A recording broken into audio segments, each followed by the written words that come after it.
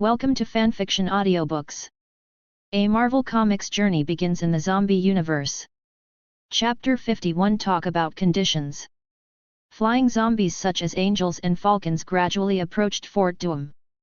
They soared in the air, waving their broken wings and making low screams.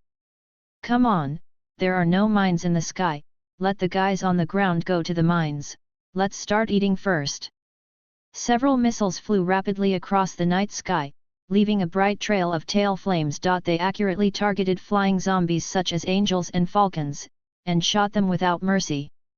There was a series of huge explosions, flames flying and smoke filling the air. The missile hit zombies such as angel and falcon, blowing them apart. Debris and flesh flew in the air and scattered on the ground.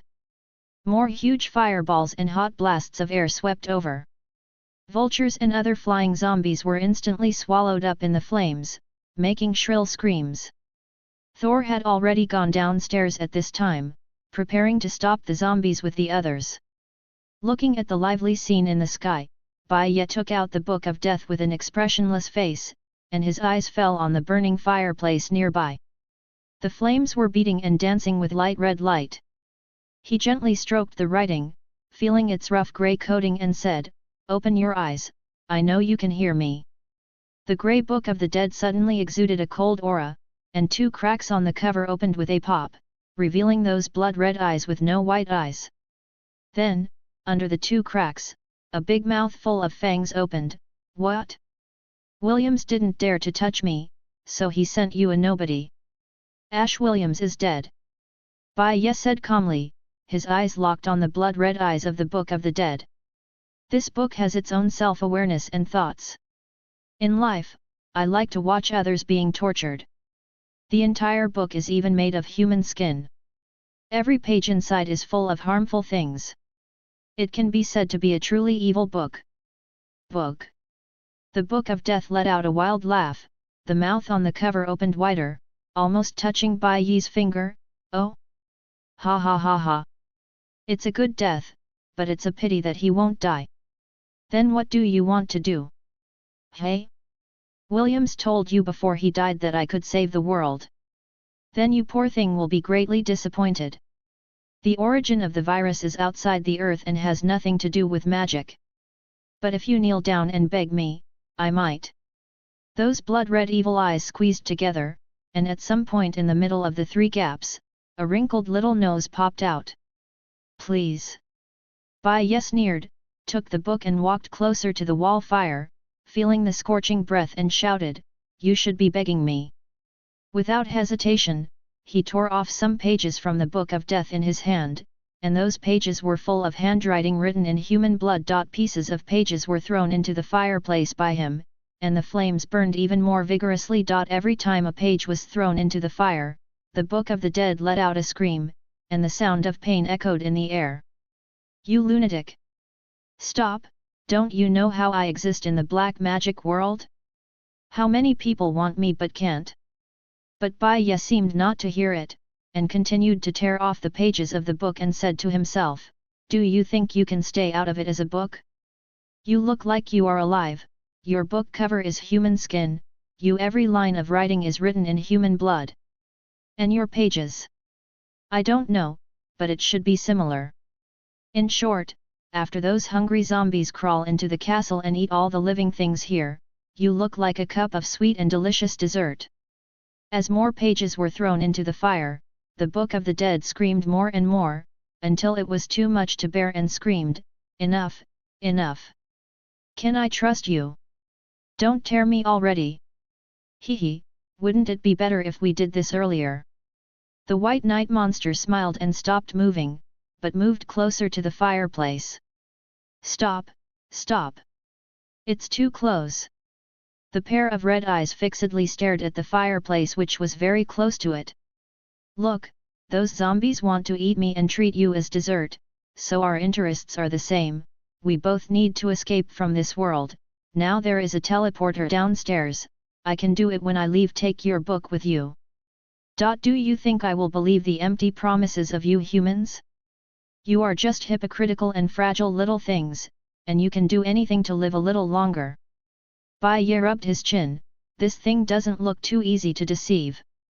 After thinking for a while, he grabbed the pendant around his neck, showed it to the Book of the Dead and said, "It doesn't matter in the past or in the future, I can swear to Emperor Wei Shen that I will never lie to anyone today." Book of the Dead narrowed his red eyes, quickly assessing the person in front of him in his mind. It noticed that the man was wearing the symbol of the Holy of Holies, which meant he was supposed to be a sorcerer. Everyone knows that wizards attach great importance to oaths. If the man in front of him dares to swear to the faith of Emperor Wei Shen, since you dare to swear to Emperor Wei Shen, it means that you should not lie. The voice of the Book of Death was low and hoarse. "Tell me, what are your plans?" Just as the remaining zombie heroes rushed towards Fort Doom, suddenly a large black cloud descended from the sky, enveloping them like magic, trapping them in it. The black cloud was dense and dense, exuding a strange aura. "What is this? Did you do it?" "Storm?" Black Bolt asked in a daze. He couldn't help but stop and stared at the black cloud warily. And Storm also looked blank, shook her head and said, "I don't know. This black cloud appeared too suddenly, and I can't control it." Deep roars and groans came from the black clouds surrounding the zombie heroes, as if countless ghosts were roaring in them. The shadows in the black clouds gradually condensed into shape, revealing countless vague black shadows. The American colonel snorted coldly and glanced at the shadows in the black clouds. It must be some kind of trick by Strange or Doom, they are at the end of their skills. "Keep charging. Let me see who won't charge." The American colonel issued an order without fear, and he led the zombie heroes to continue to charge forward. However, as soon as he finished speaking, the shadows in the black cloud began to become clearer. They have humanoid outlines, but their faces are twisted and terrifying, exuding a disturbing aura.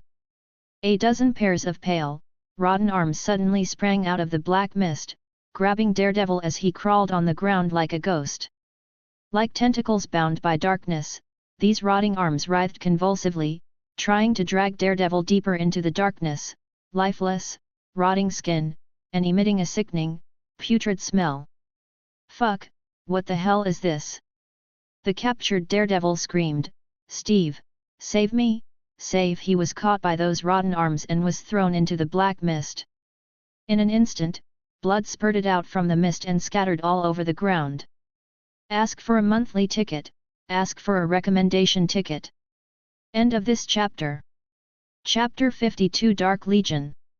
The black mist seemed to be alive, surging out from under the castle and spreading towards the mountains in the distance. The outlines of the mountains that were originally clearly visible were now as hazy as a dream. It was exactly as the prophecy Ash Williams had heard, that a dark army would rise. "Matt, what's wrong with you?" The American colonel, who heard Daredevil screaming, turned around, only to find the pool of blood on the ground and his arm retracting into the fog. Storm, who had a clear view of what happened just now, said in a trembling voice, "He was dragged away by a bunch of hands." "I see it. Everyone, come to my side, defensive formation."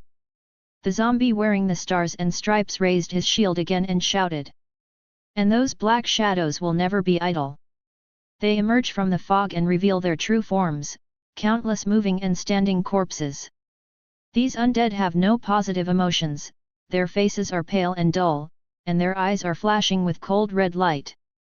This group of beings are driven by endless hatred, just to take revenge on those zombie heroes.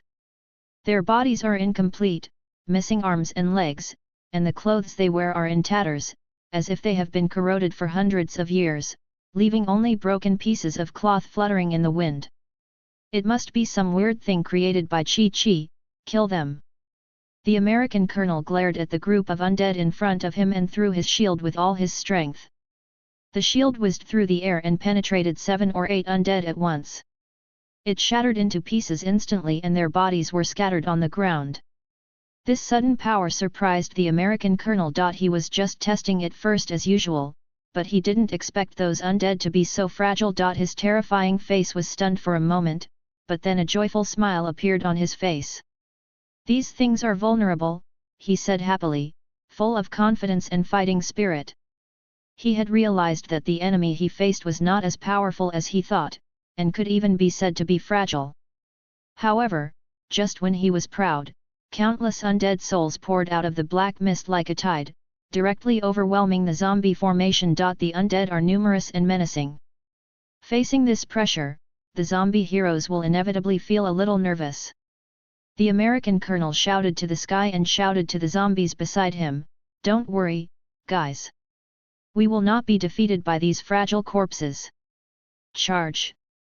Unlimited fresh meat is inside the castle." A black figure with sharp claws walked leisurely among the undead. He entangled the undead with a sticky black substance and completely tore them apart. It was the venom. Gambit King kept throwing cards, causing the undead to flip over, but judging from the thickness of the playing cards in his hand, it seemed that he wouldn't be able to throw them for long. Sunspot roared, his whole body flashing with flames, burning the surrounding undead to ashes, and the meatball simply rolled over. Superpowered zombies of all kinds were busy using their own abilities to kill the undead. Although they killed extremely fast, the hundreds of thousands of undead still slowed down their pace. On the castle, the Book of Death grinned at Bai Ye as if asking for credit. "What? It's also thanks to those zombies who ate so many people, otherwise I wouldn't be able to summon so many undead, but I've spent all my money," and so on. "You will take me with you, right?" So. Bai Ye didn't directly answer the book's questions, but said casually while looking at the zombies fighting in the black mist below the castle, and the undead all over the mountains and plains. Although these magical creations are large in quantity, their individual combat capabilities are at the level of ordinary people, and although they are undead, they have no immortality and can be beaten to death by 2 slaps. It's okay to let them hold back the zombie hero for a while, but want to rely on them to defeat the zombies? That's just a dream.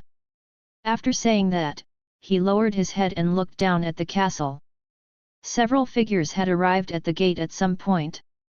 It seemed that their speed was a little faster than black mist. After thinking about it, Bai Ye turned around and walked back to the castle holding the Book of Death. The red tank approached Doomberg with heavy steps, then raised a huge foot, and kicked heavily towards the metal gate. A deafening roar resounded through the sky, as if the metal gate had been hit by a shell. It flew backwards at high speed, passing through the air like a meteor, hitting the wall. Bricks and stones splashed everywhere and filled the air with dust. "Get out, Ross! You cheated before, this time you will not only do it well, but also eat you." He entered the interior of Fort Dome without stopping, completely unaware that there were not many people behind him. Only Colossus and Luke Cage were still following him. "Where are the colonel and the others? And what's that thing outside the door?" Cage looked back, only to find that it was pitch black outside the door, and asked doubtfully. "Whatever, I've long been displeased with the Avengers and those clowns. It's their loss that they didn't come over. Let's just eat ours," Colossus said angrily, grabbing the long wooden table in the center of the hall to see if there was anyone hiding under it. Cage's face darkened instantly. "I am also an Avenger. It's not too late for you to quit now. Our X-Men don't only accept mutants. No." As they said that, they walked towards the back of the throne, but suddenly found 3 roads in front of them, which were extremely deep and looked quite long. After looking at each other for a few times, the red tank took the lead and said, "Let's split up. This way our chances of finding fresh meat will be tripled, and at the same time we won't have to snatch the meat to eat. It all depends on personal luck." "Not bad." Colossus nodded to his old enemy and walked into the hole on the left. The red tank and Luke Cage chose the middle and the right respectively, and soon the throne hall returned to silence, leaving only a faint green light sliding through the walls.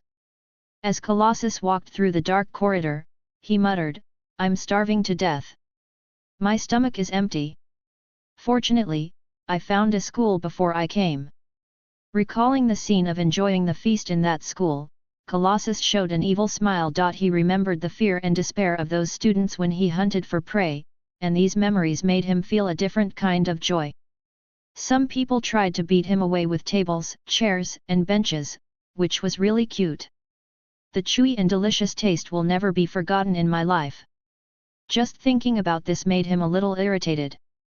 There were fewer and fewer living people in the world, but more and more zombies. Soon they would fight for the last bite of meat. I don't know if the incident with the teleporter is true, or maybe it's just an excuse for the American colonel to trick them into coming to Lotto Villa. Colossus' eyes suddenly locked on the end of the corridor. He narrowed his eyes, and vaguely saw a figure. He rubbed his eyes quickly, making sure that he was right. That's a man holding a grey book. The man looked panicked when he saw Colossus, and immediately turned and ran. Don't run! Colossus smiled ferociously and rushed forward with heavy steps, his mouth constantly letting out low and bloodthirsty laughter. As long as he can eat another bite of meat, it's worth letting him die. Ask for a monthly pass, ask for a recommendation ticket. End of this chapter. Chapter 53 Killing Colossus. The figure holding the book escaped Colossus' pursuit at an alarming speed, which surprised Colossus a little. He didn't think too much, he just chased the figure desperately, but no matter what, the figure always seemed to keep a certain distance. The longer you run now, the more delicious it will taste later.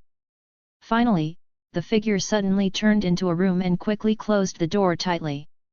With a roar, Colossus slammed his fist violently at the door shattered, and he rushed into the room in an instant. However, in front of his eyes was a surprisingly large and empty space, which was somewhat confusing. The size of this room exceeded Colossus' imagination, and there were no walls or furniture, only smooth metal floors. This reminded him of the X-Men's Danger Training Room, which was a virtual environment simulation space, but it seemed more real and realistic. At this moment, a bullet slammed into Colossus's metal forehead, making a crisp impact sound. However, to Colossus, it was just a slight touch, with no harm at all. Who? In the corner of the room, a figure emerged from the air, with a grey book thrown at his feet, a gun in his left hand, and an oversized black travel bag behind his back, smiling at Colossus. Colossus laughed wildly, drooling, "Dude, do you think the bullet can hurt me? You sent yourself to my mouth." He opened a pair of big metal hands and rushed over. Bai Ye looked at the Colossus, pounced on him, indifferently raised the gun in his hand, and started shooting continuously. The large caliber bullets hit Colossus fiercely, but they were all bounced off by his hard body. The more bullets he fired, the crazier Colossus's voice became. "You ha ha ha, it's so interesting, are you trying to laugh me to death? Don't resist, this thing can't even make me tickle, I will be kinder and kill you first." And just when Colossus was only a dozen meters away from Bai Ye, a small piece of the metal floor in front of Bai Ye suddenly rose. The metal plate floats smoothly in the air like a broad stepping stone.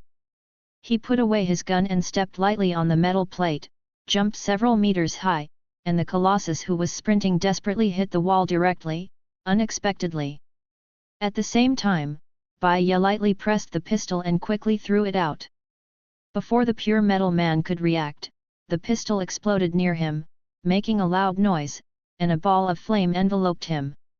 Colossus' speed in transformed form is even slower than his human form, which is one of the few shortcomings of his metal form. Of course, this gun was not the one given to him by the system, but a gadget he got from the equipment department on S.H.I.E.L.D.'s aerospace carrier. They had nothing that couldn't explode. Bai Ye walked away and took out a huge rifle from the huge travel bag behind him. The barrel of the gun was as transparent as crystal, and a mysterious red substance flowed inside and made a sizzling sound. "Damn it!" Shaking his head, Colossus panted heavily and pulled his head out of the wall, looking at the guy standing in the distance with a pair of silver eyes. "Come here. If I want to eat you, I have to kill you." Colossus let out a violent roar, becoming more powerful and rushing towards Bai Ye crazily.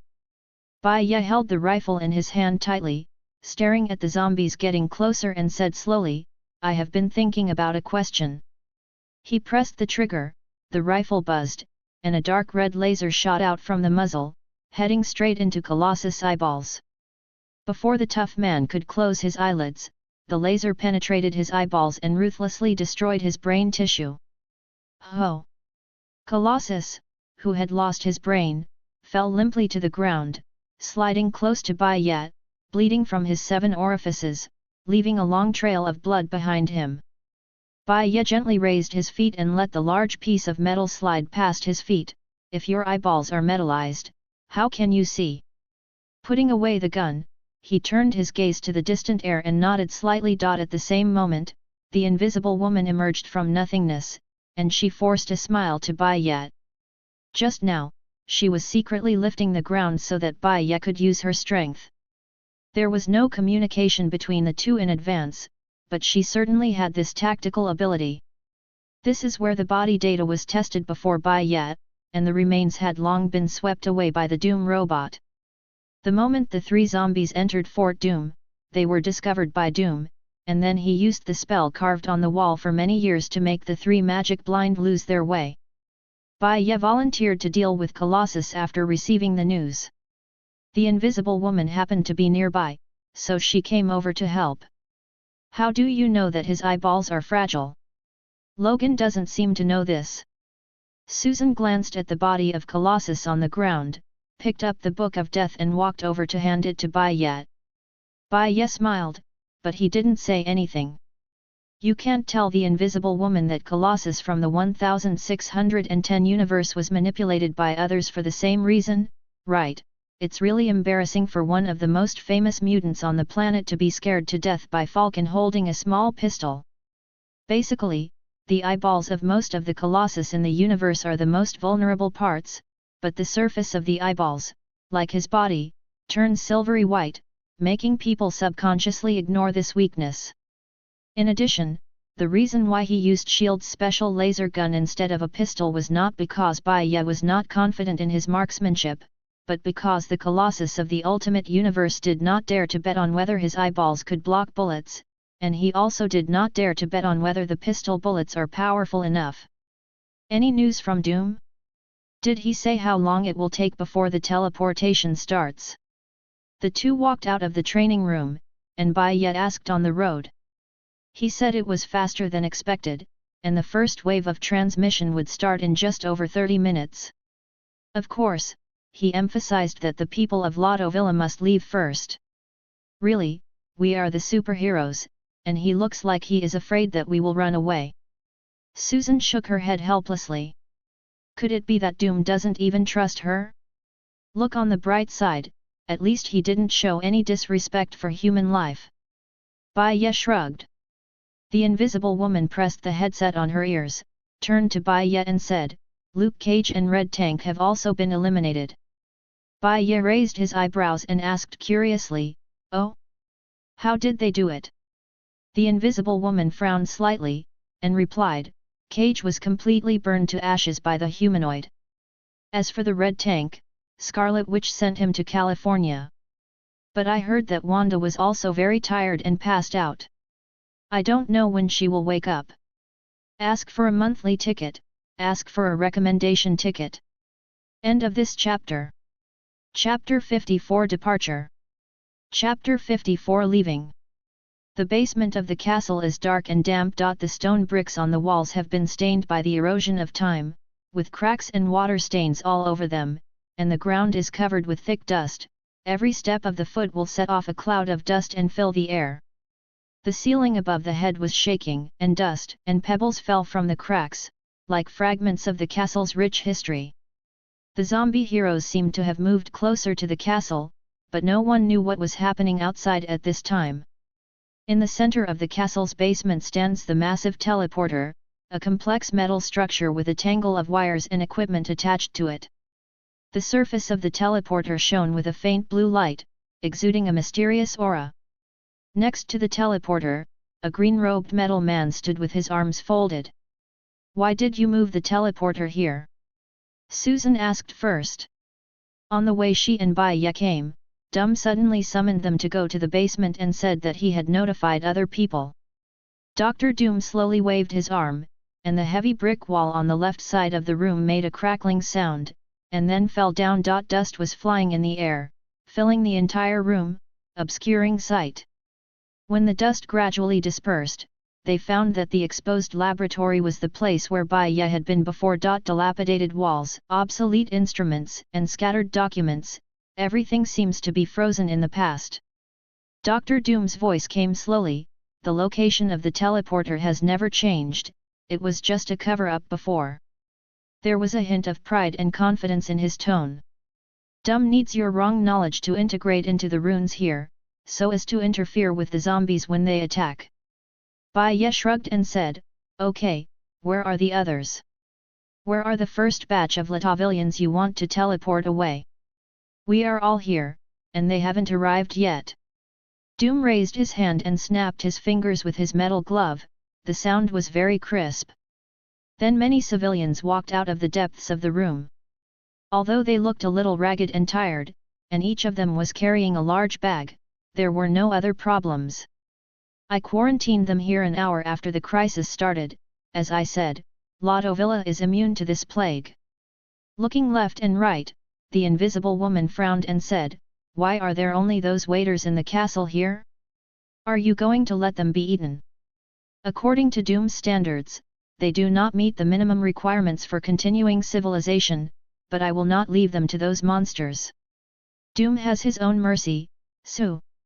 In the restaurant, after returning the last chair to its original position and washing the last greasy plate on the water control rack, the waiters in black took out a small piece of white medicine from their coat pockets and put it into their mouths without hesitation.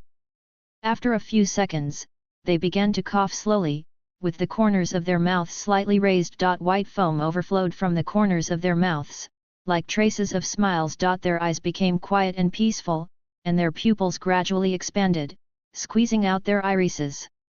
The bodies of the waiters in black trembled slightly, as if they were beating in soft music. They fell to the ground quietly, smiles still hanging on their lips.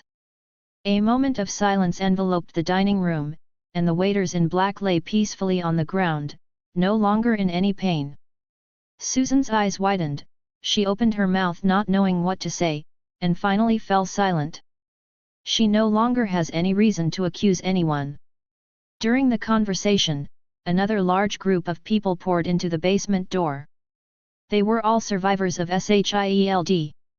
Fury walked towards White Knight and the Invisible Woman, exchanged glances and then walked to the teleporter alone, and Iron Man followed. "How are you preparing the teleporter?"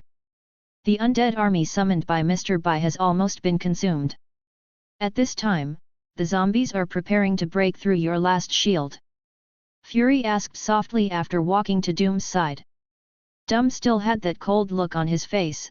"The charge has been completed and it is about to be released, so you can rest assured, Fury, Doom is absolutely not joking, and what he promised will definitely be done." The teleporter in the center of the room hummed low. Doom walked over and tapped the control panel a few times, then waved to the crowd behind him and shouted, "Why don't you leave? Do you dare to ask Doom to wait for you?" His voice echoed in the room, like thunder. So full of majesty. The civilians looked at each other in blank dismay, and then a few people came out and quickly stood on the teleporter, watching in amazement. A burst of bright blue light burst out from around the teleporter, lingering around them like a dance of elves. Then those energies formed a huge vortex, completely enveloping them, countless tiny spots of light floating in the air like stars. "Stand still and don't move." The blue vortex kept spinning, and when it reached its peak, it disappeared with a poof. The people in the vortex also disappeared, as if they were sucked into another dimension, and the room returned to calm, leaving only a faint echo. Looking at the disappearing people, Doom turned to look at Bai Ye and others and said, "In order to improve the probability of the continuation of human civilization, each transmission will limit the number of people and reset its destination. After computer calculations, the destination will definitely not be there are zombies. You may think that Doom is deliberately distracting you, but no, the people of Latavilla will do the same. Each of them carries the basic materials and knowledge to survive even in a barren land." Then he pointed at the Invisible Woman, "So, come with me, I will protect you and your family." Susan froze for a moment, then looked at Fury. The latter sighed and nodded. To be honest, I have one more request. Bai Ye suddenly stepped forward and said. Oh. Dr. Doom looked at him suspiciously. That's it. Bai Ye leaned over and whispered in his ear. After listening, Dum was silent for a moment, then slowly nodded and turned to the laboratory next door, picked up a few stacks of documents and handed them to Bai Ye, who was eager to try, and then took a deep look at him. After taking those documents, after flipping through them casually, Bai Ye handed them to the Punisher, who came over, and asked them to put them into the big backpack that was carried all the way here from the aerospace carrier.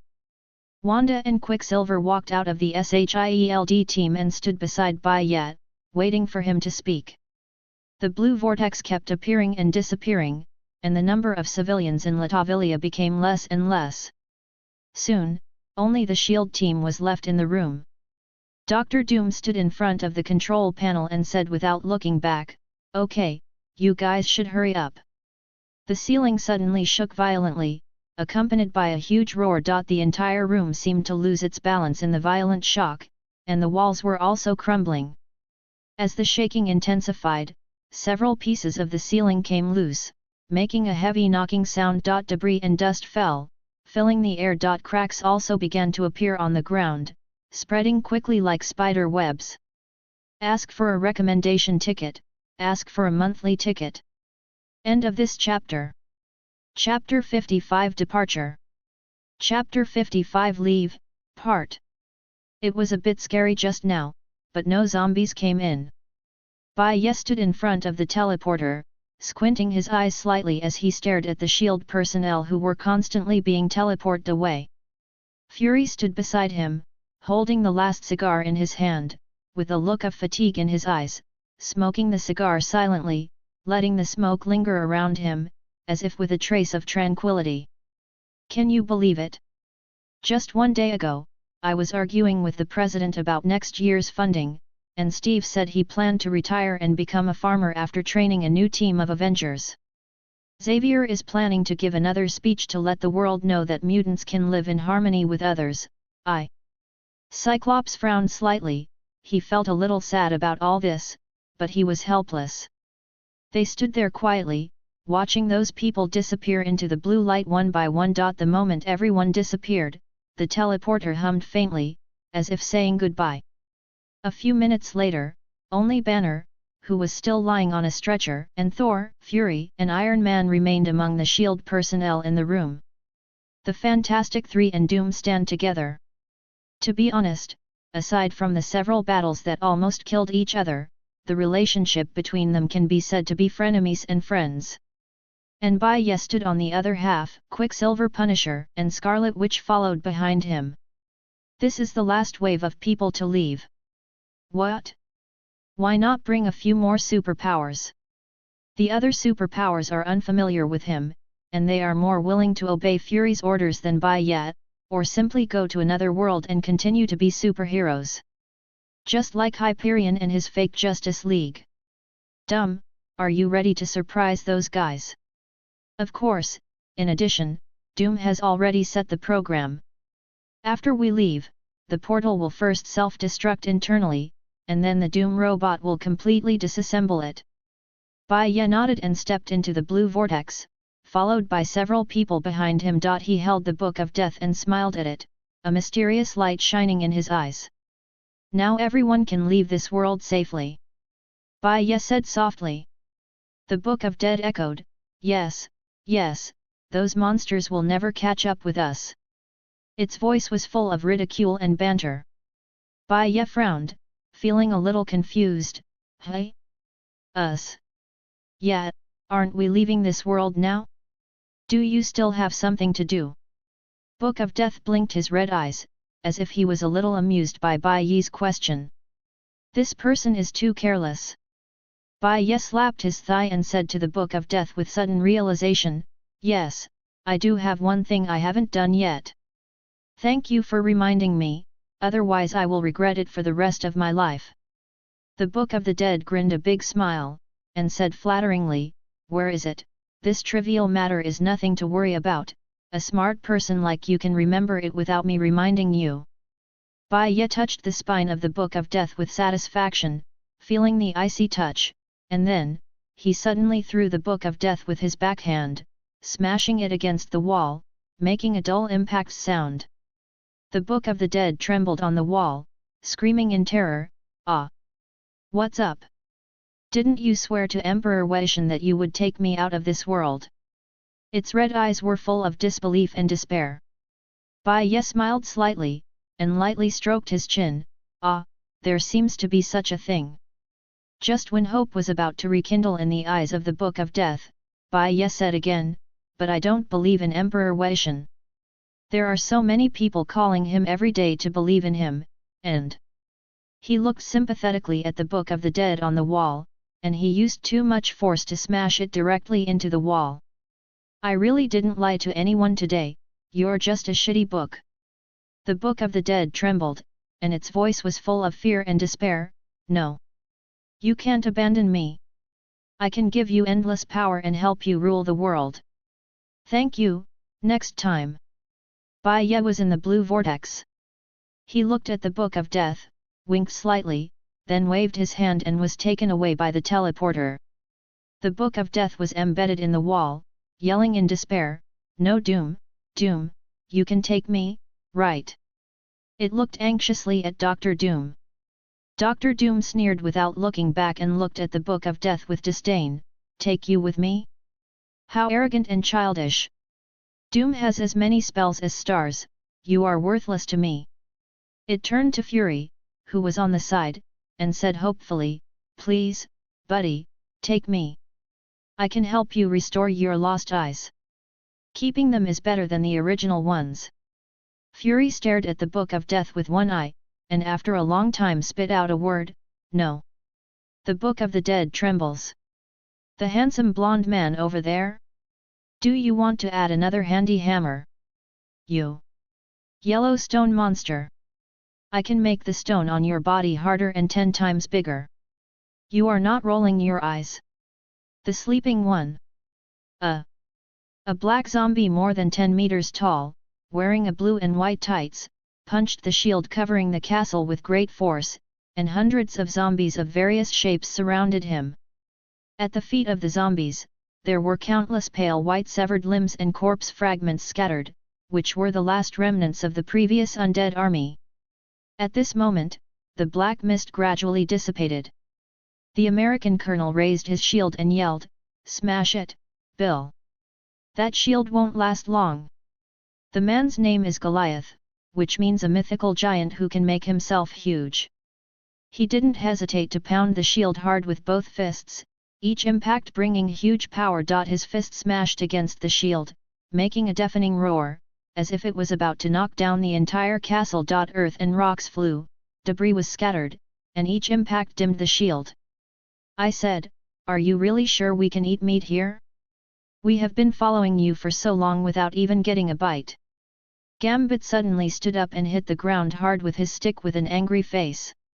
"So far we have lost more than a dozen number 20 people, and we haven't even seen a living person." "Shut up," the American colonel suddenly shouted and threw his shield with his backhand. Like a bolt of lightning streaking through the air, the shield spun rapidly and mercilessly split the Gambit King's head, cutting it in half. The group of corpses that were a little restless just now fell silent and looked at the American colonel. Boom! The huge zombie punched the shield, and with the release of the huge force, the energy layer of the shield instantly collapsed. The fist of the giant zombie hit the castle wall fiercely, and the shock spread throughout the building. Cracks appeared in the wall under the impact of the huge force, and stones flew everywhere. "What else are you looking at? Go in and eat!" The American colonel shouted loudly, grabbed his shield and rushed towards the castle with its door open. It had long been kicked open by red tanks. Thanks to the book friend 202306191918464443 for the reward of 100 points. End of this chapter. Chapter 56, the end of the zombie universe. It should be here, damn it, how many times have we walked this broken road? The American colonel led a large group of zombies and rushed into the basement aggressively. As soon as they entered the door, they were shocked by the sight in front of them. In the basement, more than a dozen robots were wantonly hitting a pile of metal fragments, making deafening crashing sounds. "Where's this person? I'm asking you about him." Hercules was stunned for a while, then grabbed the American colonel by the collar and shouted. "They went all the way here with great effort, just to eat a few mouthfuls of meat, but now let alone meat, they didn't even see a hair." No matter how much he respected Steve on weekdays, he absolutely couldn't bear such an incompetent leader at this time. The American colonel hesitated for half a second, then pushed the Greek zombie away and cursed, "Didn't I tell you? They must have teleported away before we came. Quick! Stop those robots!" The furious zombies pounced on it, tearing the robot apart with their claws, grinding their teeth on the metal skull, venting their hunger hatefully. Soon the dozen Doom robots were dismantled into pieces, and the smell of burnt circuits filled the room. It's just that the parts of the teleporter were already broken after the transmission was completed. What the Doom robot did just now was just cleaning up the final mess. Then what's the matter now? Can this thing still work? Hercules picked up a metal part on the ground, touched his head and muttered. "Bullshit! What's that on the wall?" Just as Colonel America touched the Book of the Dead on the wall, a floor suddenly rose in the center of the room, a green holographic projection appeared above the floor, and the image of Dr. Doom appeared. Doom in the holographic image sneered at the front, his voice full of ridicule and disdain. "Stupid zombies, you came too late. The fresh meat you longed for has already been safely transported away by Doom, and the transmission device was also destroyed by Doom." From the way he held his head high, it could be seen that even though he was not here at this time, he was still enjoying the defeat of the zombies in the basement. The American colonel could no longer control his emotions, he gritted his fangs, and then let out a loud roar, "Ah, Doom!" With his roar, he raised the shield in his hand and threw it violently to the floor under the hologram. The shield collided violently with the tiles, making a crisp crashing sound. As the tiles shattered, the hologram began to fade away, the image of his enraged enemy gradually dissipating into the air before disappearing entirely. "Humph, what the hell are you?"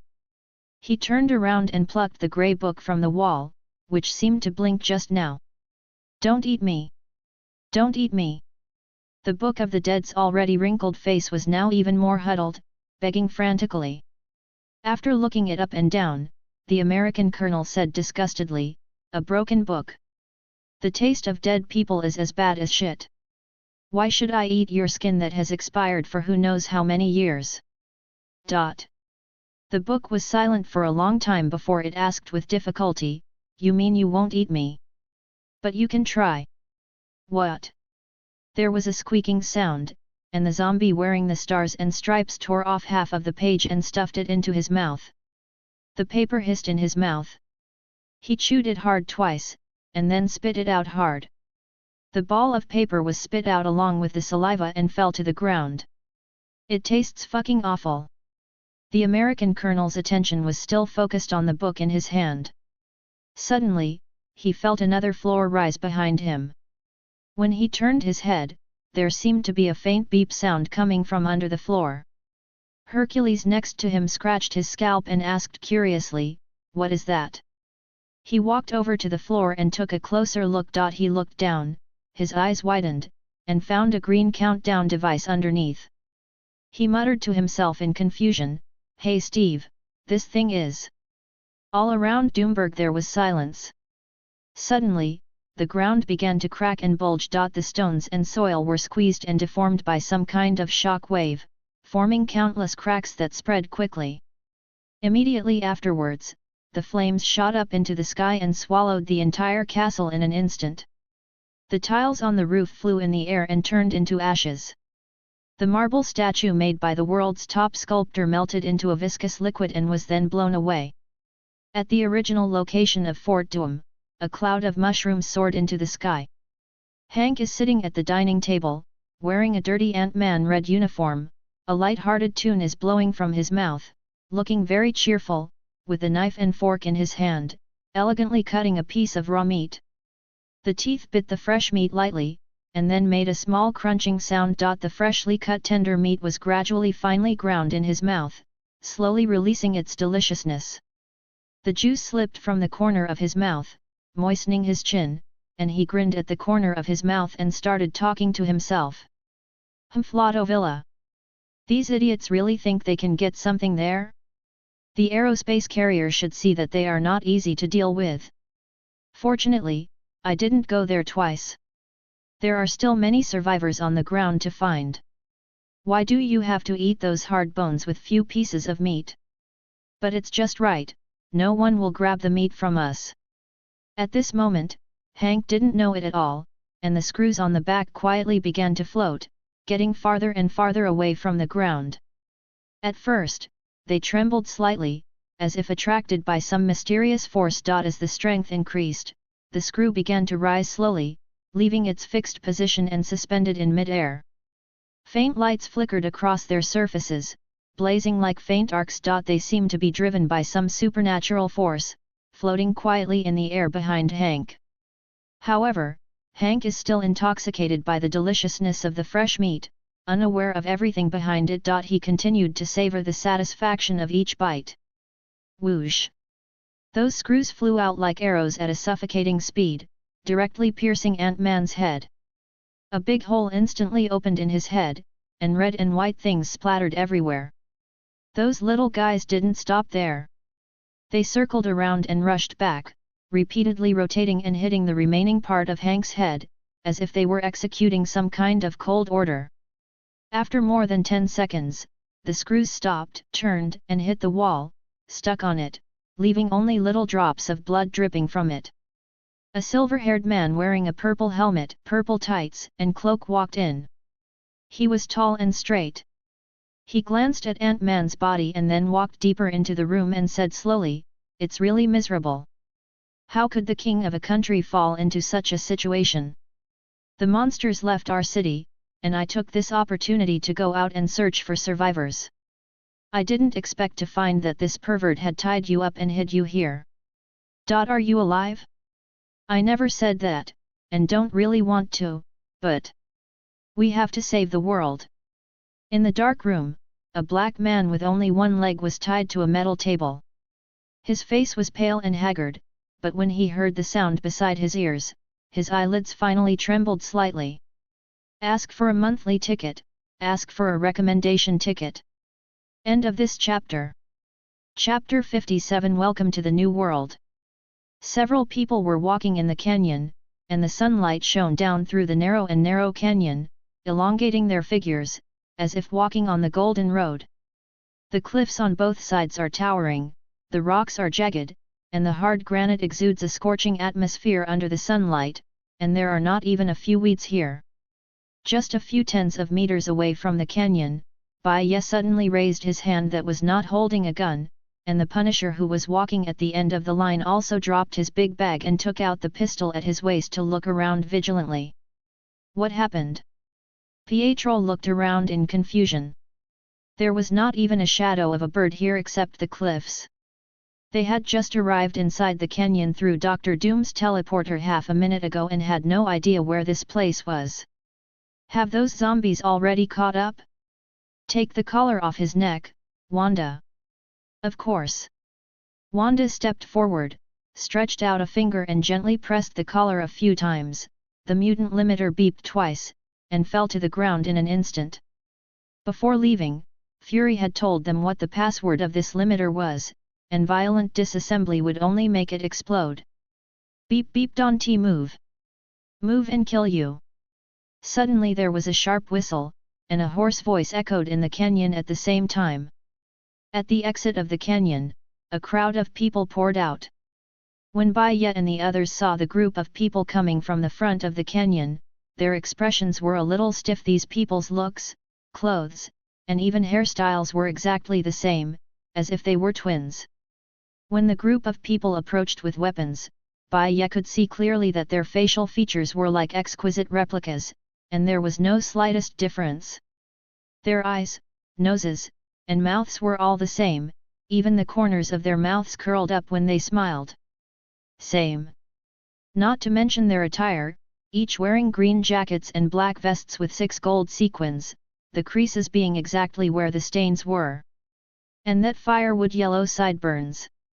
The only thing that distinguishes these people is the band on their foreheads. Only this makes them look different, colorful, plain, and even painted with various patterns with watercolor pens. Why do I feel a little familiar? Pietro frowned and muttered, he had indeed seen this person somewhere, but... no, it's too old to be true. While thinking, the dozen or so people had already walked in front of Bai Ye and the others, and slowly spread out, showing a tendency to encircle them. What?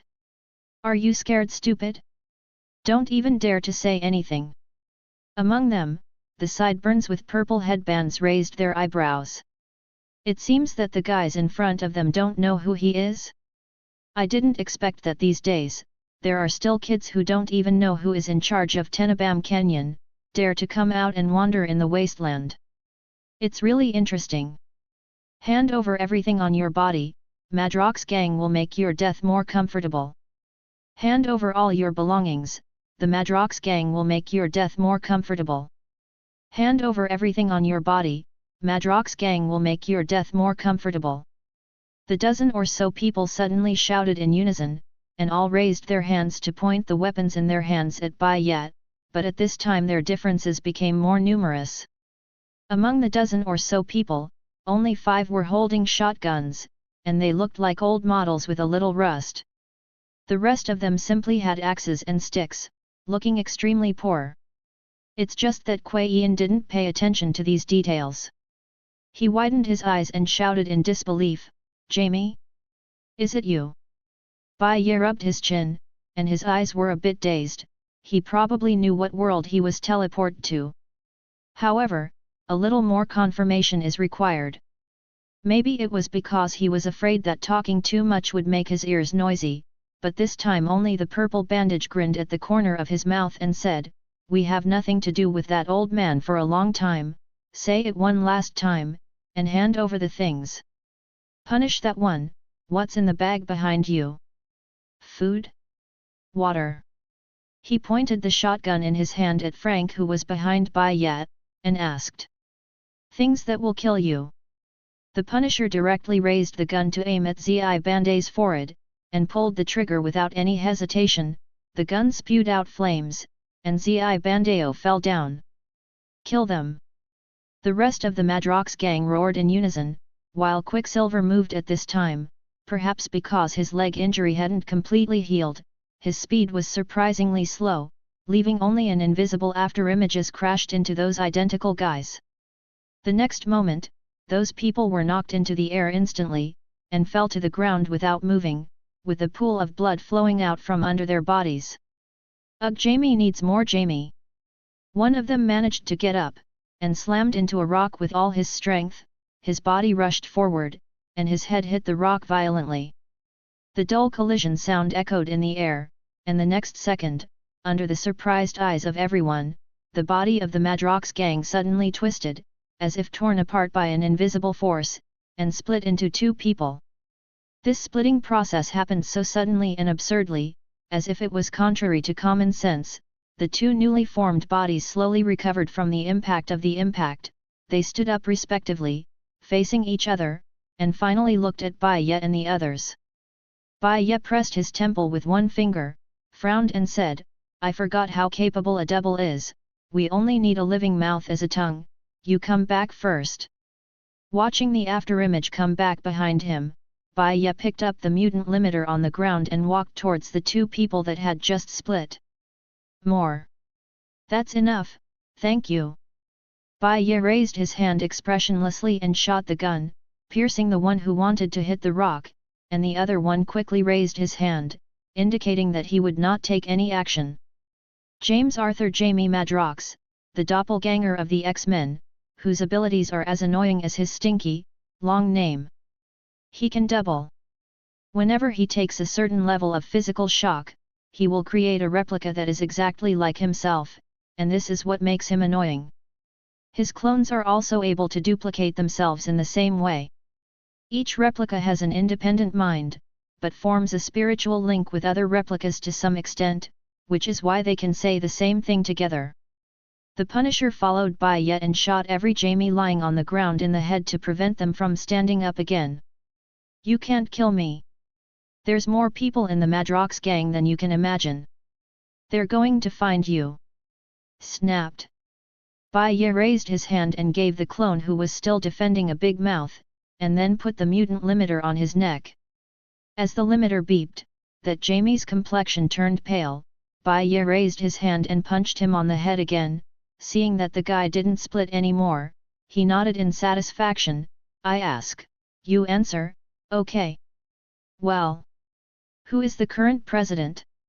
Lord Red Skull. Ask for a monthly ticket, ask for a recommendation ticket. Thanks to the book friend 2019071913593265 for the reward of 100 points. Thanks to the book friend 202306191918464443 for the reward of 400 points. In addition, seeing this, some book friends should be able to guess what the next world is, right? End of this chapter. Chapter 58 Wasteland. 40 years ago. The weather in New York City was fine that day, with a maximum temperature of 26 degrees and southwesterly winds. It was a good day for outings. The Thunderbolts, a hand-picked team of superpowered criminals who promise to use their powers to complete the world's worst missions, are somewhat similar to DC's Suicide Squad. Atlas, he is basically a giant with more corrupt morals. A warbling bird that uses sound to fight like Yin, but she has the ability to create solid sound energy to attack enemies. The Moonstone known as the Trumpet Ms. Marvel, she can fly and emit energy. X-Machine wearing high-tech armor, formerly known as the Beetle. Citizen V, who wears a V-shaped metal mask on his face, has been named in the Watkins family for 3 generations. This team was going to Las Vegas with the Avengers for the first time that day to deal with villains. They wanted to prove their worth in this operation and prove that they had changed their past. At the intersection of Broadway Street and 7th Avenue, bustling citizens gathered in front of the classic Times Square screen. People stood in front of this eye-catching landmark, watching intently the urgent news that had just appeared on the TV on the big screen. Between light and shadow, Thor and the Absorber fought fiercely, and their figures jumped out of the screen, making people feel like they were in an epic adventure. It's just that many people glanced at it and left in a hurry to do their own business. Because everything looks the same as usual, Thanos, Galactus, and aliens of all colors failed to kill those heroes, and today will not be any different. Until they attack at dusk. The first to fall was an aerospace aircraft carrier. It broke through the clouds at an extremely fast speed, rolled in the air, exploded and disintegrated continuously. The armor broke instantly under the high temperature and pressure, and the fragments scattered in the air, turning into balls of burning flames. In its path, the air is momentarily drawn away, creating a vast vacuum. In the end, it directly hit Times Square. Several high-rise buildings around were instantly collapsed by the powerful impact, and half of the city was instantly wrapped in thick dust and smog. The setting sun had already begun to set in the west, and the soft afterglow sprinkled on the gradually darkened city. On the silent streets, the surviving citizens had yet to recover from their shock. What happened? Where is our hero? Why couldn't they stop this from happening? After a while, they returned to reality and began to cry and scream. As long as this happened, the superheroes would fly out as usual and save the world. When the roar of the engine came from a distance, they looked up to the sky, and a group of fighter planes appeared on the distant skyline, their black silhouettes looming against the setting sun. At the beginning, those fighter planes were just vague black shadows, distant and small. The citizens guessed their identities, and with hope in their hearts, cheers filled the streets. As the fighter plane approached, the joy in their eyes was gradually replaced by gloom. Seeing the bloody red Hydra logo on the fighter plane's fuselage, fear quickly spread in their hearts. The cheers stopped abruptly and were replaced by dead silence. The last rays of the setting sun sprinkled on the ground through the gaps in the black fighter wings, like the last faint light of hope. However, blocked by these fighter planes, the light became weaker and weaker, and finally disappeared. The Red Skull united all the villains he could contact, the Sinister Six, the Brotherhood, and the Demolition Squad to overwhelm the superheroes with their numbers and intelligence superiority. The Thunderbolt team betrayed the Avengers. They helped Baron Zemo, who was disguised as Citizen V, hack into the Avengers' computer system, and then killed several Avengers with their own hands, just to survive. I remember that War Machine seemed to be killed after being hacked into the system. It's been too long to remember. Thor was killed by absorbers, Captain America was strangled by Red Skull on the steps of Congress. In short, on that day, the villains killed all the heroes in the world, and then divided up the world and turned the world into wasteland. The bearded man wearing the collar let out a long breath, and looked flatteringly at the man in front of him. How about my historical achievements? Bai Ye smiled and put the muzzle of the gun on Jamie's forehead. Points, but let's add another question, do you have the current map? Yes, yes. On Jamie with the purple straps, he yelled hastily. The Punisher had shot all the clones on the ground at this time. He glanced coldly at the last Jamie, and then searched for the map on Zi Tiday's body. After looking at it carefully, Frank nodded to Bai Ye, indicating that there was nothing wrong with this thing. Although some of the specially marked locations above gave him a very bad feeling, what about Osborn City, Hammerfell City, and Hulk's Land? Dude, I've told you everything I know, but where did you come from, and you don't even know these things? Jamie, who was sitting on the rock, glanced at Jamie at his feet, and Jamie around him, and said to Bai Ye with a wry smile. Although the days when those superheroes existed are as far away as myths and legends, everyone knows how the world became like this back then. Today, the Madrox gang just killed a few people as usual, bought more goods, and then went to the bar to have a good time. They have been doing this kind of work for more than 10 years, but they did not expect to be kicked on the iron plate. But this kind of thing is not unusual in this world. When Magneto killed his children and joined the Red Skull, he claimed to make mutants great again. The result? There should be no more than 50 mutants in this world now, or maybe even fewer. In addition, why did the silver-haired man and the red-haired woman in front of him look more and more familiar? Thinking about the pain in the clone's head, he couldn't help covering his forehead.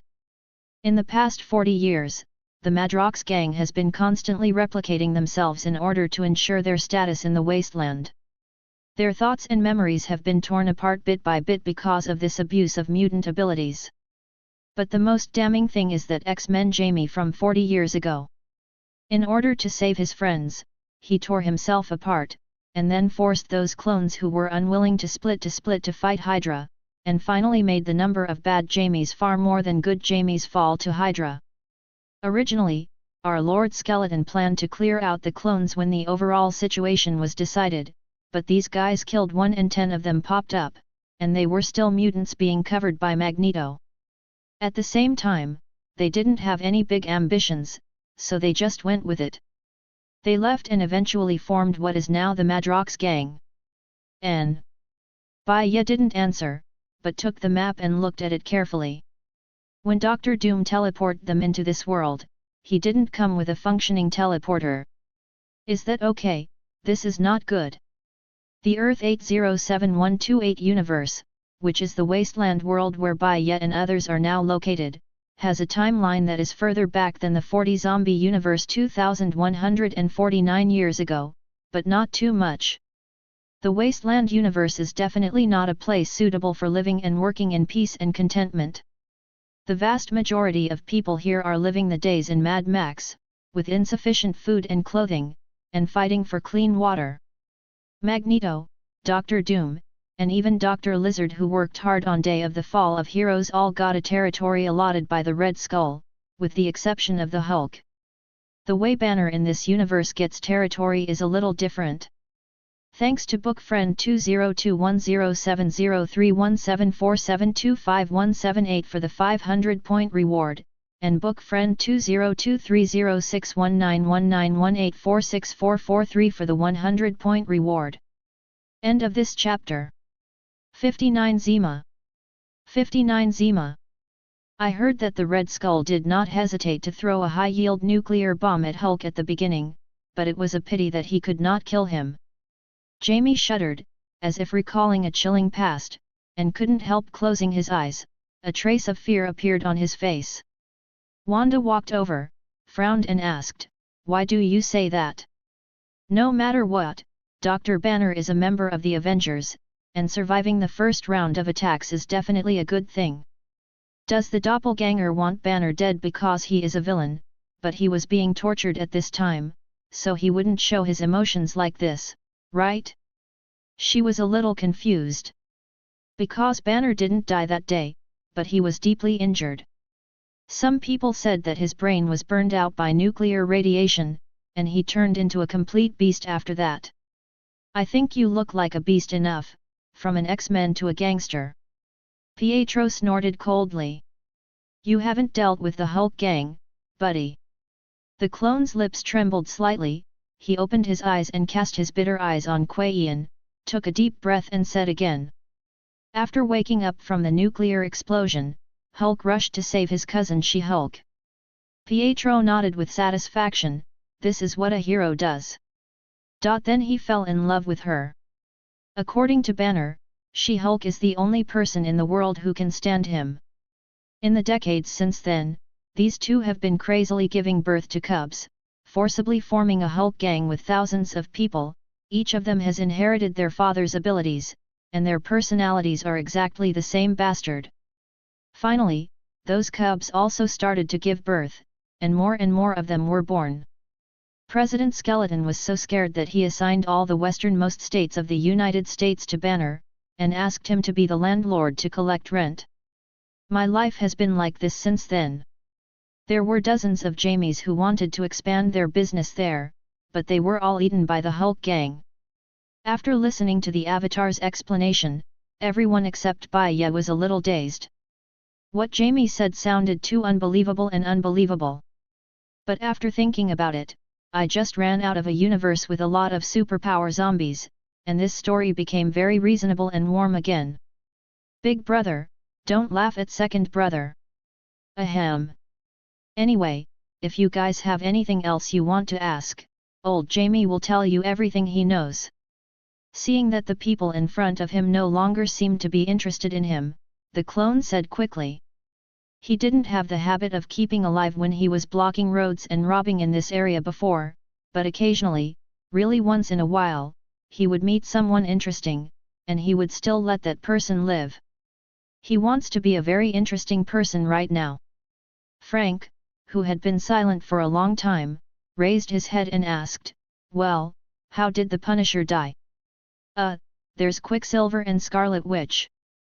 Pietro raised his hand from behind. "The Punisher? I heard that he was killed by the Hunter Craven that day, and some people say that he is still alive, but it should be fake," the clone recalled, stroking his mustache. "As for the brother and sister, one was killed by Magneto, and the other had his legs broken by the Sandman, and then Atlas trampled them to death." Listening to the clone person's words, everyone fell silent. After a long time, Kuei Yin managed to laugh, looking on the bright side. "This is much better than us being eaten by zombies or turning into zombies." "We?" The clone was horrified, his heart stopped for half a beat, and all the blood in his body seemed to freeze. He raised his head and looked at the people in front of him, their eyes widening wider and wider. There was a silver-haired man in tights with blue background and silver stripes, a strong man with a skull on his chest, a red-haired woman in a red robe, and a guy who I really couldn't recognize. He realized that he knew something he shouldn't know. Could it be that those Avengers were not dead at all back then, or were they resurrected and returned to this world as usual? His lips trembled slightly, and he uttered a few words with difficulty. I remember everything, Quicksilver, Punisher, Scarlet Witch. Is there anything else you want to ask?"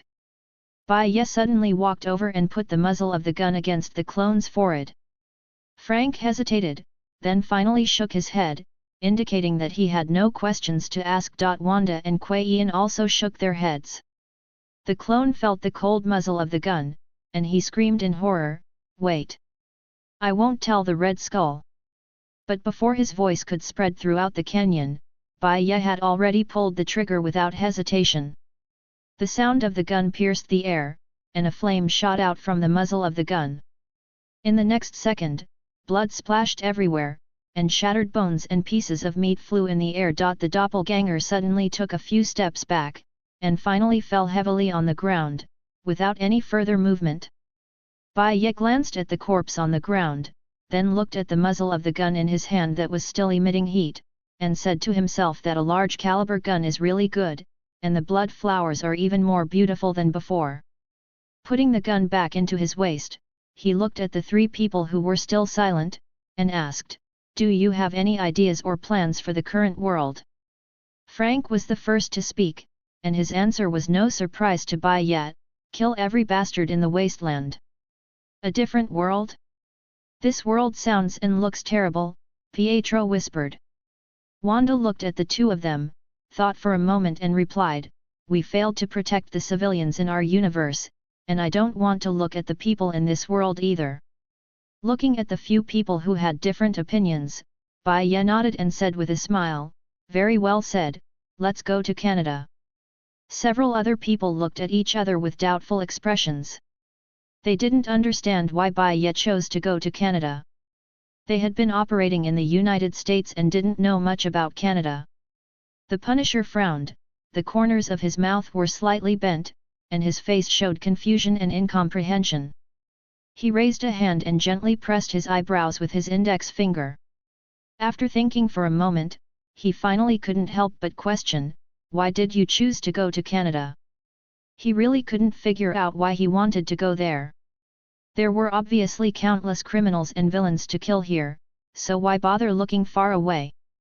Bai Ye picked up the map in his hand, unfolded it gently, and motioned others to approach him, explaining, "Although we have the drawings of the teleporter, given by Doom before, leaving this universe requires a lot of materials, energy, and technology. Most of them are firmly in the hands of the bad Earth warlords. If we want to build a teleporter, we must conflict with them. And once the four of us make some noise about the Avengers, there is a high probability that the Red Skull will gather the old friends to encircle us. The Hulk gang alone is enough for us. Besides, even if we choose to live in vain, no one of you would want to do this, right? They won't let us go easily, just like Logan, he has had a hard time in the past few decades. The Wolverine of this universe is still alive." Pietro blinked. "Yes, but that's not the point. The point is that I already have a complete plan."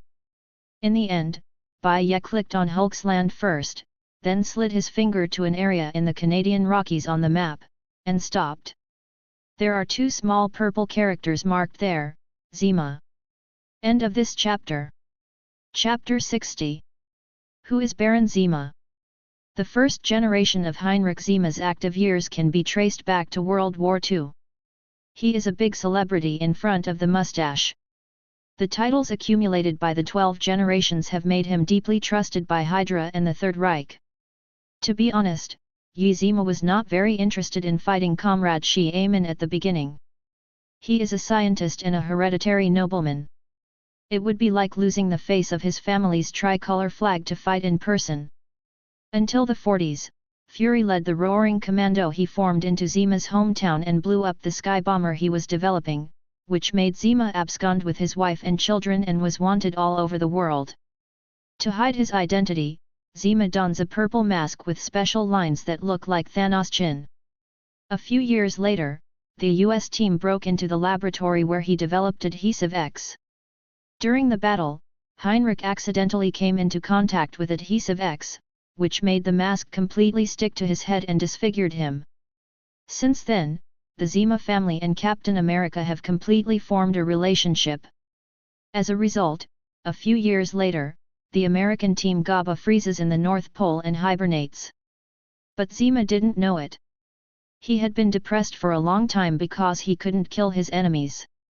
After the destruction of the Third Reich, he set up a small country in South America to entertain himself. In the end, he managed to survive to the modern age. He heard that the US team woke up from the ice bucket challenge and immediately took the manpower to fight with it. He died in the new generation of bombardment cannon he developed.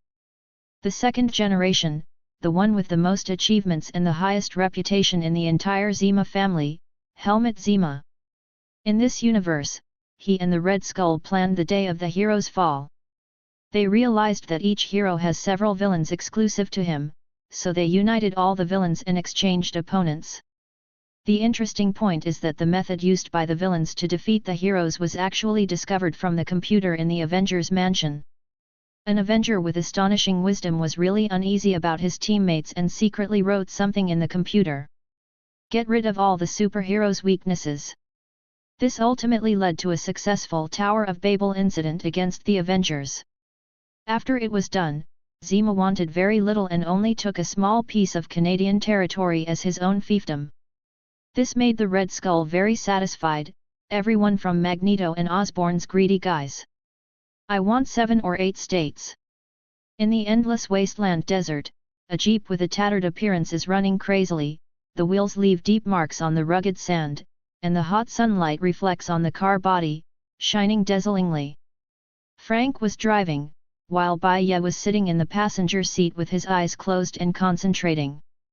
They were on the north side of South Dakota at this time, on their way to North Dakota. This jeep was one of the scooters parked outside the canyon by the Madrox gang. Apart from this one, there were only 2 small modified school buses left. The smell of it made people pinch their noses and frown. After the jeep passed through the desolate desert, the scene on the west side of a mountain suddenly appeared in front of them. 4 huge human heads are carved on one side of the mountain, with lifelike faces, as if they are telling ancient legends to these passengers. Bai Ye's eyes were still closed, as if all this had become commonplace for him. Quicksilver in the back seat stuck his head out curiously and observed the heads carefully. However, as the jeep continued to move forward, the people in the car found that there was a skull carved on the right side of the 4th head. The skull was obviously newer and taller than the other statues. He turned to look at the Scarlet Witch, who was also looking at the skull. Both of them were speechless. Did you hear the sound of a motorcycle just now? Bai Ye in the passenger seat suddenly opened his eyes, touched the gun at his waist with his right hand, and looked around vigilantly. His enhanced hearing seemed to isolate a different sound from the roar of the engine. Frank in the driver's seat glanced at Bai Ye, immediately understood his intention, stepped on the accelerator without hesitation, and the jeep engine roared and drove towards President Hill. It cannot be exposed to the enemy's sight, and it is necessary to find a favorable position to avoid being attacked by the enemy. The jeep finally stopped on the side of the mountain, hidden in the shadow of the slope. Several people got out of the car and stood ready. Soon, a large group of thugs on motorcycles rushed out from behind the distant slope. They were dressed in shabby leather clothes and had white skulls painted on their faces, as if they were demons in the wasteland. But the most shocking thing is that their motorcycle tires have continuous burning flames. The tires of the motorcycle were burning with blazing flames, and the burning color was intertwined with the red and golden colors of the wasteland, making it extremely dazzling. Flames spurted out from the rear of the motorcycle, forming a colorful tail flame, as magnificent as a raging fire raging in the wasteland. The thugs rode motorcycles and approached the jeep at a fast speed. The iron chain whizzed and rotated in the air, making a piercing whistling sound, and the sharp spikes on it shone with cold light, like the tentacles of a demon. What are they doing? How do you say that word? Cosplay Ghost Rider. Pietro looked at the group of people who were getting closer, with a strange expression on his face. This is the third weird thing he saw today after the clone and the statue of the Red Skull. Humph, then they forgot to light their heads on fire. The Punisher grabbed a rifle and sneered. Bai Ye shrugged and said, although the clothes look funny, the Evil Spirit Gang can be said to be one of the big gangs in this wasteland. In addition, there are the Hulk Gang and the Punishment Gang, and the Doppelganger Gang should also be counted. They will never be able to kill them all. The thugs screamed and rushed towards Bai Ye and the others. Frank raised his gun and started shooting. The precise bullets directly killed several thugs. Their bodies fell to the ground, blood staining the wasteland. The rest of the thugs were even angrier. Regardless of the death of their partners, they drove the motorcycle forward even more frantically. However, Bai Ye shot again steadily, hitting the vital points of several thugs. They fell down instantly, and the motorcycle lost control and crashed onto the sand. At this time, only the last two thugs were still rushing over. As soon as Wanda raised her hand, the two motorcycles were suddenly lifted off the ground by an invisible force, and they struggled in horror.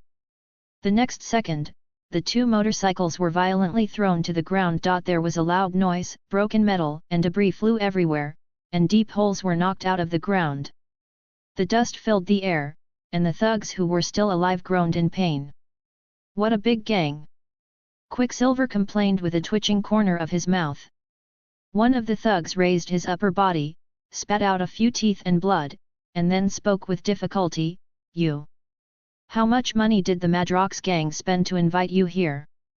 His voice was hoarse and full of resentment. "Ask for a monthly pass, ask for a recommendation ticket."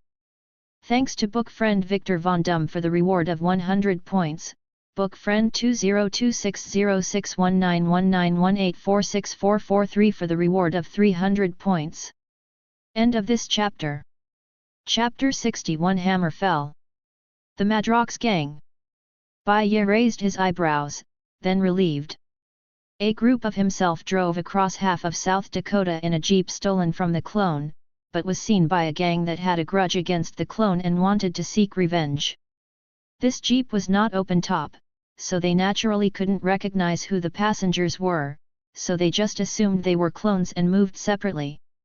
The thug instantly caught Bai Ye's puzzled look, and immediately screamed, "Misunderstanding, sir, we are chasing after this car, and we thought you were those clones." He has been licking blood with the tip of a knife for several years on the wasteland. If he hadn't had this bit of vision, let alone die in the fire, he would have been killed by some grumpy boss long ago. "Oh, let him go." Bai Ye smiled and pointed his gun at the thugs on the ground. The thug felt the chill spread from his spine to his whole body, and cold sweat dripped from his forehead continuously. The group of people in front of them are by no means good. There are two sharpshooters, a woman who can use telekinesis, and one who has not taken any action must be very skilled. I have never heard of such ruthless deeds before, but now that he suddenly appears, he is definitely going to do something big. His brain was running crazily. No matter what these people were going to do, the most important thing for him now was to survive. He must find a way to spit out some valuable information, perhaps in this way he can win a chance. Suddenly, he had a flash of inspiration, and when Bai Ye's finger was getting closer and closer to the trigger, he shouted, "Brothers, don't you want to go to North Dakota or Canada? You can't go there." "Oh!" Seeing Bai Ye's finger leave the trigger, the thug gasped wildly, and he knew that he had attracted the attention of the person in front of him. "I can live a little longer." He licked his lips and felt the smell of rust. It is said that there was a big war back then. A dozen wizards besieged another wizard. They summoned tens of thousands of demons and tore them apart directly on the border. Open a crack nearly 1,000 kilometers long and several hundred meters wide. That gap seems to be a connection point between hell and reality. None of the people who thought about the past came back alive. The most appropriate way is to go all the way from Hammerfell City, through the land under Magneto's hands, and then exit from Hulk Land. It's safer there. Hulk Land is safe?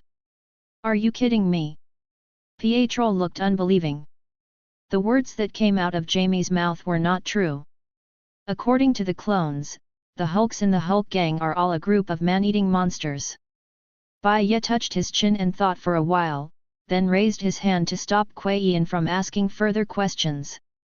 The person from the evil spirit gang in front of me is not necessarily wrong. There is very little description of North Dakota in the original novel Twilight Wolf's Homecoming. This may be the case. And about the Hulk gang, it cannot be said that what he said is completely wrong. The ending of Twilight Wolf's Homecoming shows Wolverine rising up after the tragic death of his family and almost killing all the Hulk gang. After the result, the Punishment Gang who likes the cosplayer Punisher came. They don't collect rent, they only kill people for fun and rob. In order to have money every month, at least most of the time, as long as the rent is paid on time, those Hulks will not kill people. But the Punishment Gang is different.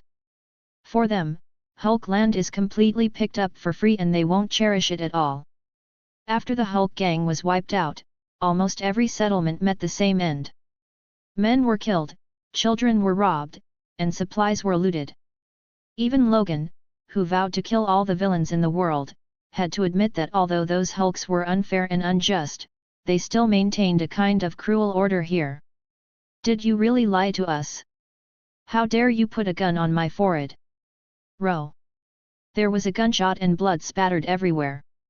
Looking at the motionless thugs on the ground, Bai Ye waved his hand and said, "Search the money on them. Let's go back to a town to change a car first and then find someone to investigate. Don't worry about this." A few seconds later, Quicksilver was holding a pile of banknotes and several gold bars in his hands, smiling proudly. He quickly returned to Bai Ye and handed him these belongings. Bai Ye nodded and handed it to Frank again, watching him stuff it into the bag with a sigh, and then headshot the breathing thugs on the ground one by one. The jeep braked suddenly, screeching, and stopped on the sand. Bai Ye opened the car door and jumped off the car, staring at the small town a few kilometers away. A yellow dust storm was raging, and the strong wind brought up the yellow sand all over the sky, almost blurring the sight. He frowned tightly, covered his eyes with the back of his hand, and tried to look at the target through the blown yellow sand. "Let's just throw the car here. Anyway, after running for hundreds of miles, the oil in the prepared oil drum is almost used up." Bai Ye said casually, touched the pistol on his waist and walked towards the town. The other three followed suit.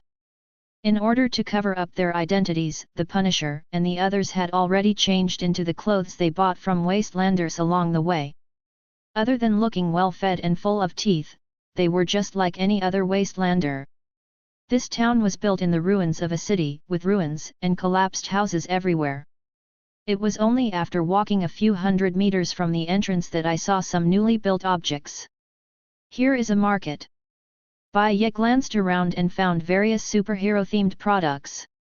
Rows of lifelike statues stand tall, showing the brave postures and domineering costumes of the heroes. Among them are Iron Man's mech and Spider-Man's red and blue costume. There are a variety of superhero toys on the stall, and there are a variety of movable dolls that allow people to freely combine the shapes and postures of the heroes. To be honest, at first glance, it makes people think that they have come to a comic exhibition for fans of American comics.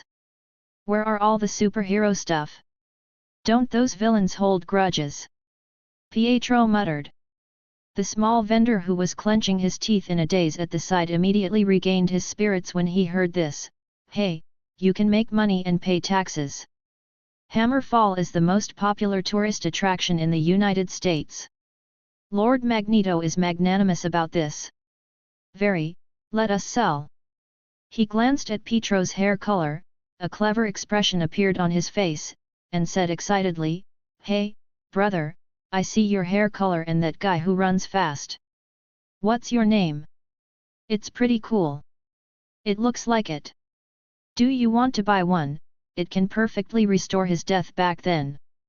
With that said, the vendor stretched out his hand and held up a Quicksilver toy, showing it to Pietro. The toy has a lifelike shape that mimics Quicksilver's iconic blue and white bodysuit.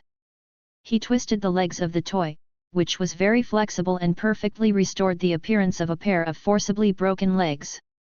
Pietro watched the vendor begin to demonstrate the detachability of the toy joints again. His face turned a little green, but he still waved his hand and said, "Thank you, no need. Ask for a monthly pass, ask for a recommendation ticket." End of this chapter. Chapter 62 Eagle Eye. You said that Hammerfall is the biggest tourist attraction in the United States. Are these people just here to buy superhero toys? Wanda stood in front of the stall, her eyes scanning the dazzling array of toys, with a trace of confusion on her face. She picked up a toy, looked at it carefully for a while, shook her head, and threw the toy back to its place. Seeing that the person in front of him had no intention of taking a souvenir home, the vendor's face immediately drooped and he said listlessly, "Just walk a little further and you can see it. If you don't want to buy it, don't touch it." The few people continued to walk forward, passing through the bustling crowds of people selecting goods, and Bai Ye's eyes fell on a large group of wastelanders in rags. They knelt on the ground, like many souls oppressed by the world, including men, women, and children, their weak bodies bent, and their sad faces full of traces left by the wasteland. With palms folded, they whispered pious prayers, but their voices seemed to be swallowed by wind and sand, without ripples. There was no fire of hope in their eyes, only the ashes of indifference and despair. Every figure kneeling on the ground seemed like an abandoned tombstone. The prayers of these people are not calls to heaven, but more like endless lamentations about life. After walking a few steps forward, they finally saw clearly what the wastelanders were praying for. Frank, who had been silent all along, moved his lips. "God." A hammer fell on the ground. The hammer had a square head, the handle was wrapped in faded leather, and there were some blood stains on the leather strap at the end of the handle. Looking at the crowd who were still praying and kneeling, Bai Ye said slowly, "Let's go." Leaving the hammer drop point, the group of people saw an auto repair shop not far away, and Bai Ye stepped into it first, and there was a burst of mechanical humming and a greasy smell.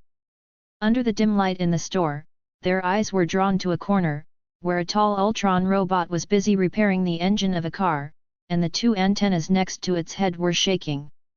In the comics, Ultron has no mouth. There is only a large hole in the mouth that glows with red light.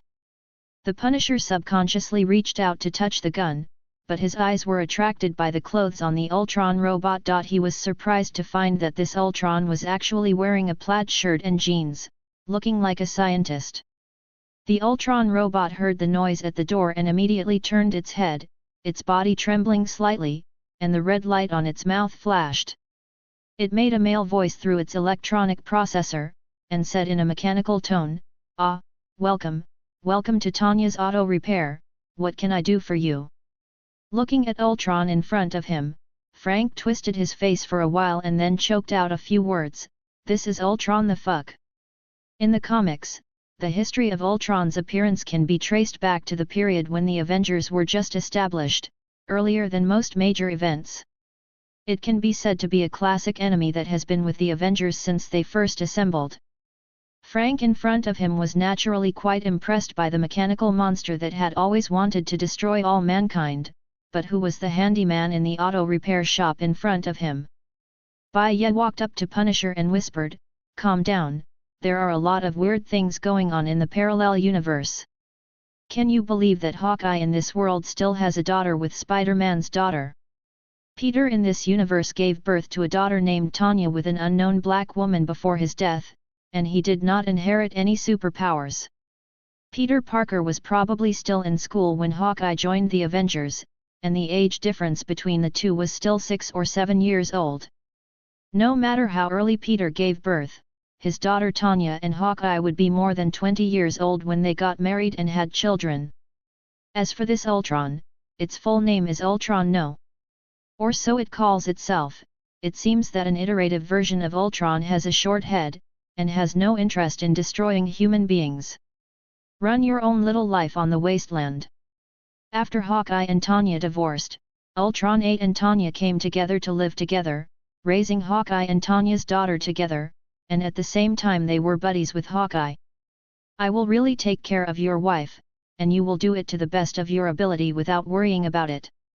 Ignoring the Punisher who was still in a daze, Bai Ye walked to the counter and rang the bell on the counter.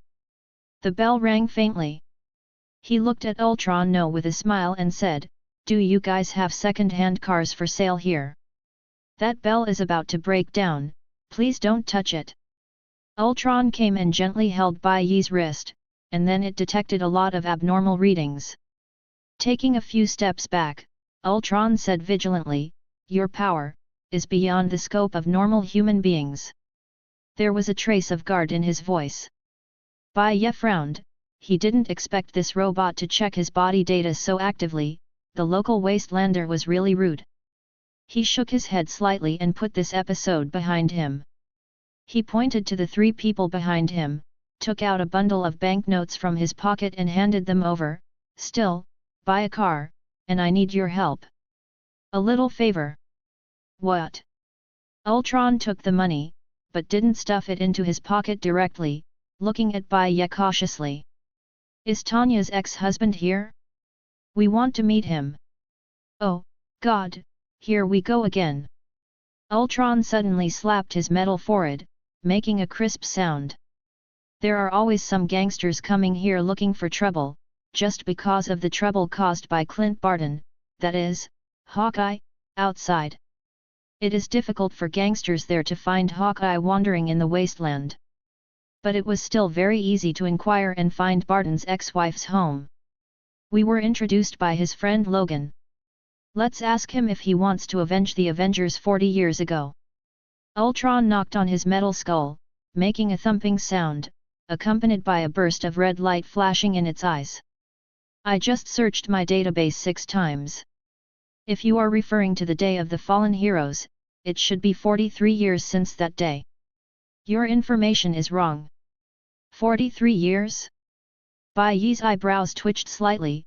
This sentence was a bit unexpected to him, but after thinking about it carefully, the clone's brain is basically broken, and it seems reasonable to remember the wrong date. But that doesn't matter. Do not mind the details. Ultron fell into thinking. Its mechanical brain circuits quickly calculated various possibilities and risks, and the red light in its eyes flashed traces of thinking. As an advanced intelligent robot, it was very good at analyzing intelligence and assessing risks. In the past, those little gangsters who came to seek revenge would not be so polite and planned to pay in advance. In addition, Hawkeye was let go by the villains back then, and it is impossible to come to liquidate it today. So these people in front of me are probably really Clint's friends? After a moment, he put the bundle of banknotes into his pocket. "Okay, I will contact him for you." Bai Ye signaled to Kuei Yin and his group to find a hotel opposite to settle down first. In order to keep a low profile, they chose an ordinary hotel. When they walked into the hotel, he noticed a girl watching them secretly at the door of the auto repair shop. The girl hid in the shadows on the street corner, her eyes full of hostility. Squinting his eyes, Bai Ye walked into the hotel. Baron Zima is hiding in the former Weapon X base in Canada at this time, where Wolverine was implanted with Edmund alloy bones to study super soldier serum.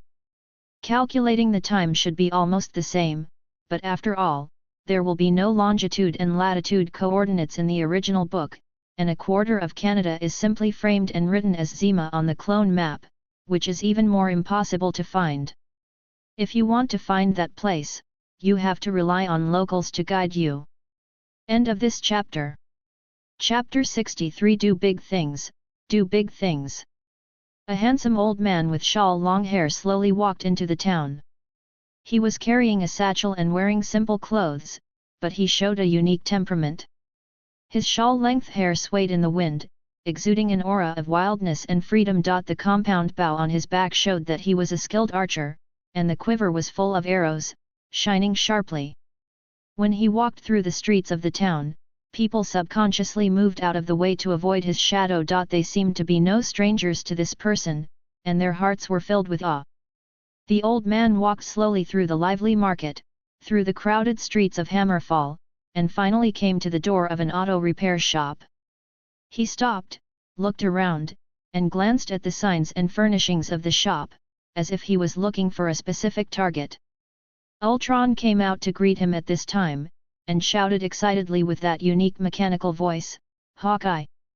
You are here, those guys have stayed here for 2 days and have not left, and they are determined to see you." "The gang? I remember you said there's a guy on the phone with me." The old man, Hawkeye, raised his eyebrows and walked towards the auto repair shop. "Wait! You'd better not go in now. Ashley has been in a bad mood for the past 2 days. She thinks you have brought dangerous people to the house again. Seeing the thorny eyes of Hawkeye, Ultron walked inside. His electronic eyebrows wrinkled, and he quickly stepped forward to persuade. That means my daughter is smart. As he said that, Hawkeye saw a poster of Hawkeye from the Avengers period through the crack of his daughter's door, and a surge of excitement surged in his heart. He pushed open the door and said happily, "Wow, you still have a poster of Dad on the wall." However, when he pushed the door open completely, he fell silent. The poster of himself was filled with darts, and each dart hit the person's face hard. It seems that his daughter does not have a good impression of him. Hawkeye silently walked into his daughter's room and looked around. He noticed that the decor in the room was rebellious. There are rock band posters on the walls, and magazines and black scribble pads are strewn across the desk. A dark-haired girl in a black tank top and short jeans sitting on the bed, her eyes are cold and sharp, watching Hawkeye. Her lips moved slightly. "Are you here to take away those guys you attracted?" Clint Barton opened his mouth. He suddenly felt that it was more difficult to say something than to fight Thanos. After a long time, he spit out a word, "Yes." Then he turned and closed the door, forced a smile at the "I knew it would be like this" Ultron 8, and walked straight to the hotel across the street. The frequency of seeing his daughter since he was a child is basically calculated on a yearly basis, and he is not surprised by such a result. Hawkeye pushed open the hotel door and stepped into the dimly lit lobby. He walked to the front desk, facing the listless ant at the front desk. He asked, "I heard that someone has been looking for me for the past 2 days. The ant at the front desk flipped through the newspaper in her hand and lazily replied, "The third room on the second floor, and you should pay me the money, otherwise I will ask your ex-wife for it later." God, you can remember everything 2 years ago so clearly. Clint rolled his eyes. He took out a few crumpled banknotes from his pocket and threw them on the table unceremoniously, and walked towards the second floor. The moment he stepped up the stairs, a gleaming short knife appeared in his hand. Ultron said that those people may not be malicious, but it is only possible. No one in this world is completely credible. And Wolverine will want to avenge 40 years ago? What a joke! Logan has long been a submissive old farmer, and the Hulk gang beat him to pieces in front of his family almost every time they collected rent, and he didn't see any resistance from him. Walking up to the second floor, Hawkeye quickly found the target room and knocked on the door. The door opened slowly, revealing a faint light. He saw a figure standing in the doorway, his dark hair shining in the dim light. "Are you the one looking for me?" Eagle Eye asked, staring sharply at the person in front of him. The man hesitated for a moment, then nodded and answered, "Yes, I've been looking for you, and I have something important to discuss with you." The eyebrows were raised slightly, and the old archer motioned for the other party to continue talking. He entered the room, and the door closed softly behind his back, isolating them from the din of the outside world. As soon as the door closed, Hawkeye immediately raised his hand to put the knife on the opponent's neck, but he never thought that the opponent's speed and strength were stronger than him. The moment he raised his hand, the other party quickly grabbed his wrist, and there was a sharp pain in his wrist, and the knife slipped from his hand to the ground uncontrollably. "Who are you? The Red Skull sent you here." The old man hissed and inhaled. Such an amazing reaction speed was definitely not something that a gangster in the wasteland could achieve. Just as Hawkeye yelled in his heart that "my life is over," and was about to watch the revolving lantern, the person opposite suddenly let him go. He felt a little surprised, but he didn't relax his vigilance, and still maintained his vigilance. The man turned sideways, a smile in his eyes. "I think you should recognize these old friends." Clint turned his head in bewilderment, and then, he saw their faces, and for a split second, the floodgates of memory opened. "How is it possible that I saw you all die in front of me with my own eyes?" Hawkeye trembled, he couldn't believe what he saw, and tears welled up in his eyes. Hawkeye knelt down involuntarily, staring at Quicksilver and Scarlet Witch in front of him, his eyes filled with pain and sadness. Many years ago, he witnessed the scene where Wanda was pierced in the chest by Magneto with a steel bar, and the deep scar is still carved in his heart. Tears fell silently, his body trembling slightly, sobbing and asking, "You guys, are you really not my hallucination?" Quicksilver and Scarlet Witch looked at each other, seeing sympathy in each other's eyes. They understood Hawkeye's pain and inner struggle. Just a few days ago, they had experienced the pain of loss and separation. Slowly, the Scarlet Witch approached Hawkeye, gently stretched out her arms, and caressed the old man's shoulder. "No, Clint, we are not your hallucinations." Wanda replied softly, "But we are not the people you remember either." The old man with runny nose and tears wiped his tears and looked at her blankly. "Let him tell you." Wanda retracted her hand and turned to Bai Ye aside. Bai Ye stepped forward and kicked away the knife on the ground. The old guy almost knelt on the knife just now. Then, he smiled brightly at Hawkeye.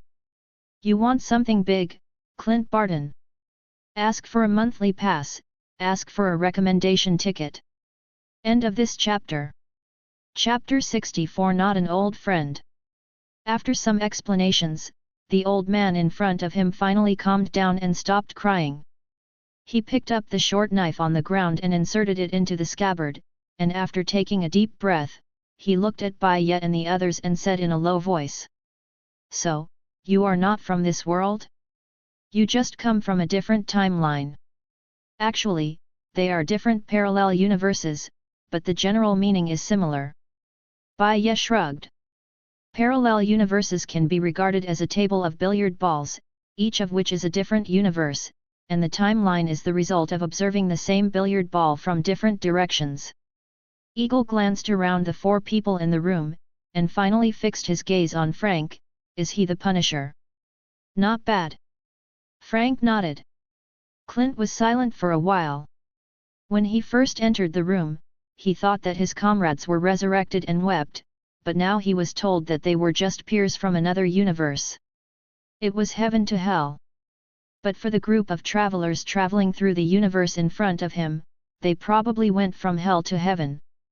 A universe where almost everyone has been transformed into a man-eating monster sounds hopeless. "So you are not here to save my world? Are you passing by or seeking shelter?" Eagle Eye sat on the ground, took out a piece of cloth from somewhere, and wiped his bow. Before Wanda wanted to say something, Bai Ye shook her head and said first, "No."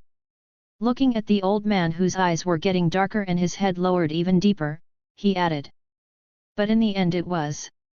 Clint raised his head suddenly, his eyes gradually brightening. "Before we talk about what we want to do, let's talk about you first. Why don't you enjoy your old age like Logan when you are so old and run around outside without even caring about your daughter?" Bai Ye pointed at the old man. Eagle Eye sighed, "As you said, I don't have a few years to live this old thing, and I have glaucoma in the past 2 years, and my vision will completely disappear before I die. I have already saved enough money for my daughter Ashley. I know a lot about dangerous but profitable businesses in the wasteland, but..." He stretched out his hand to touch the bowstring, and gently pulled it away towards Bai Ye without knocking the arrow, and then lightly pulled it back. "Just closing my eyes every night, I will think of Natasha being stabbed to death by Zima in front of me, and Tigress and Falcon. I am sorry for them." "Why do you say that?" Wanda frowned and clenched her hands slightly. She really didn't want to hear what Hawkeye said next. He betrayed his teammates and survived. "I should have known that back then. Melissa was going to tell me back then, but why didn't I listen?" Hawkeye's voice trembled slightly, and tears fell from the corners of his eyes, leaving clear traces on the wrinkles on his face. "Melissa Joan Gold, that is, the songbird in the Thunderbolt team, the one with pink hair and voice. Before we got on the plane to Las Vegas, she said she had something to tell me, but I told her it would be later. It turned out overnight. 40 years have passed. I'm thinking now, I have to avenge my old friends, I owe them." He wiped his tears, and then Bai Ye came over to help him up, and said slowly, so I asked Ultron No to call you over and give you a chance to take revenge and set everything in order. Chance? What chance? Come on, look at this. Bai Ye pulled the old man who didn't know why to the table, spread out the map and pointed to Zima written in the Canadian area on the map. The moment he saw those two words, Eagle Eye's teeth chattered. It was the bastard who stabbed Black Widow in the back in front of him, causing the person he loved most to die in his arms. I want you to lead us to Zima, we will break through his defenses, and then he will be yours. What about you? What's the price for helping me? You can't have all your desires, right? As an old man who has experienced everything from murder to arson in the wasteland, Eagle Eye is keenly aware of this. There is no free lunch in the world. Although these people are superheroes from another universe, who knows if they are of the same mind as ourselves? Bai Ye nodded and said, everything about Zima. And it's not just Zima. After this, I will take you to kill every villain in the wasteland. They have what I want. It is now 43 years in wasteland.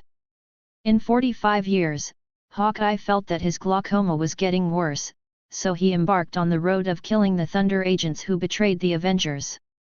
Bullseye, who has been implanted with mechanical organs and has survived until now, is also following Hawkeye. The traces of fighting all the way followed. Hawkeye wants revenge before he dies, and Bullseye, who has been the Red Skull's dog for decades cleaning out traitors and rebels, wants to kill another superhero before he dies. In the end, Bullseye almost died in the hands of Hawkeye and his female apprentice Bishop, who had completed their revenge, but Clint did not stop there. In the 50 years of the wasteland, he took the 99 super soldier serums he snatched from Zima and contacted a group of rebel forces who intended to overthrow the Red Skull and rebuild order, and spent $500 to hire Logan as a bodyguard. To meet him. But that rebel force was actually a secret agent under the Red Skull. Clint was fooled from the beginning, and was eventually shot to death rather than surrender. This also caused Logan's wife and children to be torn to pieces by the Hulk gang in a disguised manner. The reason was simply because Banner had itchy hands and wanted to kill a few more superheroes to add to the fun, so he used this method while Logan was not at home. A way to force Logan to take action. The result? Old Banner was disemboweled by old Logan, and the Hulk gang was blasted into the sky by the overloaded Fantastic Four-speed car. Although old Banner was not completely dead, and the Hulk gang was not killed, that is all a story for another day. Bai Ye looked at Clint, who was still a little hesitant, and twisted his neck. What he is concerned about is the super soldier serum that Baron Zima has developed or will soon develop.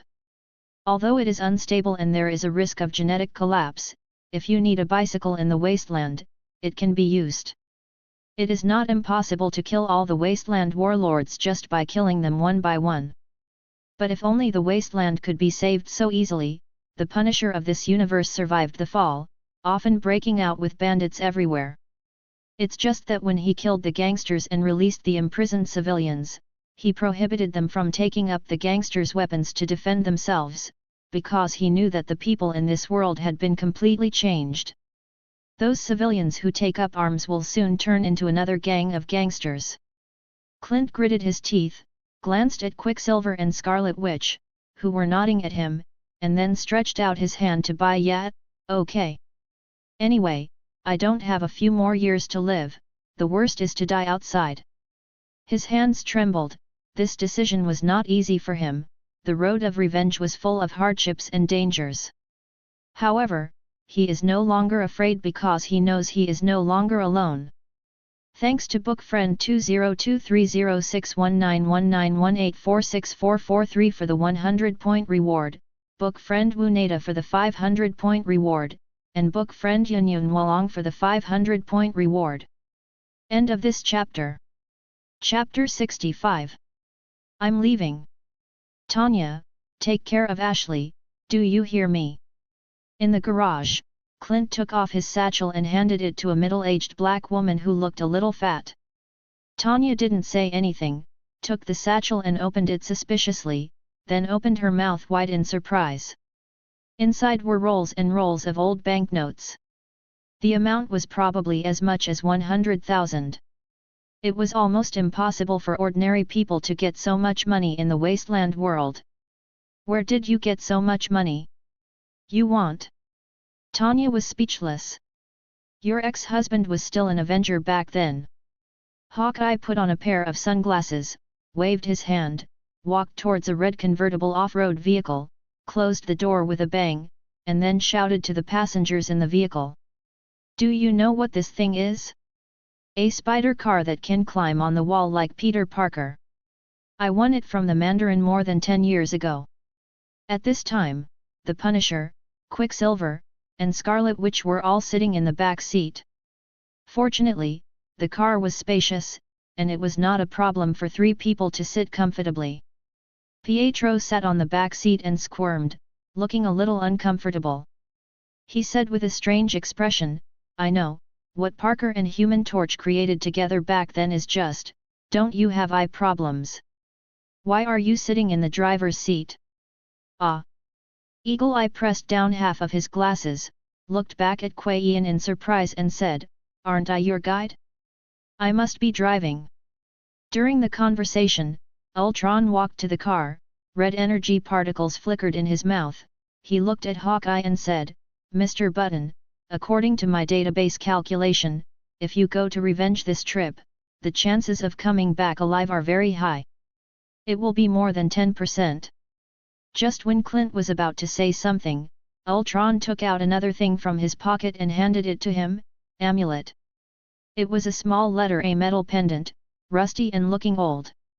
He fell silent, nodded slowly after a long time, and hung it on the rear-view mirror. Then, he laughed again, pointing to the passengers in the back seat, didn't account for variables, buddy. The metal head tilted its head, not knowing why.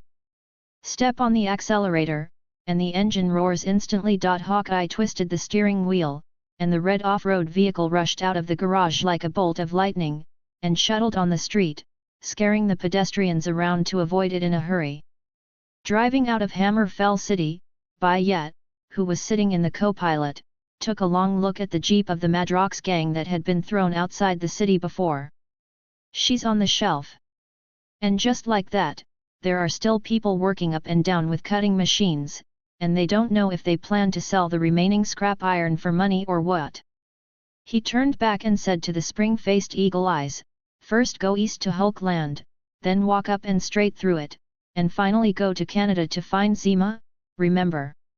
Of course, I've been looking for that old guy Logan 180 times along this road, just to beg him to help, and guess what happened?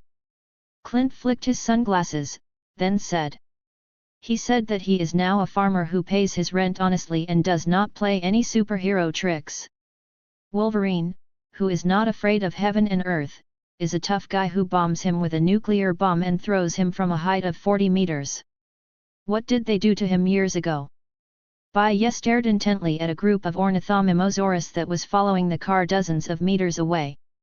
Those things were bought from the wilderness by some idle people who had nothing to do, and they were kept for fun, but they were released after they found that they couldn't raise them anymore. Destroy him. A dilapidated small farm stands like an isolated island in the wilderness, surrounded by dry land. The land is cracked with deep cracks, and there is no life at all. The mountains are tall and steep in the distance, covered with grass and stones. A small pigsty was built next to the house that could barely be called a residence, and a dozen pigs were raised there. Beside the pigsty, there stood a grey-haired old man, wearing an old windbreaker, staring at the pigs expressionlessly, holding a bucket of feed in his hand, and slowly dumping it into the pigsty. In the slot, the boy wearing a peaked cap quietly walked up to the old man, looking a little nervous, and said softly to the old man, Dad, those beasts are coming. Go into the house and stay with your mother and your sister and don't look outside, Scott, and don't let them hear you, those are Banner's breeds, and they have a bad temper. As he spoke, the old man put down the feed bucket, reached out and touched his son's head, then turned his head to look west, as if he was waiting for something. He gave his son the same name as his late friend, Scott. But he no longer knew whether he was doing this to remember his dead friend or to forget who Scott was. Maybe it was because he was afraid both of thinking about him and of forgetting him. As soon as the boy stepped back into the house, an old four-seater aircraft gradually flew over from a distance. Its appearance has been severely eroded by the years, and the fuselage is covered with rust and scratches. The large number 4 logo on the aircraft has become blurred and almost unreadable, replaced by a line of large green characters, banner. The aircraft exuded an aura of lack of confidence, the engine hissed, and finally landed less than 2 meters in front of the old man. 2 green-skinned men, nearly 2.5 meters tall, jumped out of the aircraft, with muscles all over their bodies. One of the men with a killer haircut and a nail collar around his neck leaned against the face of the half-short old man, staring at him with big and small eyeballs.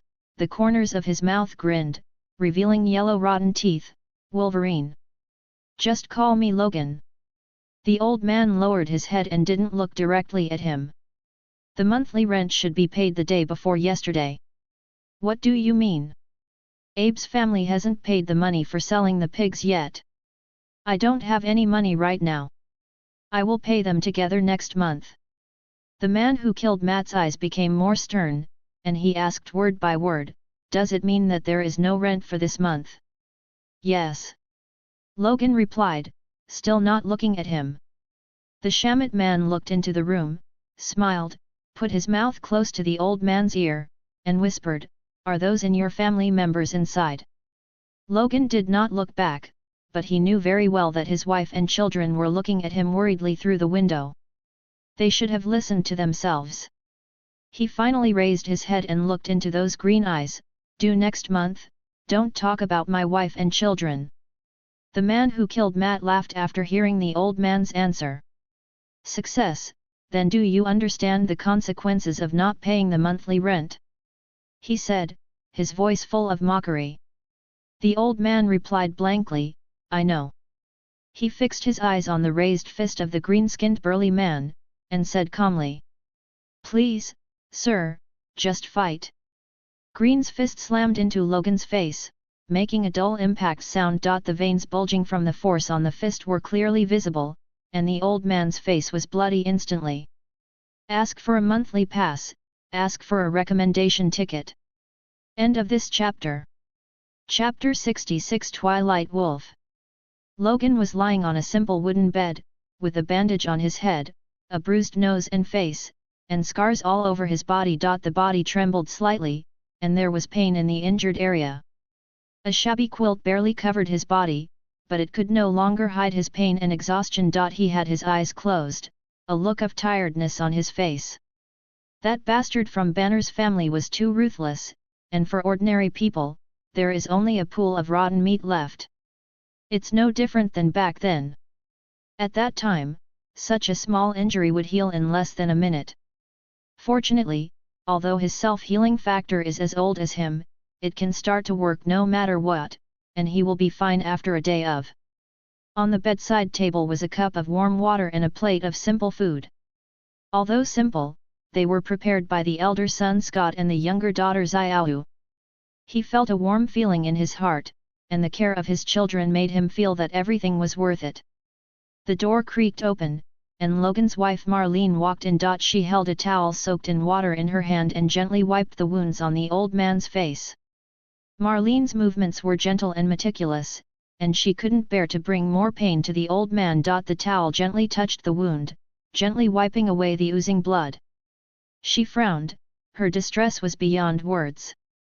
Feeling the moist feeling on his face, Logan said softly, "Don't be afraid, they promised us that we will collect them together in a few days." Marlene silently held Logan's hand lightly, without saying a word. "Dad. Uncle Barton is here, and he brought someone he doesn't know." Scott's voice came from outside the door. There seemed to be a hum of a car engine in the distance, confirming his words. Logan sighed and said, "Just let them in. I don't know which year started, but almost every once in a while, the old guy Hawkeye would come to chat with him, and just as he was chatting, the conversation would turn to the affairs of the Avengers and the X-Men back then. It was also the last thing Logan wanted to recall. Logan couldn't be more clear about the idea of Hawkeye. It is nothing more than to let Wolverine come out of the mountain again, and together with him kill all the villains in the wasteland, and give justice to the comrades in arms. But Logan felt that he had already started all over again, and now he only wanted to guard his wife and children to death, and no longer thought about those superhero shit. But despite this, he would still listen to the old man talking, because there were not many people in the world that Logan knew who had experienced the day of fall. It doesn't matter if you just leave some thoughts for Clint, people in this world must have thoughts in their hearts if they want to live. Bang! The door was pushed open, and the long-haired old man with a cheerful face strode in. He looked at the other old man on the bed with a smile, holding a paper bag in his arms. Beside him was an Asian man whom he had never seen before, who was looking up and down the furnishings in the house curiously. Logan's nose moved again, but he didn't smell it. "Why are you looking for me and talking about your nonsense again? I'm not in the mood right now."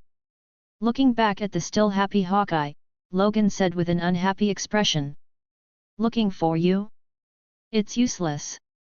Clint smiled and patted Bai Ye beside him. Logan turned his head, his eyes fell on Bai Ye, and he asked Hawkeye directly, "Is this the person you want to take to die?" Before Clint could say anything, he said kindly to Bai Ye again, "Boy, listen to my advice. Get out of this room now, go home and take a nap to forget all this.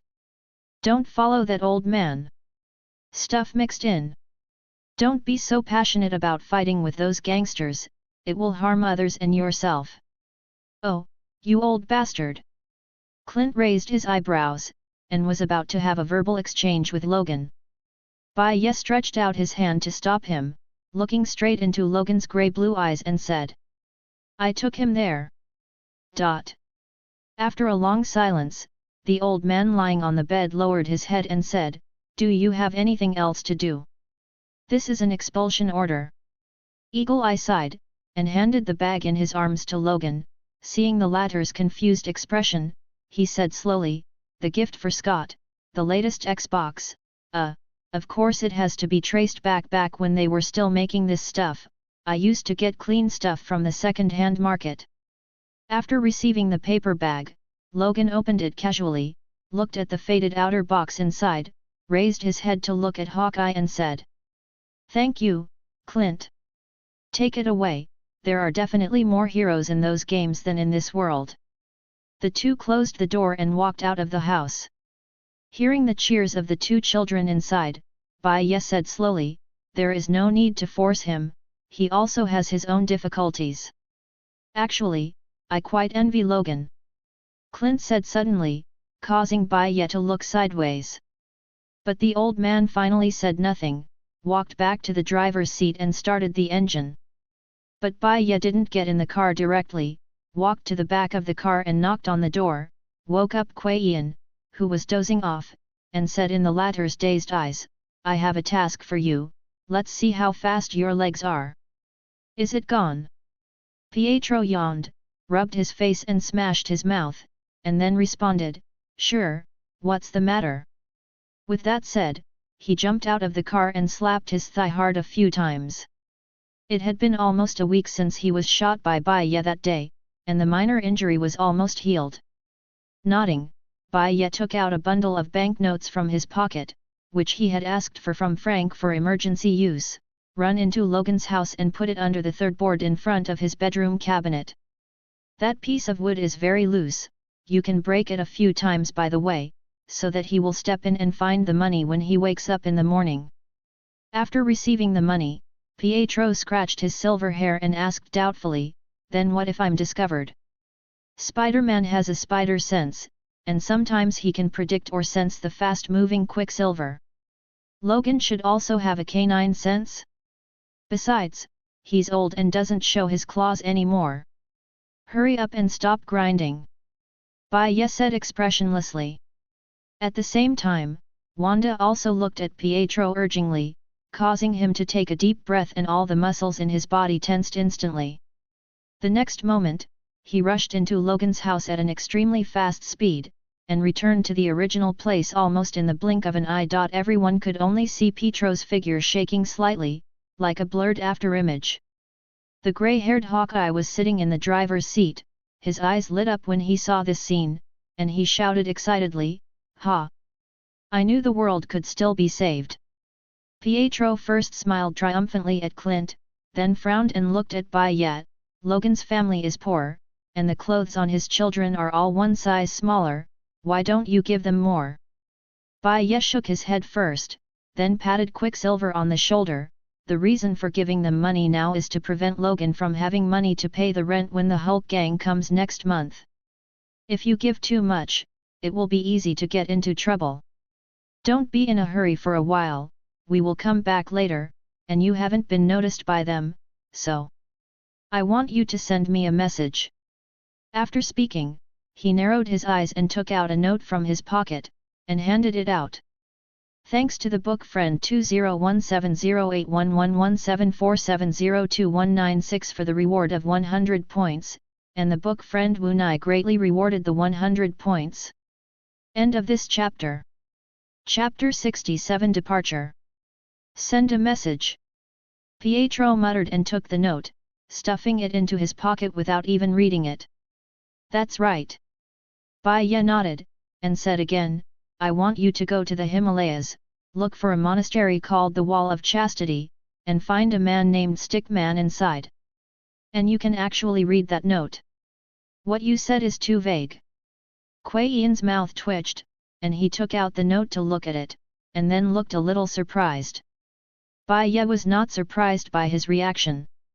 Stick, who is the master of Daredevil and Erica in most universes, is also a blind man who leads a ninja organization called the True Purity Society.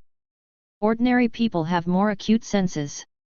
In a certain battle with the hostile organization, the Hand, Zhen Chun was about to be defeated by the former, but Gunsu used some kind of forbidden technique at this time to repel the attack of the Hand. He also died of exhaustion after the battle. Of course, what Bai Ye is looking for is not this buddy who has been lying dead for an unknown amount of time, but the daredevil who survived the day of the hero's fall in the Twilight Wolf universe, and he inherited the title of Stick Man. 4 years after the supervillains took over America, Bullseye defeated and stabbed Daredevil, and just as he was about to disembowel Matt jumped off a waterfall, leading Bullseye to believe he was dead. Since then, he has given up his identity as Daredevil, and came to the Wall of Chastity to live in seclusion, waiting for the opportunity. This wait lasted for more than 40 years, until a certain day in the future, the blind and desperate eagle went to seek the help of the old man, and the two barely got on the line. At this time, the old devil has a lot of trained fighters on hand, and he can even maintain a Quinn-style fighter. And the message sent by Kuei Yan is to identify himself and join forces with him. "I am leaving." Kuei Yan nodded to the people in the car, then turned around and ran towards the north. In a few seconds, he crossed the mountains in front of him and disappeared into the distance. Looking up at the sky, Bai Ye got into the passenger seat, looked at Hawkeye who was shaking his head to the music on the radio, and then snapped his fingers, "Let's hit the road, let's go, the road to Canada is still far away." "Cool." Hawkeye twisted his neck, stepped on the accelerator to the bottom, the wheels of the off-road vehicle turned, and dust flew up. A group of people were sitting in an off-road vehicle in the desert, crossing the sand dunes and rough terrain at high speed. Clint suddenly took out the binoculars and focused his gaze on the side. Through the lens of the telescope, he saw several tall hulks smashing into a truck angrily. The truck has a distinctive Magneto logo, which the hulks are clearly hostile to. What are they doing? Bai Ye squinted. Unlike Hawkeye, who was already old and dizzy, his enhanced eyesight could see what was happening there without the aid of tools. Those hulks were not on the route of himself and the others. Putting down the binoculars, Clint felt his white hair fluttering in the wind and replied casually, snatching something from Magneto, just to demonstrate. The carriage suddenly exploded, and the flames shot into the sky. Accompanied by a huge shock wave, those hulks were blown out. Their bodies rolled in the air, making deafening screams. However, when they slammed to the ground, most of the Hulk was dead in a pile of rotting meat. Only one lucky Hulk was still rolling on the ground in pain, howling in pain. Obviously, there was no important cargo in the compartment at all, only a bomb. Hey, it deserves it. Eagle Eye sneered. Magneto's grandson is old, but he hasn't been completely abolished yet, and he happened to be helping the dog bite the dog with the Hulk next to him. These hybrid Hulks are far less powerful than their father, Banner, and maybe barely as strong as the She-Hulk, but their defense and self-healing abilities are far inferior. The group of people drove past the wreckage and severed limbs of the Hulks in silence.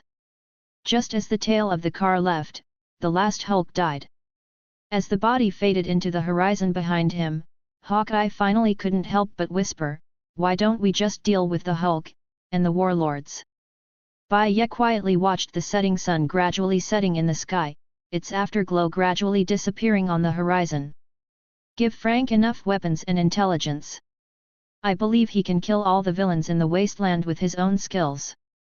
Frank in the back seat closed his eyes and nodded slightly, agreeing with Bai Ye's statement. The people in the wasteland have been reduced to a herd of savage beasts. They no longer understand benevolence and morality. Fighting and plundering have become the criteria for their survival. The setting sun has completely disappeared. Looking at the gradually rising crescent moon, Bai Ye continued to say helplessly. "Killing Hulk may bring temporary peace to the wasteland, but these people will quickly evolve into new gangsters and plunge the wasteland into a darker abyss." As a result, in Eagle Returns, Clint, who wanted revenge and brought justice to the wasteland, killed 10 times as many civilians as he did. The wicked Duskwolf is not too close. After killing Banner, he wandered around the wasteland on a white horse for several years. As a result, civilians everywhere almost knelt down and begged him not to carry out justice. Of course, this is not the fault of the 2 old Avengers, it is the world that is wrong. The world is no longer the time when a few superheroes who can fight can make things right. Hawkeye was silent for a moment, and obviously understood this point. His daughter Ashley inherited most of the superpowers of her grandfather Peter Parker, except for the spider sense. However, it is also this kind of power that has made Ashley more and more violent over the years. A few days ago, I heard from Tanya that the girl even went to the street to beat people to collect protection money. Clint was really terrified of his daughter turning into the kind of person he hated the most, the kind of person he wanted to kill the most. He turned his head to look at Bai Ye, then "You means, what should we do?" Bai Ye pondered for a moment, and slowly said, "What this wasteland needs is not a superhero squad, but a powerful army. An army that can overthrow those warlords, suppress violence, and maintain a new order. Superheroes can save individual people, but not the entire wasteland." He squinted his eyes and stared at the approaching sign in the distance, which clearly marked, "Kilometers away from Canada." "After Zima dies, we'll have the basic raw materials to build an army." End of this chapter. Chapter 68 Arriving at the Frontier.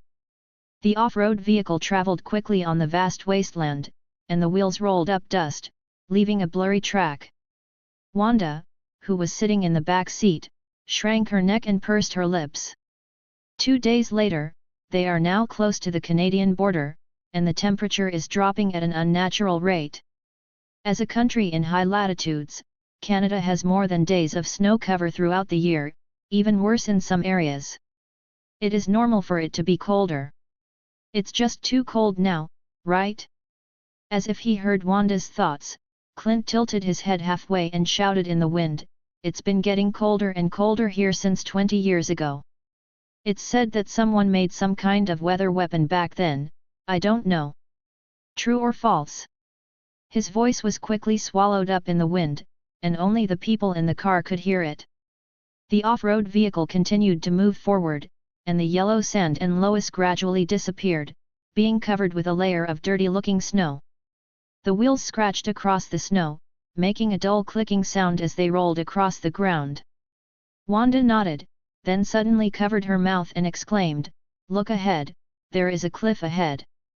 Bai Ye, who was leaning on the passenger seat, lazily raised his head and looked forward. His eyes fell on the cliff and he said nothing. After Hawkeye heard Wanda's exclamation, a smile appeared on the corner of his mouth, and he didn't slow down or change direction. Instead, he stepped on the accelerator resolutely, allowing the off-road vehicle to rush towards the cliff at a faster speed. Damn it! Frank looked at the rapidly approaching cliff, couldn't help but swear, and tightened his seat belt. The moment the off-road vehicle rushed out of the cliff, it seemed to be free from the shackles of gravity, drawing a graceful arc in the air, like a free-flying falcon. Time seemed to be frozen at this moment, and the surrounding scenery became still, only the sound of the wind blowing over the car body pierced through the ears. Everyone stared down, waiting for the moment of landing. Bang! The off-road vehicle landed heavily on the ground below the cliff, making a dull impact and splashing earth and rocks, but it was unscathed. Ha! Spider car, boy! Clint laughed loudly. The off-road vehicle twisted, and continued to drive forward. After passing through a pine forest covered in silver, they turned into a dilapidated black road. Bai Ye looked up and saw a rusty signboard. It had long been in disrepair and the handwriting was blurred. The sign read "Checkpoint 2 kilometers ahead," showing the route in faded black letters. "We're almost in Canada. We're still some distance from the Rocky Mountains," he said casually. Baron Zima is now in the abandoned Weapon X factory in the Rocky Mountains, where he is in charge of developing the super soldier serum for the Red Skull, protected by only a mutant avalanche and a bunch of Hydra miscellaneous soldiers of little significance. There is a desolate scene on both sides of the road. Dilapidated houses and dilapidated walls come into view. It's time to change the car, this spider car is too conspicuous. As he said that, Clint turned the car into the ruins, and several people got out of the car, and soon Hawkeye drove another old-looking car. The car called everyone to get up. "Well, don't do anything when you get to the checkpoint. I have been here before, old man, so I have a way to get there," Hawkeye said, glancing at the passengers in the rear seat from the rear-view mirror. After Frank was glanced at by Bai Ye and nodded reluctantly, he started the engine and continued to move forward. At the checkpoint, two soldiers seemed to be sitting listlessly in the sentry booth, stretching their hands towards the stove to keep warm. When they saw the off-road vehicle approaching, one of the soldiers immediately stood up and shouted, "Stop! This land belongs to the Lord of the World, the destroyer of Team Alpha, and the King of the North." Lord of the World. Hearing this word, Wanda raised her eyebrows in doubt. Bai Ye touched his chin and replied, "A caveman who has lived from 4 years ago to now, but our trip has nothing to do with him, so we don't need to pay too much attention." The Lord of the World, this guy's experience is basically similar to that of Vandal Savage in DC Next Door. He is an old thing who has had some kind of adventure since ancient times and has lived until modern times to do things. The door clicked open, and Hawkeye jumped out of the car with a big smile on his face. He shouted at the two soldiers, "George? Jim? Are you here on duty today?" The two soldiers looked at each other when they heard Clint's voice, and then lowered their guns slightly. Bai Ye in the car watched Hawkeye and the soldiers come together. They began to talk to each other, and the air inside and outside the checkpoint was filled with joy. Finally, the old man took out some banknotes from his pocket, gave a little to each person, and the roadblock was removed to make way for traffic. "What? It's not just about fighting and killing." Clint returned to the car and snapped his fingers at the Punisher, holding the steering wheel cheerfully. Bai Ye glanced at the two soldiers behind him in the rear-view mirror. "It looks like they know you very well." "That's right, I visited this place 2 years ago when I was smuggling. The mobility of people in these places is not high." As the car engine started, Eagle Eye's chat box was opened again. "If we kill them now, no matter whether the body is found or not when the shift is over, those people will call the police to the Lord of the World or someone like Zima." The car was still driving. Bai Ye's eyes narrowed. He saw a woman with a tumor all over her head struggling to walk in the ice and snow on the side of the road in the distance, and immediately shouted, "Stop! From a close look, her skin was very pale, and the twisted and deformed mass on her head seemed to be constantly squirming. After stopping the car, Clint took off his glasses and said in surprise, "Why, we don't have the time to deal with a guy who has been over-radiated. It's important. That's the business."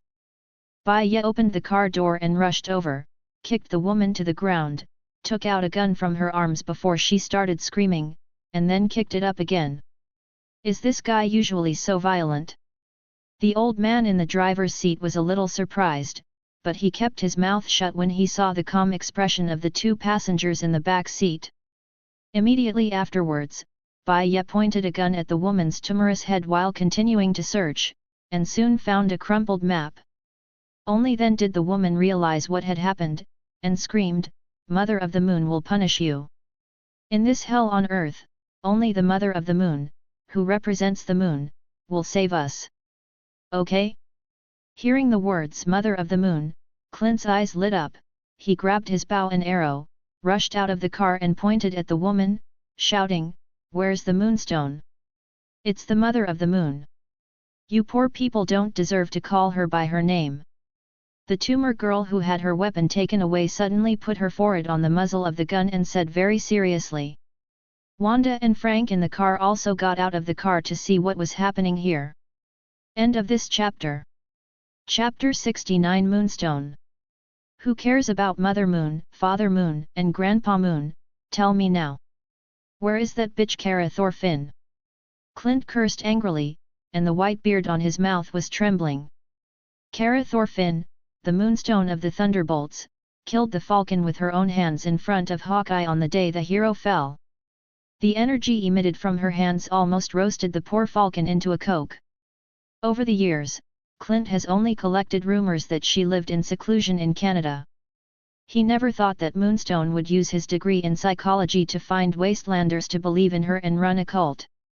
The tumor on the woman's head is the best proof that the gemstone on the Moonstone's chest will cause radiation damage to the wearer and those around him over time. You are not allowed to insult our goddess. The tumor girl who was pointed at the gun suddenly went crazy, her eyes were red and she was about to pounce on Hawkeye. But the moment she just started to move, Bai Ye kicked her fiercely, and the huge impact caused her to be sent flying more than 5 meters away, and slammed into a big tree violently. The woman let out a shrill scream, her body twisted in pain, and the tumor on her head burst and leaked brown pus, emitting a strong stench. "It's so disgusting, just as disgusting as your goddess." He spat on the ground and said with eagle eyes in disgust. "Ho cough cough cough. Not allowed ho. Not allowed you." The woman twisted her mouth, and a mouthful of dirty blood flowed out, but she was still trying her best to defend her mistress. Bai Ye's face was expressionless. The limit of his exertion was enough to break the metal shell of Doom's robot. Even with a little effort, ordinary people would not be able to withstand such an impact. The woman's ribs were probably broken and inserted into her internal organs. There was no way out. "Do you have anything else to ask?" He turned to look at Hawkeye who was still sulking and asked. The only valuable map on this female cultist's possession had been taken away. "No, I can't ask a question with this kind of lunatic." Clint shook his head, and as soon as he let go, the ready-to-go arrow pierced the cultist's head, and he turned around and walked towards the car. "Wait, don't get in the car." Looking at the map in his hand, Bai Ye raised his head and shouted, pointing to the tall trees next to him. "According to the road map, the rest of the road can only be walked. Those guys built their village in the wilderness. I thought we were looking for Zima." The Punisher walked up to Bai Ye with a big bag on his back, and asked slowly, looking around the surrounding forest. Bai Ye put away the map and nodded, "That's true, but if nothing else, Moonstone has the coordinates of the X-weapon factory where Zima is located. Many years ago, Moonstone launched an assassination operation against Baron Zima due to the uneven distribution of spoils. Zima sent a programmed sentinel robot to eliminate her, but was defeated by Moonstone. The appearance of these sentry robots is close to the first-generation sentry robots developed by Bolivar Trask in the th century in X-Men, Days of Future Past. They are just taller, as high as 7 or 8 stories. The black box of this kind of sentry robot often contains the coordinates of the starting point, which is where Zima is. After listening to Bai Ye's explanation, Frank nodded silently and followed him into the woods. Perhaps considering the limited intelligence of these cultists, every corner and intersection was clearly marked on the map. After walking for less than an hour, the group saw a faint village at the end of the dirt road. But it is more appropriate to say that it is a ruin than a village. As they got closer, everyone could already see the whole village from between the cedars. Dozens of wooden shacks and temporary wooden walls were dotted among the ruins. This place should have been a nice little town many years ago. Town. There seems to be some movement inside. Clint pricked up his ears and said. People often say that when you lose something, you gain something. He felt that his hearing was getting better and better recently. But it's good to be able to see. Hearing this, the group of people quickly changed their route and went around to the side hillside, using the terrain to see clearly the scene inside the village. In the center of the village stood a wooden tower, the only tall building in this desolate place. On the top of the wooden tower stood an old woman in a baggy tights. These two words should not have been together, but they still appeared on her body. Her face was wrinkled and a tumor bulged on her forehead. The most important thing is that there is a glowing oval gemstone on her chest, which is tightly bound by layers of bandages, as if she is afraid that it will fall off.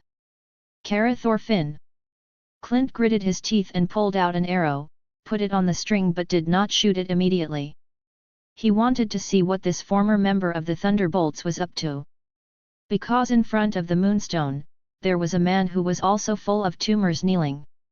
His body was shaking, as if he was facing tremendous pressure and fear. Below the wooden pagoda, nearly 100 people with tumors were kneeling around the wooden pagoda. No, Eagle Eyes frowned and looked carefully. The man didn't seem to be afraid, but because of extreme excitement. Just when he was wondering, a loudspeaker somewhere in the village made a sound, which solved his doubts. The man trembled with excitement, because he knew that he was about to receive the reward of Moonstone Village, which was an opportunity he had always dreamed of. Only a handful of people can receive the goddess's award, which is undoubtedly a privilege. White light flashed in the old woman's eyes, and she spoke slowly, showing her rotten teeth. You are our prisoner, but you also have a chance to be pardoned.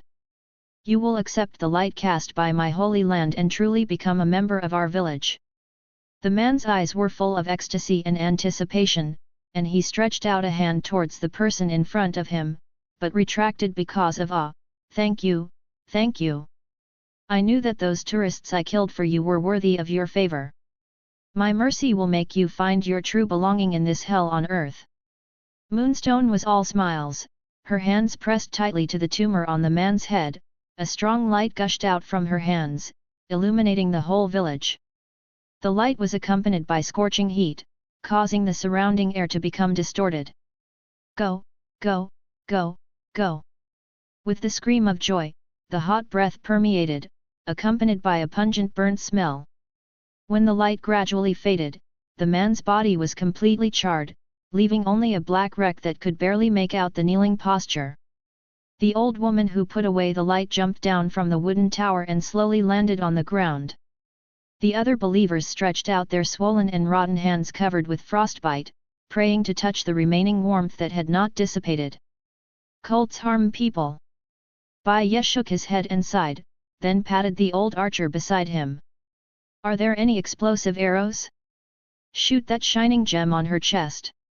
Ask for a monthly ticket, ask for a recommendation ticket. End of this chapter.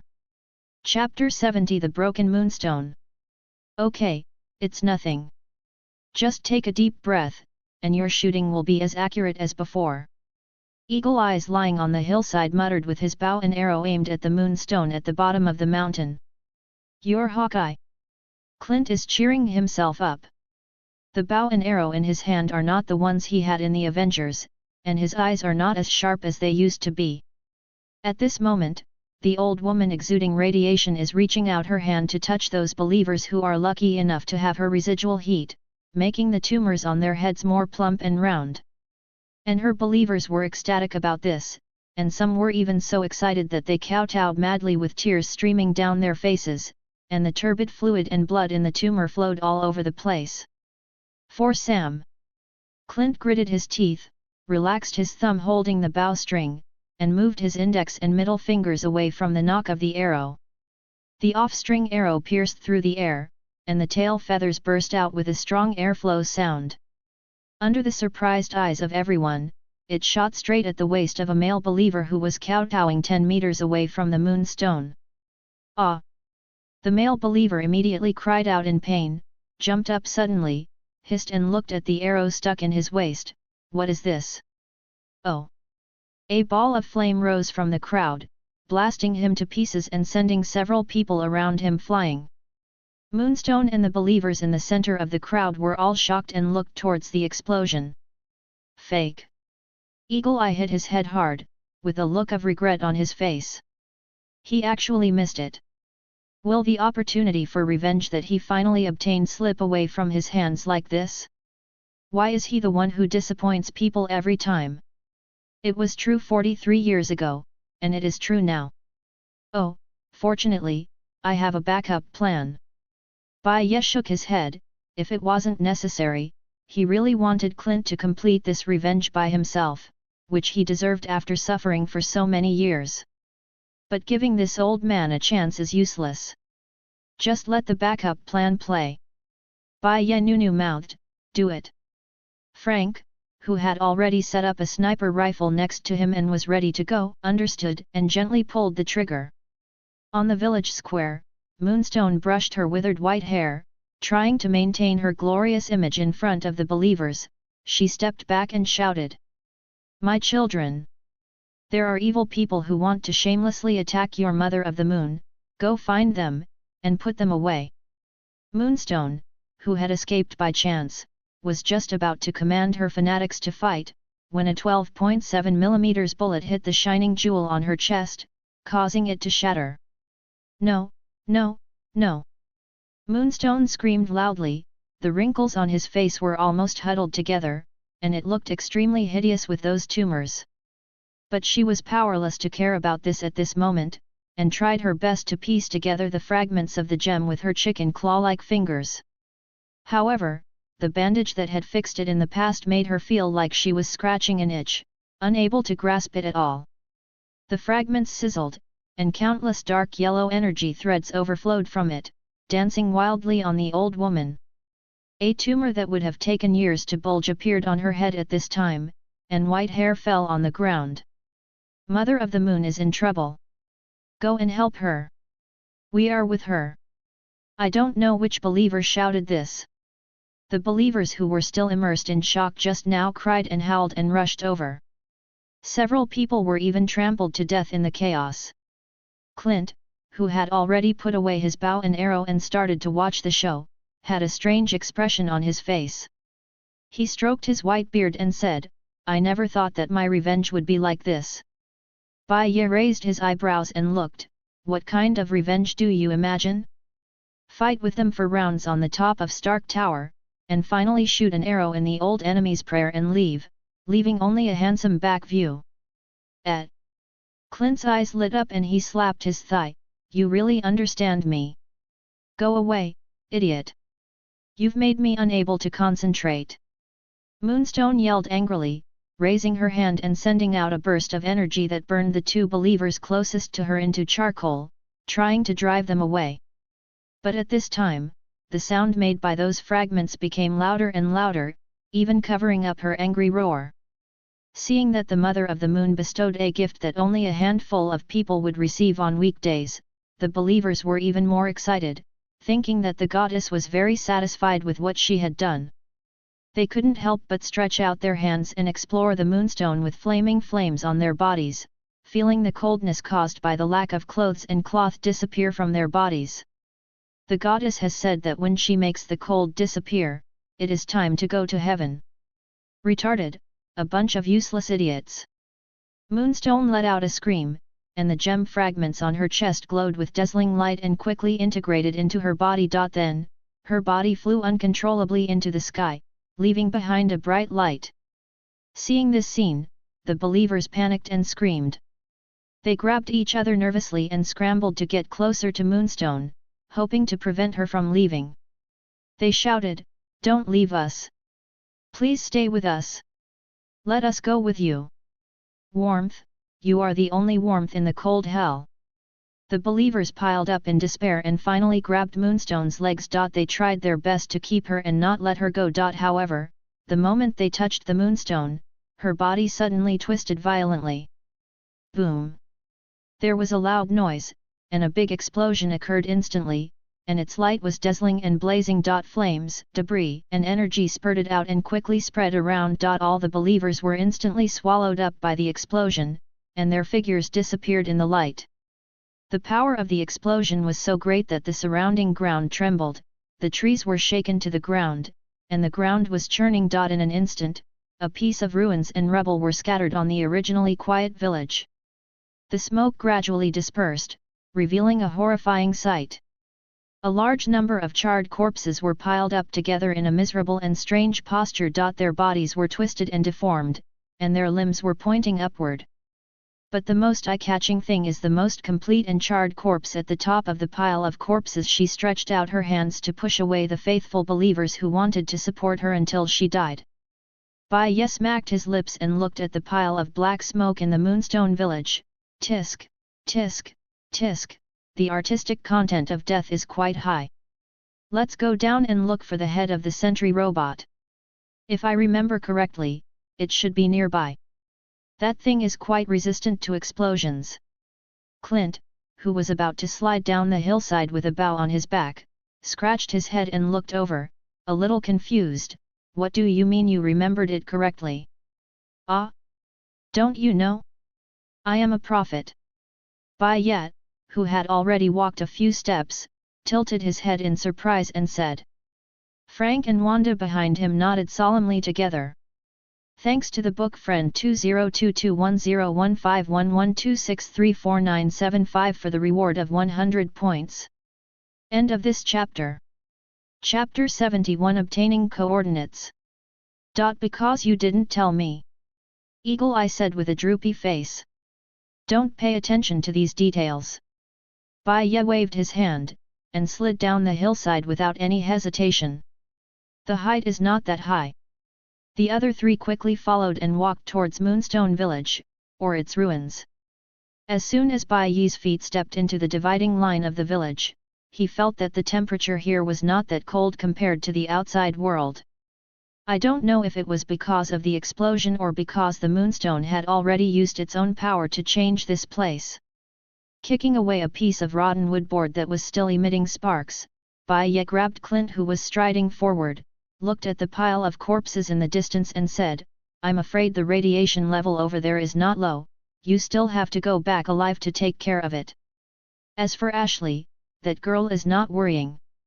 Eagle Eye, who was eager to seek revenge, heard this, shrank his neck and retreated behind Bai Ye. He didn't have a good life for a few years, and he died when he died, but that ineffective daughter still needs to be taught. Although in the original plot, Hawkeye and his female apprentice Bishop simply attached themselves to the dead Moonstone and did not suffer from radiation sickness, but you can never be too careful. The appearance of the tumor is really invisible. Bai Ye reached out and patted Wanda's shoulder again, who immediately understood. Wanda took a deep breath, and her hands burst into bright red light.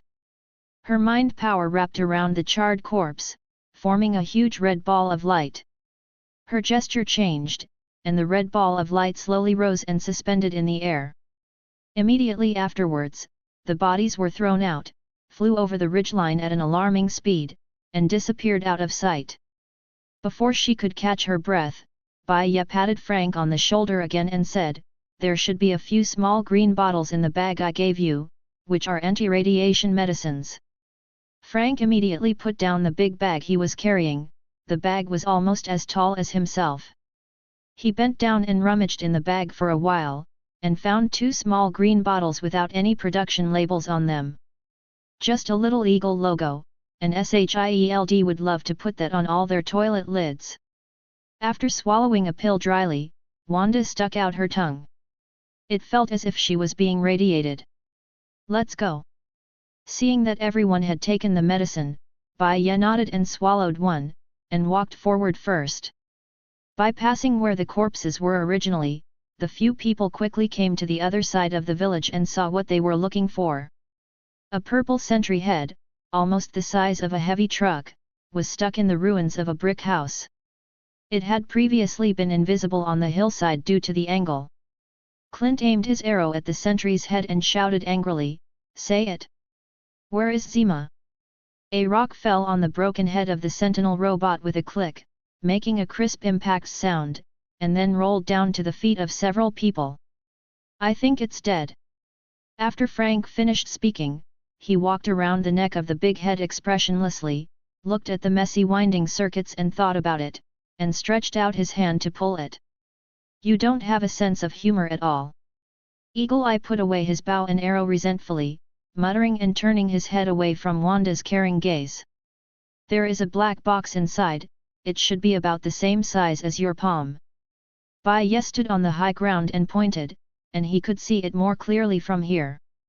Hearing this, Frank no longer hesitated, and simply leaned halfway into search, making a series of noises. After a few minutes, Frank finally found what he was looking for and crawled out, covered in machine oil and dust, holding a long metal object with a shimmering appearance in his hand. "This thing." He looked at Bai Ye.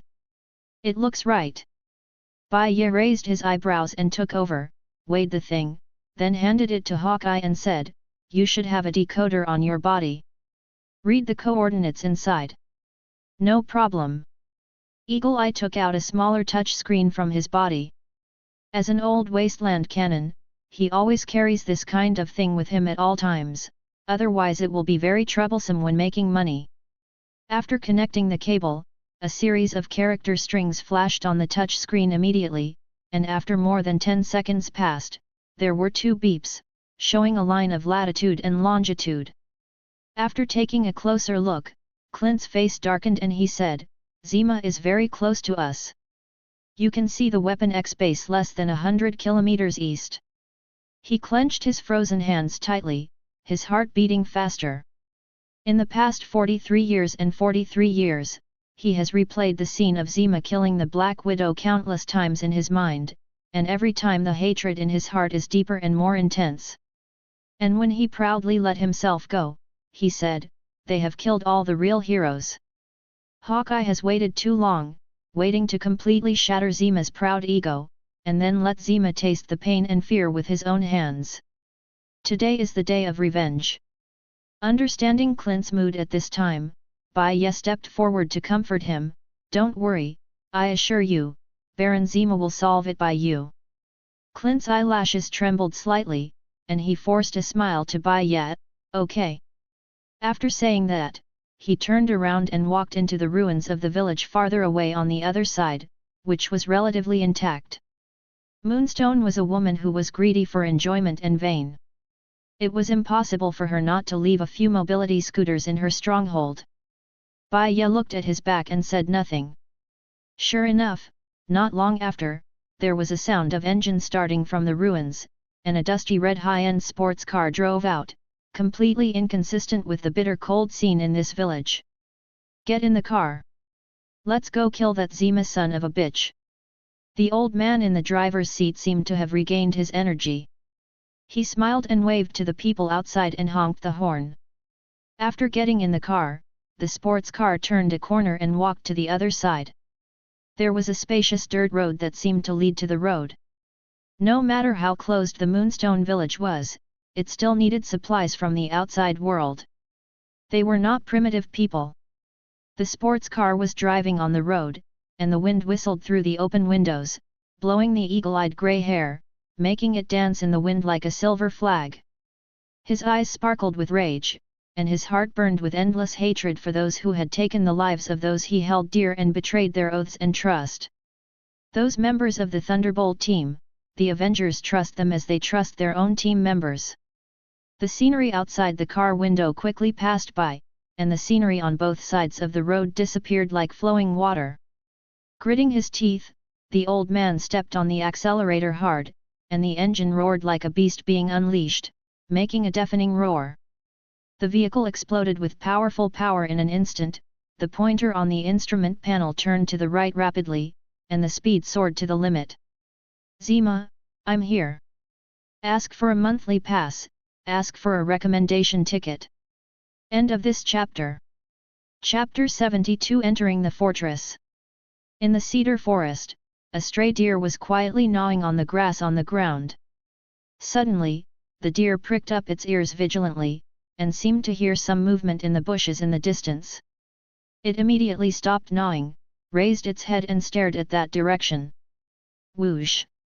A sharp arrow shot out of the bushes as fast as the wind and penetrated the deer's head. The deer immediately lost its balance, its neck bent, and its limbs fell stiffly on the snow. After pulling away the branches and leaves and walking out, patting the fallen snow on his body twice, Bai Ye curled his lips and looked at the bushes behind him and said, I didn't expect you to still have the heart to hunt. Look for the feel first, and I don't want to shoot sideways when I'm going to kill Zima. Hawkeye muttered in his mouth as he grabbed the bow and arrow and walked out of the bushes. Behind him, Wanda and Frank also filed out. Pulling out the arrow stuck in the deer's head and retracting the quiver, Clint glanced at the touch screen and pointed forward. Less than a few kilometers ahead is the X-weapon factory. Bai Ye touched the pistol on his waist, looked at Frank and said, Wanda, Clint, let's go together. Frank, you stay behind to set up the signal jammer, and be careful of anyone escaping. Don't let Zima's news reach the Red Skull. The Punisher nodded, silently carried the big bag and went to do his work. The other three people soon came to a relatively low snow slope. In the open space 100 meters below the slope was a huge silver metal factory. Several radars were slowly rotating on the roof. The factory's defense didn't look too tight from the outside. There were no machine gun positions or armored vehicles. There were only 2 Hydra soldiers in coats standing at the gate. How long until the shift is over? I'm almost bored to death. I've been watching the snow scene here all day. One of the younger soldiers yawned and looked listlessly at the other soldier beside him. The other soldier was obviously older and had a trimmed beard. He turned his head with some dissatisfaction when he heard these words, Shut up Jenkins, if an enemy comes, I don't know why you are so lazy like you dead. Pull it down, let's keep the gate here for at least 6 years. Have you ever seen an enemy attack? There is nothing but snow in this broken place. The Hydra soldier named Jenkins clearly scorned his colleague's remarks and shook his head in disdain. Another soldier was about to say something else when he suddenly raised his hand and held down the headset, frowning and saying, What? Yes. Yes, yes, I understand. After letting go of his hand, he looked at Jenkins, I'm about to raise the door, and it said that the external signal was lost. I don't know if it was because of the blizzard last night. The maintenance personnel will come out. Hearing those words, Jenkins seemed a little helpless. He rolled his eyes, as if he was already used to such a situation. Again? I remember that I fixed it last month. Despite this, he still reached out and pressed the button. Turning the switch next to him, the door began to slowly rise. Boom! A bullet pierced the soldier's head mercilessly, and blood and brains gushed out almost at the instant the gunshot sounded. The victimized soldier didn't have time to make any sound, his expression was still frozen in lazy complaints, his body fell backwards uncontrollably, and finally fell heavily on the ground. The blood spattered on the face of another soldier, catching him off guard, but he didn't bother to wipe it away. He held the gun in his hand tremblingly and looked around for traces of the enemy with wide eyes. Who? Boom! There was another gunshot, and the Hydra soldier fell into a pool of blood along with his colleagues. Bai Ye walked out from the side corner holding the pistol with the muzzle still smoking slightly, kicked the body on the ground, and when he saw no reaction, he raised his hand and pointed to the roof and said, "Blow up all the radars and antennas above. We rush in directly from the main entrance." As soon as the words fell, a few arrows flew out from under the eaves, then turned around 180 degrees and rushed to the roof, causing a series of explosions. "These are the last few smart arrows I have. I have kept them from that time until now." Hawkeye, who followed him from the corner, felt a little pain. No one in the wasteland could imitate this thing. "Use a little less." Wanda was behind Hawkeye and saw that both of them were following. Bai Ye did not reply directly, but gently pressed his hand on the wall of the factory and touched it. Its material was not an ordinary building material, it was very strong. Bang! The metal gate has been fully raised, but it is dark inside, and it seems that all lighting facilities have been turned off. Looking at the spacious corridor where there was an ambush at first sight, Bai Ye shrugged and walked in. Since the Red Skull dared to leave Zima alone in this place to develop the super soldier serum, he would never give Zima a powerful armed force. Although both of them can be regarded as authentic blood of the Third Reich, the heads of Hydra often get tangled together, fight and bite each other. Now the only people Baron Zima can use are Avalanche, a mutant who can use shock waves, and a large group of Hydra soldiers. According to the original plot, these people were killed by two aged Hawkeyes with bows and arrows. War. Walking into the dark interior of the factory, Clint took out a lighting arrow and held it in his hand as a flashlight. If necessary, he also had arrows that could be used as tableware, which was very convenient. This passage is very spacious, even a military truck was parked at the gate just now, and several people can walk side by side at the same time. After walking hundreds of steps, Bai Ye pricked up his ears, and there seemed to be some rustling noise at the corner ahead. "Wanda, use telekinesis barrier." He exchanged glances with Wanda, walked in front of the old archer, and kept him behind. As they turned the corner, a searchlight suddenly lit up in front of them, and the intense light blinded people. "Long live the Hydra!"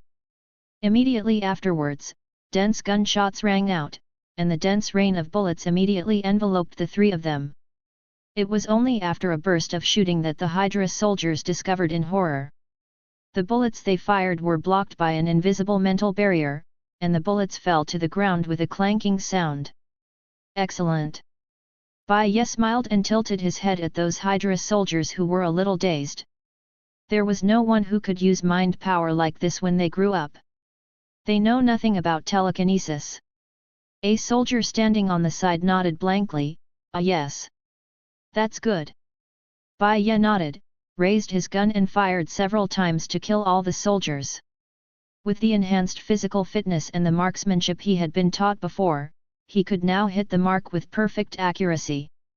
Looking at the bloody corpses on the ground, they were about to move on, but they only heard a loud roar from a distance, and there was a slight fluctuation in the air and the ground. "I thought all the Avengers were dead decades ago." End of this chapter. Chapter 73 Death of Schwebeng. Looking at the tall man wearing a silver metal helmet walking out in front of him, Bai Ye narrowed his eyes slightly, recalling the information about this guy in his heart. Avalanche, formerly a member of the Brotherhood of Mutants, now serves Baron Zima. His real name was Dominique Szilard Arnold Petros. Compared to his name, which was as long as the old lady's foot wrap, his ability was very simple. Avalanche could release some kind of shock wave from his hand, which was strong enough to cause an earthquake. But it doesn't seem to be that powerful when hitting people. In the 616 universe, he retained his mutant abilities after the M. Royal incident, but was captured and transformed by the Red Skull not long after, using him for a short period of time and then executing him. Since the Twilight Wolf universe where he and others lived was very early in the past and had never experienced the M. Royal family, Schwebeng was very lucky to survive, and he even got a half job in the past few decades. Besides, this guy is basically the most powerful combat force in X-Weapon Factory. Avengers. I don't know where you guys came from. But I know how you got here. Xuebeng squinted at the three of Bai Ye and said, he raised his hands to his chest, and a khaki distorted wave attached to it. The defense here is vulnerable, and the management is chaotic. If Red Skull asks me to be the leader of this place, I will do better than Zima. With a roar, Xuebeng waved his big hand forward, and the shock wave wrapped around his hand rushed forward, pointing directly at Bai Ye. Kill these intruders, and find a chance to make a small report to President Skeleton next time, and cry about Baron Zima's unfavorable situation. He thinks he will be able to take charge of this place in the near future, he thought happily. Boom! The shock wave approached quickly, and finally slammed into the front of the three people, making a deafening noise, and cracks even appeared on the surrounding walls and floors. It's just that the picture of flying flesh and blood in Xuebeng's imagination did not appear. The energy he emitted was blocked by another stronger and stronger red energy, and finally completely cancelled out. This. Xuebeng blinked and took half a step back. He realized that something seemed wrong. He was on his way when the Hydra soldiers were shooting just now, completely unaware that the woman next to Bai Ye in front of him was the Scarlet Witch, and that she blocked the bullet with her thoughts. Wanda had already put on civilian clothes in Hammerfell. She didn't look like a superhero at all.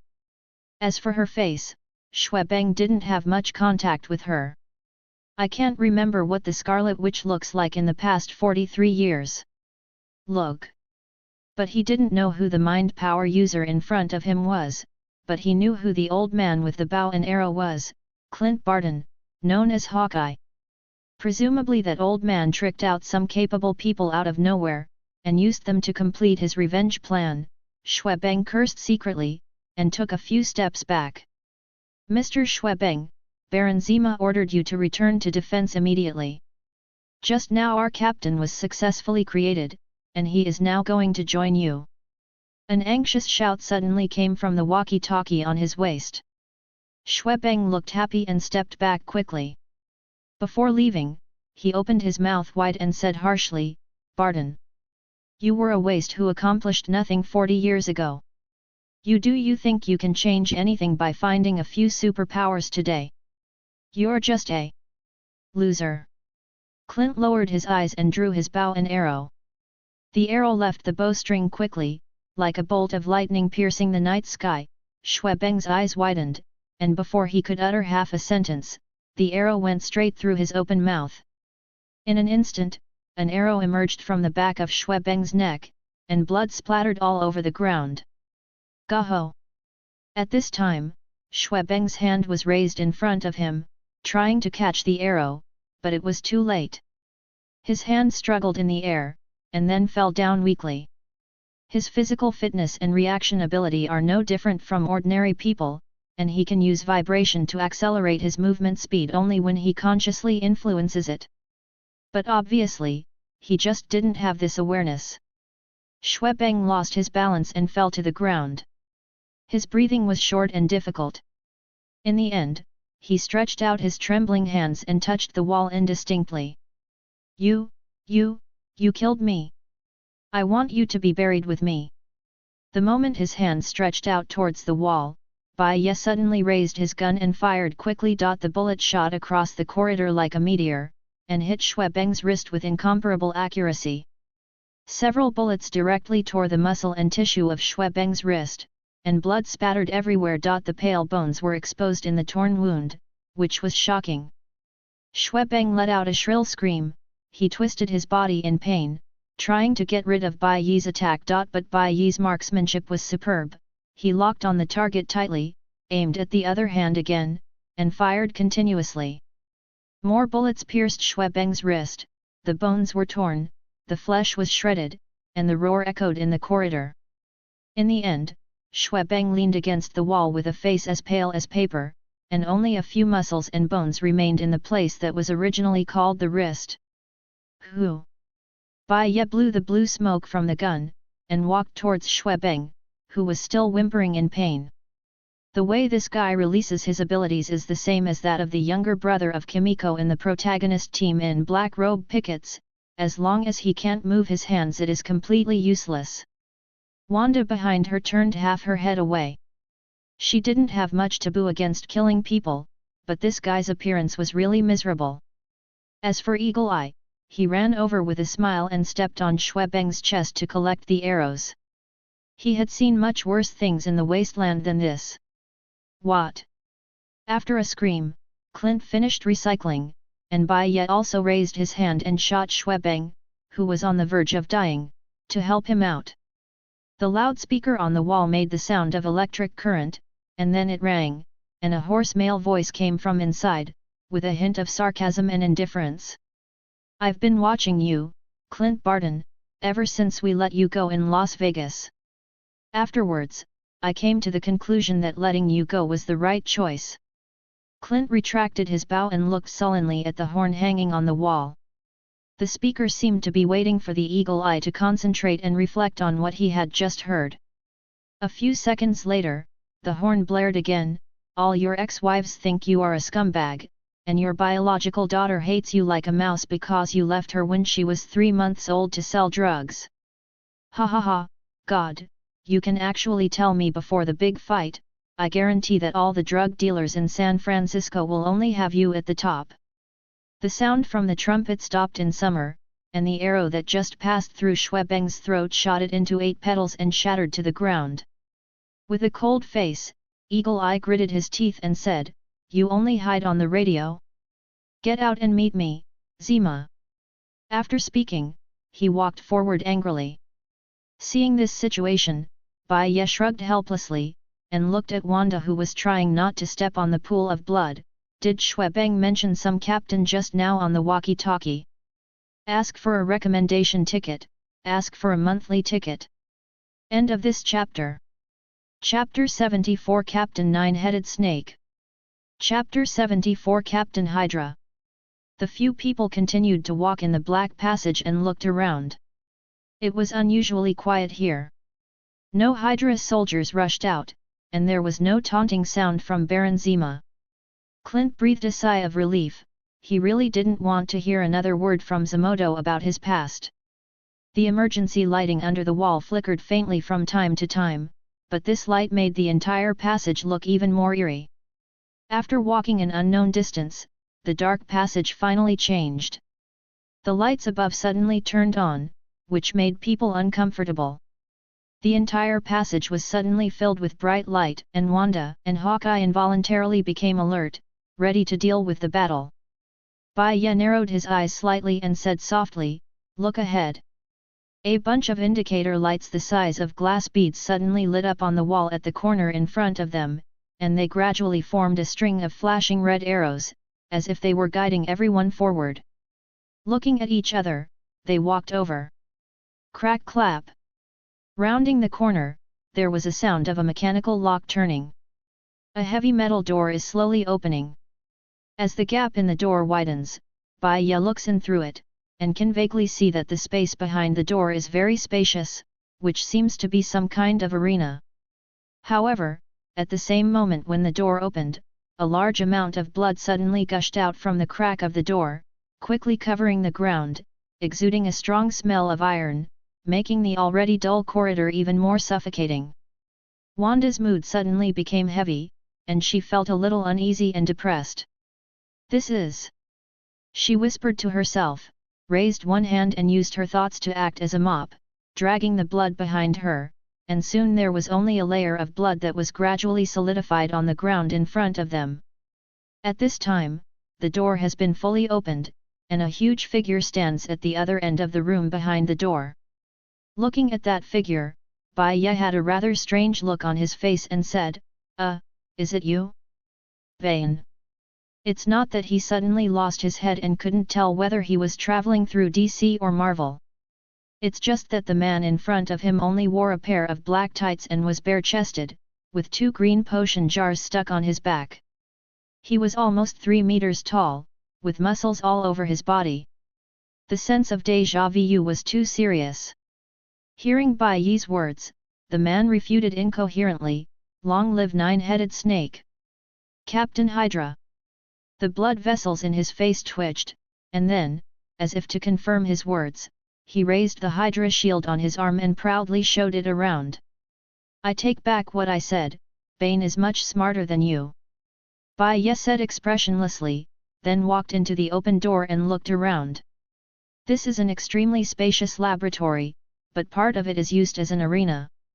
In the corner, you can still see the experimental equipment in operation. Looking up, there are several experimenters in white coats observing.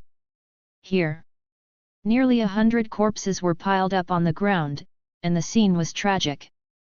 Among them, only a dozen or so corpses seemed to have been killed by people. The other corpses died in strange shapes. Most of their heads were covered with swollen sarcoma, and pus was constantly oozing from the cracked skin surface. The worst one looked like a piece of melted ice sculpture. The upper body was almost intact, but starting from the waist, it melted into blood and flowed all over the ground. This is exactly what it looks like after gene collapse in various weird laboratories. Bai Ye looked at these disgusting things and marveled. Looking at the appearance of those corpses, it probably won't take more than half an hour. I'm afraid that these poor people were injected with experimental medicine urgently after his group entered the X-weapon factory. A blue holographic projection suddenly appeared in the center of the venue, attracting everyone's attention. As the projection gradually solidified, a man wearing a purple mask appeared. It was Baron Zima. The moment Clint saw him, he was furious and raised the bow and arrow in his hand. The projection of Baron Zima stood quietly in the venue. He was wearing a gorgeous fur coat and slowly looked towards Bai Ye. His face was covered by a mask, making his expression unclear. I have never met you. Are you one of the countless people who want to be a hero over the years? I have to admit, you are doing much better than those people who don't know their last names when they put on a tight suit. And you, Barton? Zima in the holographic image lost interest in Bai Ye, looked at the gloomy old archer on the other side and said, I've never looked at you, you've always been a clown in a circus. Clint's face became even uglier, but he didn't say anything. Because he actually worked in the circus in his early years. In the end, he looked at Wanda, and finally there was some change in his indifferent tone. He asked in confusion, Are you Maximov's descendant? Sorry, I can't remember what she looks like. Before Wanda could answer, the holographic image suddenly disappeared, and Zima's voice came from all directions, Enough gossip, my captain, kill them. The Hydra captain roared and rushed towards Bai Ye, who was closest to him without hesitation. His muscles were tensed like an angry lion, trying to tear Bai Ye into pieces. But Bai Ye just dodged and nimbly dodged the attack, causing him to miss and hit the ground. Whoosh! The arrow was fired at the Hydra captain, but the sharp arrow only left tiny traces of blood on his skin.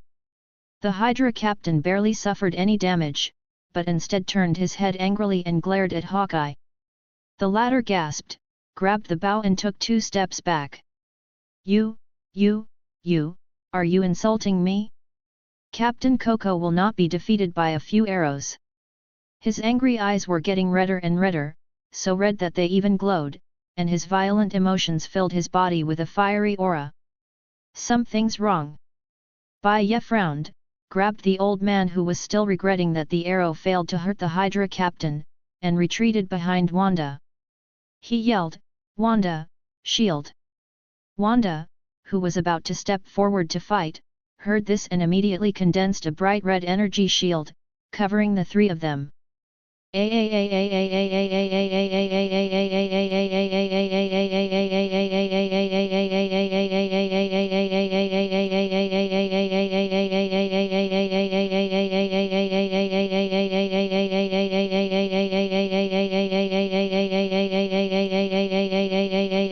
The bright red lasers shot out of his eyes, hitting Wanda's shield directly.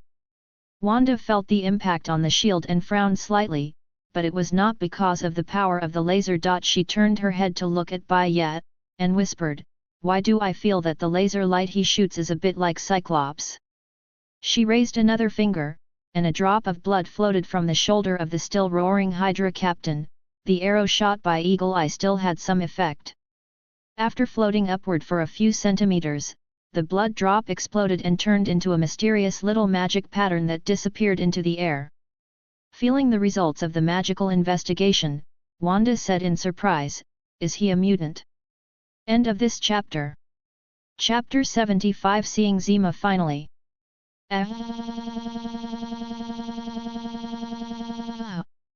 The Hydra captain was still howling and shooting red lasers, but his tone had begun to change and gradually turned into some kind of terrifying scream. His eyes changed during the process of firing the laser, and the lens began to melt and flow out of the eye socket. As he screamed, the power of the red laser gradually weakened. His body began to shake unsteadily, apparently unable to fully control this force. The blood and tissue gushing out of his eyes gradually stained his face red. "I'm afraid not, or not entirely." Looking at the Hydra captain who looked increasingly miserable in front of him, Bai Ye raised his chin and said. His eyes then locked on the two tubes on the Hydra captain's back, which made him look like Brokeback Bane. "But I'm afraid it's not Titan venom, but mutant growth hormone." Bai Ye touched his chin and added. He didn't expect Zima to have such a good thing in his hand. The history of this thing can be traced back to the 60s. At that time, Professor McCoy, also known as the Beast of the X-Men, looked just like ordinary people. At that time, he was working in a company in Long Island, New York, responsible for isolating mutant genes.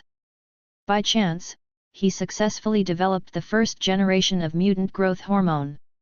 In order to prevent it from being taken away by evil forces, he kept it secret.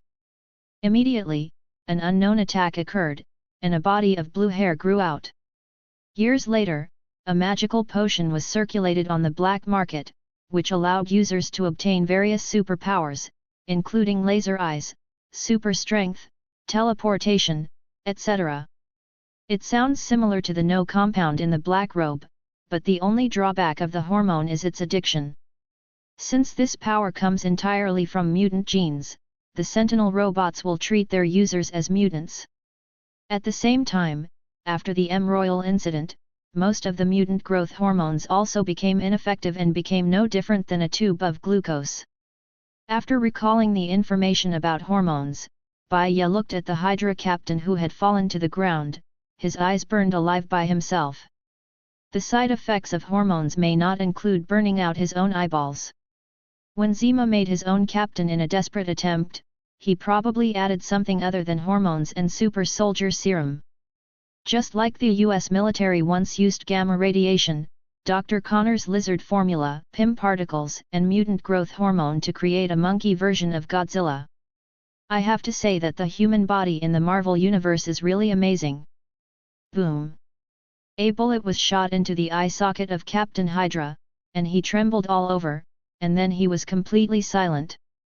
Bai Ye put away his gun, looked at the experimental staff scattered high above, and strode over, followed by Clint and Wanda. For Kutu!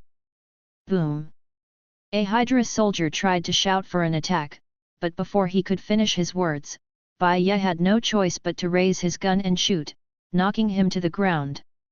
Are you repeaters? You can only say this sentence. Cut off a head and grow. Bang bang bang bang bang. I was wrong, I shouldn't have asked. Bai Ye raised his gun and fired again with a blank expression, this time all but the first bullet hit the number 2 soldier's lower body. I surrender. The last Hydra soldier looked at the 2 fallen companions beside him. He dropped the gun in his hand without hesitation, raised his hands above his head and shouted. Going forward, Bai Ye picked up the gun thrown away by the Hydra soldier, squeezed it into pieces with a smile and threw it away, then looked at the last Hydra soldier, "Where is Baron Zima?" The soldier looked at the scrap metal on the ground as if it were his own brain, and replied tremblingly, "He is in the underground base. In the central control room." "Very good, take us there." Bai Ye nodded in satisfaction, pushed him in front of her, and then pointed a gun at the back of his head. This guide was very conscientious, and led the 3 of them to the central control room as quickly as possible. Occasionally, sporadic soldiers jumped out along the way, but they were all dealt with one by one. Walking to the door of the control room, the soldier looked at Bai Ye nervously as he looked at the closed door, his throat moving. I don't kill those who surrender. Bai Ye's voice was calm, and he moved 2 steps to the side, keeping a distance from the Hydra soldiers. Oh my god, thank you, I swear I will do a good job when I get out of here. When the Hydra soldiers saw Bai Ye didn't take action, they immediately breathed a sigh of relief and smiled happily. Whoosh! An arrow suddenly penetrated the head of the Hydra soldier, and blood and brains spurted out. His body fell weakly, and there was no more movement. It was the fatal blow from Eagle Eye. The Hydra soldier's face was still frozen with the smile of the rest of his life. He seemed to have lost his vitality before he could understand what happened. Wanda turned to look at Hawkeye, with a hint of speechlessness in her eyes. Hawkeye retracted his longbow and said expressionlessly, he is a member of Hydra. Stepping over the corpse, several people were about to open the door and walk in, but suddenly they heard a shout from next to them, wait! Are you the Avengers? Turning his head to look, he saw a middle-aged scientist with a bald head and glasses rushing over with a box in his arms. Glancing at each other, Bai Ye immediately said, you can think so. The scientist gasped, wiped the sweat from his forehead with his hand, and said urgently, I am a scientist in this laboratory. I know Hydra's plan, but I don't want to help them. I put all the important things in this box, and I need you to help my team escape from here. You can't go. After hearing this, Bai Ye immediately stretched out a hand to stop him. What a joke! How could the scientific team that could develop the super soldier serum let them go? It was such a waste. What's more, it won't be so dangerous here soon. What? Hearing Bai Ye's words, the extremely smart scientist was obviously at a loss. He had grown up in the wasteland, and his father who had experienced the fall of the sun kept telling him that the Avengers were the greatest heroes in the world. Kindness, justice, and bravery are their inherent qualities. How could they refuse help now when they meet civilians in need? As if she guessed the doubts in the scientist's mind, Wanda explained gently, we still have something to solve here. She's right, I'm not leaving here until I kill Zima. Hawkeye said as he pressed the button, and the door to the control room slowly opened. It looked very dark inside, and there seemed to be no lights on. Clint drew the bow and arrow, barely saw a figure sitting on the chair in the middle of the room through the light in the corridor, and then aimed at him. The man on the chair remained unmoved in the face of the threat of death. The metal ring holding the purple mask on his forehead was shining brightly. Stand up, Zima! Do you want to sit there and mock me? The angry old man yelled, his grey beard swaying. Ask for a recommendation ticket, ask for a monthly ticket. End of this chapter. Chapter 76. After hearing Eagle Eye's words, there was a sound of a small motor turning, and the figure on the chair slowly drove towards the light. At this time, everyone was able to see the true appearance of Baron Zima up close, which surprised them slightly. This is impossible! Clint shouted, almost panicking. Unlike the strutting and high-spirited figure in the holographic projection, Zima in front of him was paralyzed in a wheelchair with his neck completely crooked. A breathing tube was inserted into his mouth through the lower part of the purple mask, pointing directly at the bronchi.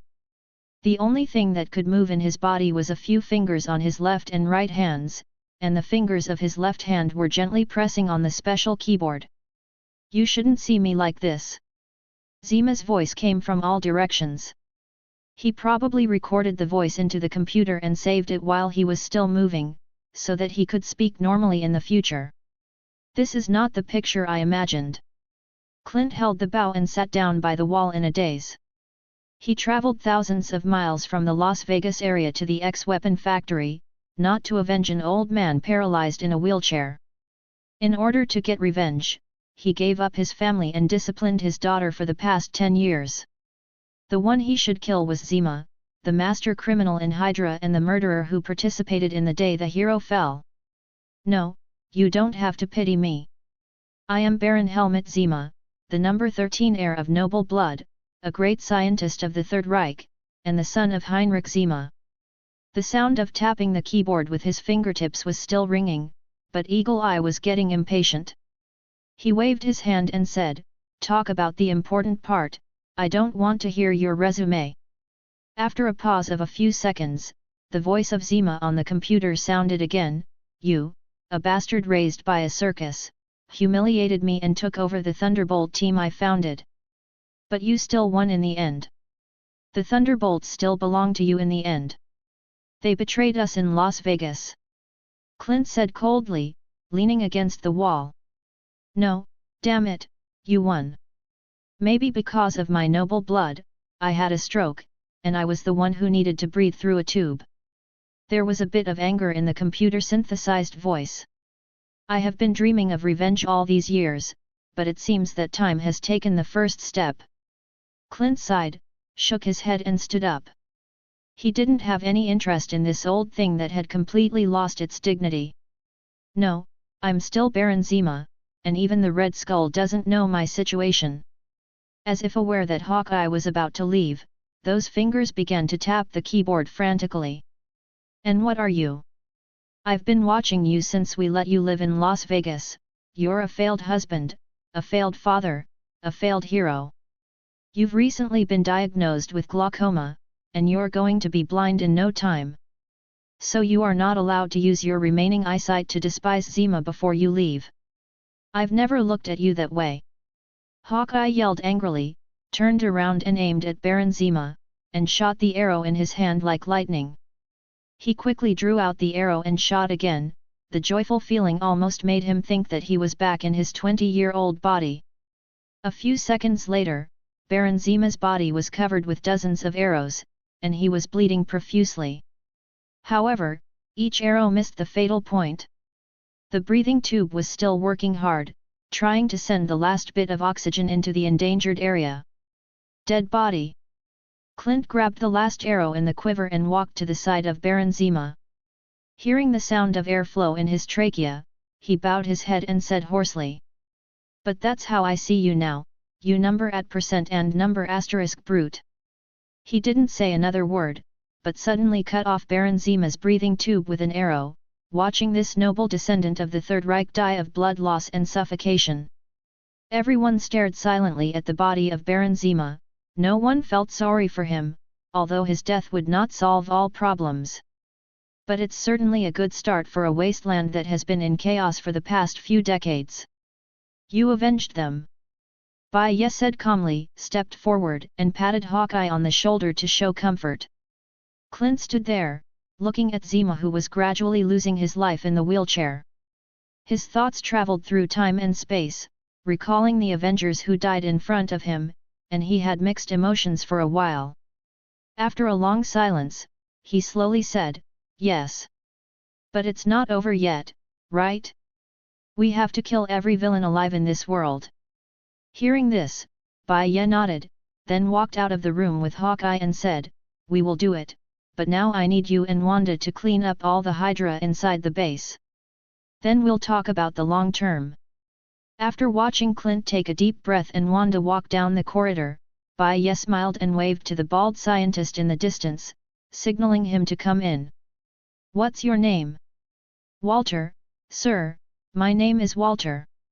After hearing the question, the scientist quickly replied that he walked into the control room with the box in his arms, and jumped a few steps to prevent himself from stepping on Zima's blood. "Walter." Bai Ye looked a little weird when he heard the bald scientist wearing transparent glasses reported his name.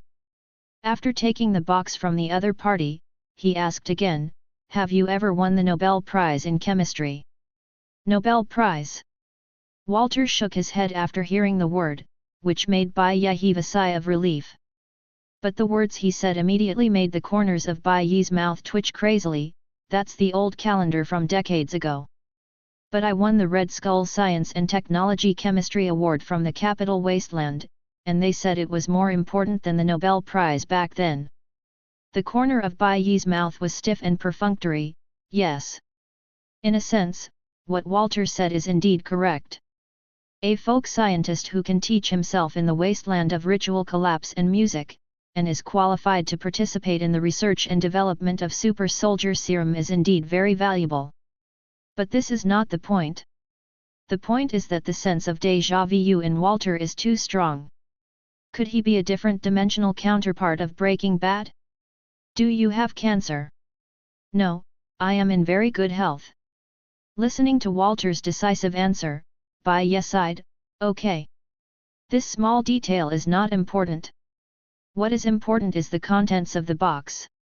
He placed it on the countertop and gently opened the buckle. Inside lay 99 tubes of green medicine quietly. This is it. He looked at Walter, who was quite proud of his product. The latter raised his head confidently, his big bald head looked a little dazzling under the light, and proudly said, "The semi-finished product of the super soldier serum." End of this chapter. Chapter 77 Research and Development of Serum. Semi-finished product. Bai Ye picked up a bottle of medicine and shook it slightly, looking at the slightly viscous liquid inside and asked. "That's right, when you came here today," Zima Walter said, looking at the corpse in the wheelchair, and continued, "We asked us to immediately inject all the experimental subjects with possible completion formulas. He said that this is a proof for the Red Skull. A great opportunity for your own abilities. But only one of these subjects survived the first round of injections, and was also on the verge of genetic collapse, so we injected him with different mutant growth hormones to prolong his survival." Speaking of this, Walter pointed to the outside again, "It's the Hydra captain you just killed." After listening to the explanation of the scientist in front of him, Bai Ye fell silent. This is not what he expected. After all, in the original book, the success rate of using the super soldier serum produced by Zima in the wasteland for 45 years is only 3%, and the survival rate is even lower. This kind of lucky serum has too many requirements for the number of subjects, and the people with lofty ideals that I can find at hand can't be wasted like this. It's even more impossible to find wastelanders with no moral bottom line and turn them into super soldiers. Seeing Bai Ye's silence, Walter thought he was dissatisfied, and quickly continued to explain, "Actually, my team's ability is not limited to this, but there is really a lack of samples." "Oh." Bai Ye's eyes lit up and said, "Go on." "Well, how it was before, I don't know, but in all the years I've been on the job, we've never had a healthy or live blood sample for breakdown testing. The Red Skull sent to Factory X are either irradiated samples, or guys whose blood vessels are full of chemicals, and some are simply extracted from dead people. If there is a sample that has not been irradiated and injected with special chemical reagents, I believe that in half a year. No. We can create real serum within a few months." Walter said confidently that they have rich experience in making serums. After pondering for a moment, Bai Ye raised his head and said, "Let's go to the laboratory." In the original plot, Walter is a scientist who still has a conscience and worships the Avengers when he urinates, so he can be trusted. The two walked out of the control room, stepped over the corpses of Hydra soldiers scattered on the ground, and soon came to another laboratory, where there were still many figures in white coats walking around. Those people were startled when they saw Bai Ye, who was wearing a weapon and his trouser legs were still stained with blood, and immediately became a mess. They thought Hydra sent someone to silence them. Seeing this, Walter hurried forward to appease the somewhat frightened crowd. "Everyone, calm down, he is a member of the Avengers, and he is here to help us. And Zima is dead, and the rest of the Avengers are clearing out the remaining Hydra soldiers inside the Weapon X factory." The crowd was silent, and then burst into warm cheers. The scientists jumped happily, hugging each other, and their excitement was uncontrollable. They didn't do it voluntarily to develop the serum for Hydra, and Zima threatened their lives and their families' lives to force them to work. After half a minute, these people managed to calm down. One of the elders stepped out and asked Bai Ye tentatively, "Are you really a member of the Avengers? Didn't they all die 40 years ago?" "Exactly, the other news is too ill-informed, the Avengers are not dead." Bai Ye shook his head and replied. Another person asked, will the Red Skull know about this? If he finds out, he will send people to destroy us. Hearing this, the crowd who had just calmed down suddenly became restless again. He won't know. Before entering here, we have already destroyed the communication facilities and placed signal shielding devices. The scientists whispered to each other for a while, and the elder finally asked the question that everyone was most concerned about, causing a group of people to look at Bai Ye, expecting his answer. Will you let us get out of here and see our families? Bai Ye stroked his chin, thought for a while and said, no, at least not now. Okay. Before those people could react, he raised his hand and slapped his hands. The interview session is over, I need you to take a break now, and then prepare for a new round of serum research and development. As he said that, he asked for a blood collection device from Walter, inserted the needle into his blood vessel, and a tube of bright red blood was sucked into the blood collection device, and its color was particularly bright under the light. After the collection was completed, Bai Ye turned around and walked towards the experiment table, put the blood collection device on it, looked at the people present and said, I will not force you to carry out research and development like Hydra, nor will I threaten your life. But as long as the serum is not developed, the Avengers will not be able to defeat those villains, and you will live in the shadow of the Red Skull. That way, even if Zima dies, nothing will change for you and your family. I think you should understand this. After finishing speaking, Bai Ye looked at the faces of the scientists looking at each other, nodded to Walter, and then walked out of the laboratory. Run out of the factory and run around in the ice and snow for a few days, and then be found and executed by Hydra, or make serum under the supervision of the Avengers in order to save this wasteland. These scientists are smart people, and they will not fail to understand this truth. Wait. Walter chased him out and held Bai Ye back. It's hard to say, but with clean samples, we still need some human experiments. Speaking of this, the bald scientist was a little speechless. Bai Ye raised his eyebrows and gestured to him to continue talking. Most of the dead subjects were innocent civilians captured by Zima and the others. Avalanche and Zima forced me to do this before. Now I don't want to and can't use innocent people to do experiments anymore.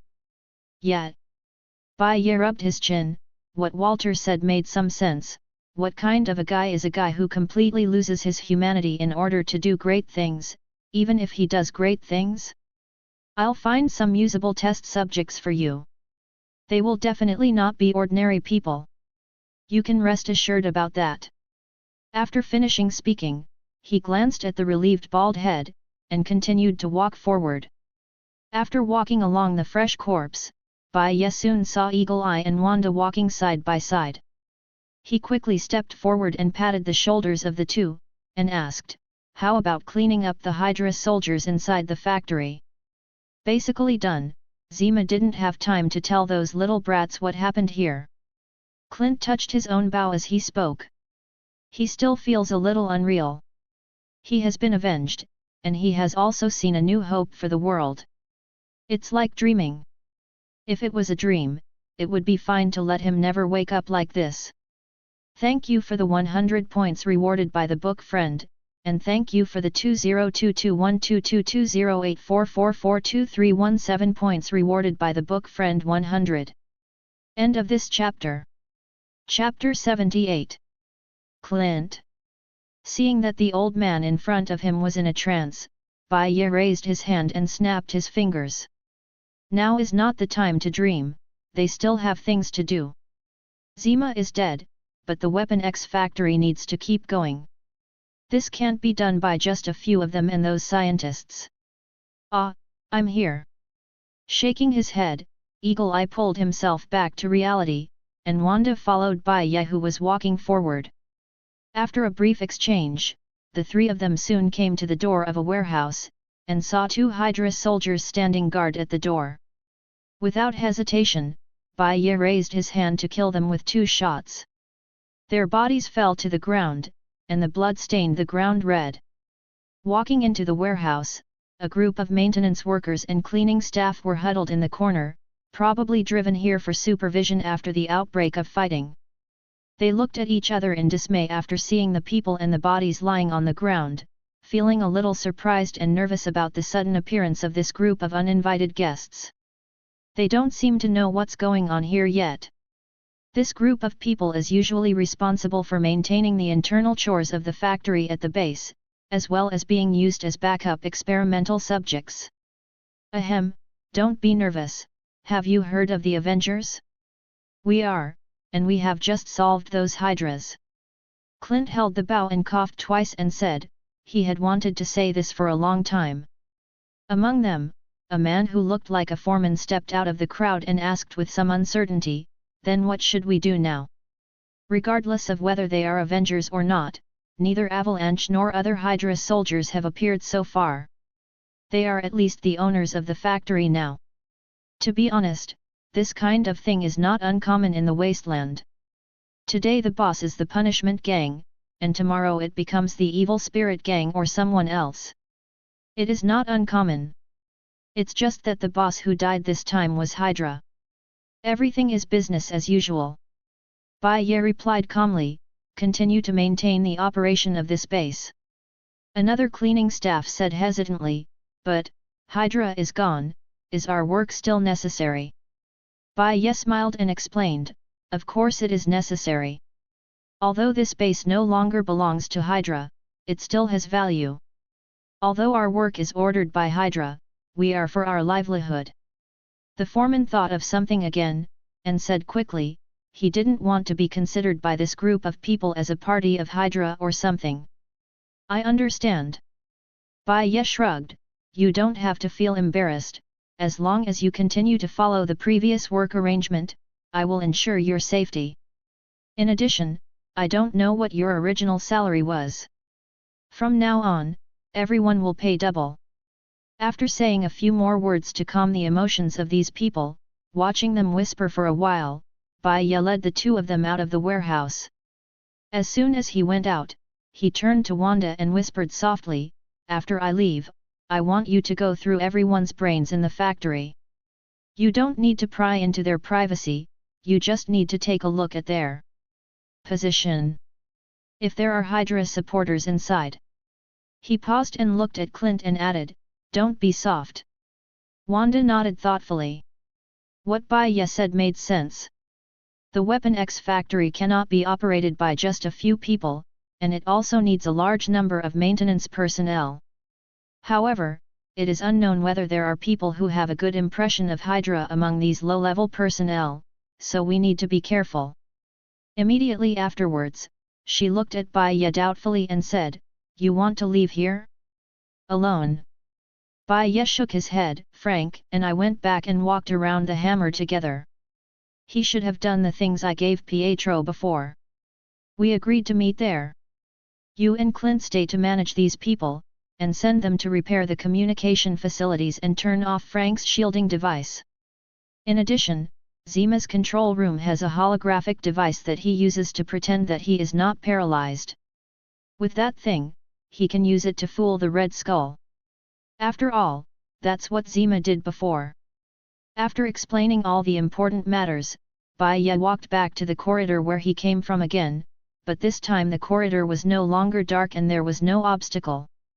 Ignoring the gradually cold and blood-clotting corpses along the way, he walked out of the factory gate, seeing a world of ice and snow in front of him. Looking around, without the Hydra, this huge factory area looks extraordinarily peaceful, the snowflakes are falling quietly, and the distant mountains look particularly sublime under the cover of ice and snow. Bai Ye moved his shoulders and walked briskly into the distant woods. He cleared his throat, and then called out, Frank! His voice echoed everywhere, and the silence of the winter day was broken by his shout, but the woods seemed still and still. After a slight rubbing sound, a tall figure came out from the depths of the woods. It was Frank. He was wearing a heavy leather jacket, holding a rifle in his hand and carrying a large black bag on his back. Is it done inside? The Punisher said, with a white puff of air floating from his mouth. The temperature here is a bit cold even for him wearing a coat, no wonder the X-Weapon factory was chosen here in the first place. Normal people will not find it here no matter what season it is. Bai Ye nodded, and walked the way he had come. During the time they entered the factory, the original footprints had been buried by ice and snow. But after being injected with the serum, his memory has also been doubled, and he can tell the way just based on the growth and location of those trees. Zima is dead, the factory is now completely under our control, and the two of them stay. Then what should we do now? Aren't we going to form an army? Frank twisted his neck. He just squatted on the tallest tree like a monkey, looking around. As a result, he watched the snow scene here for a long time, and it was really itchy to not be able to go in and kill a hydra or something. The production of super soldier serum is still short of materials, we have to go to the wasteland to find someone to buy it. Bai Ye sniffled and said, the snow under his feet made a crunching sound. Wanda can solve problems that Clint can't solve, and Clint can kill people that Wanda can't bear to kill. With the two of them, there will be no problem. But before that, let's go to Hammerfell. After listening to Bai Ye's words, Frank just nodded silently. He has always been a man of few words, perhaps because he has always thought of himself as a soldier, and the duty of a soldier is to carry out the task, and there is no need for words. The two of them just drifted away in the snow, gradually leaving the factory behind, turning into a tiny black dot in the snow. Thanks to book friend XYZ Xiao for the reward of 100 coins. End of this chapter. Chapter 79. The engine of the red off-road vehicle roared across the street, galloping past against the wind, and there was a spider web stripe on each side of the hood, attracting passers-by's frequent glances. In the end, the off-road vehicle slowly stopped in front of an auto repair shop, and the door opened to let the two expressionless people below. I've heard this engine sound 800 times, Clint, you. Hawkeye's ex-wife Tanya was wearing work clothes, holding a rag to wipe the oil on her hands, and said as she walked out of the garage. Just walking to the garage, the only people who got on and off the familiar off-road vehicle were the people who went out with him before. Reminiscent of Clint's farewell appearance before leaving, combined with the heavy expressions of the two in front of her, she understood what happened within a few seconds. No. Tanya let out a cry of despair, her vision blurred and her surroundings became distorted. Ultron 8 heard Tanya's call and immediately reacted. It rushed out of the garage and held her firmly with both arms to prevent her from knocking her head. Tanya, how are you? Ultron 8 asked anxiously, worry and concern in the electronic voice. Although its various scanning instruments indicated that the life of the woman in front of it was not in danger, its human nature module was urging it to say greetings. Tanya's consciousness is still chaotic, but she can feel someone calling her name by her side. She struggles to open her eyes, and sees a mechanical head in her blurred vision. While wiping her tears, she said out of breath, "Why are you so stupid? You still go to take revenge when you are old, now it's all right, you died outside without even getting a body back." After choking a few times, she could no longer control her emotions, and she cried sincerely,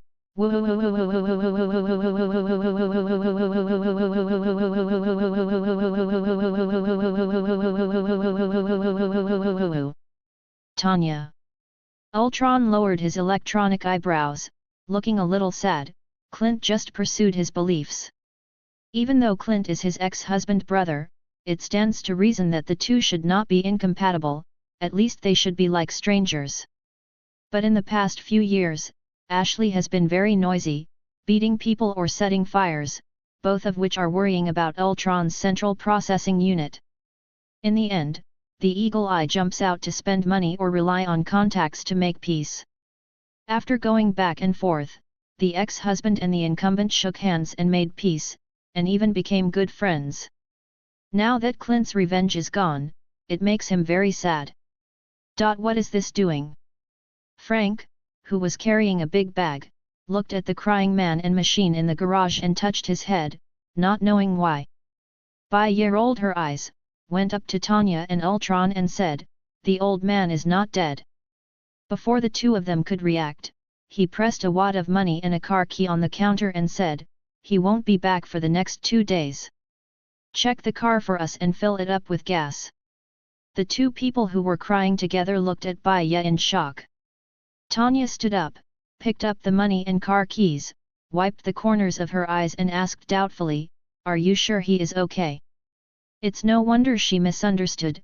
Clint is usually very fond of this one spider car baby, and spends more time with him than with his daughter. It was the first time today that I saw people and cars separated, and I was really nervous. Ah! Bai Ye hummed, then walked to the door of the hotel opposite the auto repair shop, and looked up at the window of the third room on the second floor. Suddenly, a gust of wind blew by, causing his clothes to flutter slightly. He lowered his head and found that there was a piece of paper in his hand. Spread out the note, with 2 simple words written on it, "Yes." He smiled and walked into the hotel with Frank through the door, ignoring the front desk aunt who was reading the newspaper, and she didn't seem interested in them either. The two walked past the front desk and headed straight for the stairs. Bai Ye stopped in front of the door of the third room, did not knock on the door, but turned the handle directly, and the door opened with a click. The first time the door opened, I saw a silver-haired man leaning against the wall, twisting the Rubik's Cube in his hand. Surprisingly, the Rubik's Cube was turned into a blurry afterimage in his hand. The man raised his head, first smiled at the two people at the door, and then began to complain. "The place you're talking about is too remote, do you know? What is the Himalayas area? And the Wall of Chastity Monastery? My God!" Petro's complaints behind were automatically filtered out by Bai Ye, and he turned his head to look at an old man in a brown cassock who was sitting by the bed with his back to the door. "Stick, old man?" Bai Ye asked tentatively. The old man turned around slowly. He was wearing a pair of red blind glasses. He was obviously a blind man. He suddenly laughed. "You don't have to be so blind, Bai Ye. Just call me Matt." When he smiled, the wrinkles on his face became more obvious, but the kindness and warmth in his smile made people feel reassured. "This is Matt Murdoch, the Hell's Kitchen lawyer who survived Hero Fall 43 years ago and Bullseye 39 years ago. Of course, what more people are familiar with is his other identity and name, Daredevil. I have already talked with Quicksilver, and he told me a lot of things, including how you escaped from another universe and your plans to bring order to this universe, so I want to know." As he spoke, his glasses slipped halfway down, and his pair of cloudy and blind eyes looked straight at Bai Ye. "Are you here to save my world, or are you using it as a springboard to go to the next universe?" Hearing this, Bai Ye raised his eyebrows. This was not what he expected, but it was not so surprising when it came from the old man's mouth. "Yes, Stick, not Daredevil." Although Matt still has a Daredevil lining under his cassock, his traces as a hero have become less and less over the past few decades, becoming more like a reclusive monk. Hear about the world. Even though Hawkeye found him in the original plot and wanted Daredevil to come back, Stickman only taught him the ability to listen and argue, hoping that Clint would learn to let go. But did Matt himself really let go? If he really wanted to forget the past, why would he still be wearing the Daredevil suit? The Stickman just figured it out. Even if those villains were killed, they would not be able to save the world with half a foot in the coffin. Bai Ye thought about it, and stroked his chin, but the Stickman came before him. He definitely didn't come to teach him how to let go. If that's the case, he just stayed in the monastery. What Gunsu needs is proof that they and their group have the ability and willingness to change the world. After thinking for a while, Bai Ye glanced at Pietro, then approached the grey-haired old man, looked directly into his eyes and said, "Do you remember Magneto?" End of this chapter. Chapter 80 Magneto. 43 years ago, a man named Max Eisenhart, who used to be named Eric Landshear, teamed up with villains such as the Red Skull to kill almost all superheroes. For the sake of great things, Eric Landshear did not hesitate to kill his beloved daughter with his own hands. After his death, he was divided into several states and became a warlord. People generally prefer to call him by his other famous nickname, Magneto. 50 years in the wasteland, before the story of Twilight Wolf's search for his homeland began, the old and incapable of self-defense Magneto had died at the hands of a fat black man who called himself Jinbing. But from the current point of view, although it is not known whether he is too old to use the mutant ability, he is still alive at this point in time. Of course I remember that he led people to kill less than half of the Avengers. Sitting by the bed, the stick man took out a silver metal blind stick from nowhere and held it in his hand. Matt sighed softly as he stroked the bandage wrapped around the stick for easier grip. The memory of that day will always remain in his heart. The first to be attacked was the Avengers, followed by the X-Men, the Fantastic Four and all other hero organizations. The most powerful heroes, such as Thor and Iron Man, were immediately surrounded and fell. As a relatively unknown street hero, he was not targeted, and he forced his way through street fighting, which he was best at. In the end, he was lucky enough to survive to this day. If Bai Ye hadn't suddenly sent Quicksilver to visit him, he actually planned to stay in the Wall of Chastity Monastery and meditate for the rest of his life. Because he's been doing it for almost 40 years, 3 years since Bullseye dealt him his fatal blow on Falling Day. Come on, let me see what you are capable of. Matt put on his sunglasses, tightened the Daredevil lining tightly, and said slowly. The group quickly drove to Salt Lake City, which is about 600 kilometers away from Hammer Fall, which was once Las Vegas, and it took 7 or 8 hours to drive. But the speed of the modified Spider car is extremely fast, and the ability to fall from the cliff without any damage has greatly shortened the required distance, and it can drive directly to countless cliffs and cliffs as if walking on flat ground. Near the downtown area of Salt Lake City, it was already dusk, and there was a light rain in the sky. The speed of the car gradually slowed down, allowing everyone to observe their surroundings. This place is completely different from Hammerfall, which is like a doomsday scene in the West. Many pre-war buildings have been preserved. Small potholes left by blowing rain. Many of the windows were still lit, and there were still many hurried citizens busy with their work downstairs. There's always something wrong with me, Pietro muttered, staring out at passers-by in the back seat, with Matt beside him. Frank was driving as usual, while Bai Ye sat in the passenger seat. Although Salt Lake City looks a bit like it did before the war, every passerby who passed by dared not look up and look at people with their eyes, and saw that the walking posture was weak, as if they hadn't eaten normal food for a long time. When they heard the roaring sound of the engine of the Spider car, they only dared to glance at it from the corner of their eyes, and then accelerated their pace to leave the street and walk into the alley. This is the land of Magneto. Matt next to him shook his head. Although he has been living in seclusion in the Himalayas, he is still very concerned about the outside world. Including whether the Red Skull still holds power, whether Banner's greenskin thing died in his cave, etc. Naturally, this also includes how Magneto has ruled several states under his control in the past few decades. Even Dr. Doom next door feels that he is a bit cruel. The Spider car weaves among the malnourished passers-by, its tires gently rolling over the dirty streets. The vehicle continued to move forward and turned onto a main road. The streets along the way were still quiet, and there were not many people walking. The atmosphere in the car was a little tense, and everyone kept scanning the surrounding environment, alert to potential dangers.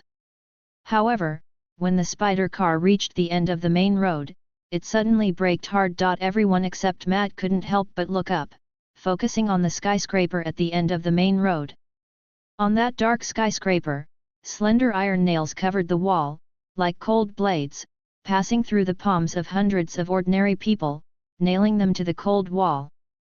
Their expressions were distorted, and their shouts and wails mingled together, resounding throughout the neighborhood, but no one could hear their pleas for relief. Their hands were firmly fixed by nails, but they clung to these painful nails, and their feet stepped on rusty iron poles as the only support. The blood flowed by those innocent people is like a wailing hymn, gradually condensing into drops of crimson blood, rising continuously. In the hazy rainy night, if someone can get close, he can clearly see those blood beads intertwined with some iron filings floating in the air, forming a strange and bloody picture. The big characters on the wall that were originally written in blood gradually lost their color. It seemed that the erosion of the years had made them look a little faded. However, with the blood beads and iron filings smeared on them, these big characters showed a bleak brilliance again. Those repainted bright characters were presented in front of everyone: mutants, the future. It seems that Magneto has indeed gone crazy. Opening the car door, Bai Ye walked out of the car with a frown and said. There were no pedestrians or lights around at this time, and only the top floor of the skyscraper seemed to have a single light on. No wonder that in the future, after Black Gold and killing Magneto, he found a stadium and fed people to the dinosaurs on the lawn every day, and there were still a lot of people supporting him. Without him, Magneto has been too inhumane for decades. In fact, if you think about it a little bit, you can understand why he became like this. In order to let mutants have a place in this world, 43 years ago, he personally killed his daughter and watched his son die before his eyes. As a result, after paying such a high price, after finally fighting for a piece of land for the mutants, the number of mutants has continued to drop sharply, to the point where there are only a few hundred now. The so-called next stage of human evolution boasted by mutants has also become a joke. Part of the movie Wolverine 3 was inspired by this. Combined with the reason for the decrease in the number of mutants in the movie, I am afraid that the Red Skull in this universe added some kind of potion to the water source and food, making the mutants. The birth rate is getting lower and lower. After Bai Ye got out of the car, the Punisher was the first to jump out of the car, holding a gun in his hand. He looked at the pinned people on the skyscrapers, his eyes were burning with anger, and his teeth were chattering. No one is allowed to kill him, let me do it.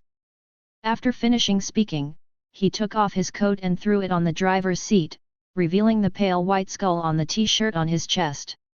End of this chapter. Chapter 81: The Death of Magneto.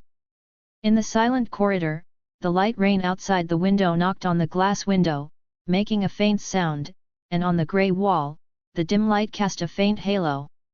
In this dim light, the door at the end of the corridor was ajar, and a faint light shone through it. That's a ward. Under the light, some furniture and beds inside can be vaguely seen, and only the faint ticking of rain can be heard here. The wind gently blows the concealed room open. An old man with silver hair was lying on the hospital bed, his face looked a little old, his hands were calmly pressed on the quilt, and his eyes were closed, as if he was meditating or resting. There is a line of black numbers tattooed on his arm, which looks like some kind of number. There is a purple metal helmet on the bedside table at hand. The old man suddenly opened his eyes, four reflections suddenly appeared in his bloodshot blue eyes. This sudden phantom caused the old man's already busy brain to shut down, and he began to try to understand everything that happened in front of him. Today's hallucination came too early. In the past, these ghosts crawling out of his memory would only come to him when he was about to fall asleep.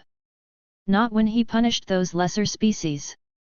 But he calmed down and began to analyze the hallucinations in front of him one by one, as a way to pass the time. The old man with the metal stick on the far left can kill him with just a flick of his finger. There was nothing special about the two people in the middle. The skull seemed familiar, but that familiarity quickly slipped from his thoughts. And the fourth. The old man lying on the hospital bed, when he saw the fourth hallucination person, the familiar face with the same silver hair as himself appeared in front of his eyes were wide open, and he was at a loss for a while. His thoughts began to become confused, as if he was touched by something important. Then, his face twisted and he burst into tears. And the iron nails nailing those poor people outside the building also loosened and fell off. It was difficult for their weak legs to support themselves on the two iron rods, and then they fell. But before their faces made close contact with the ground, everyone showed a relieved smile. Tears welled up in his eyes, and the old man lost control of his uncontrollable emotions.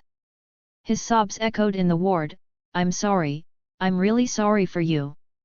The Punisher looked at the old man lying on the bed crying. There was no wave on his face, only indifference. He pulled out the pistol from his waist, the transparent parts on the gun shimmering. He carries a gun and bullets that do not contain any metal materials with him all year round, just for this kind of time. I thought the Magneto I killed shouldn't be a psychopath lying in bed. There was a trace of anger in his eyes were firmly fixed on the old man's forehead, and the muzzle of the gun moved up accordingly. Boom! A gunshot pierced the silence of the ward, and blood covered the white hospital bed. The lights in the room went out, plunging the entire building into darkness, and the rain continued to fall. The four figures appeared on the street a few seconds later. There were still no lights or figures, but there were countless mangled corpses on the ground near the building. And then? Magneto is dead, what next? The old stick man spoke slowly, and after he finished speaking, he slapped his back. He really couldn't stand the toss of Bai Ye in running with people at his age. But rather than the discomfort in his back, he cared more about what Bai Ye wanted to do next.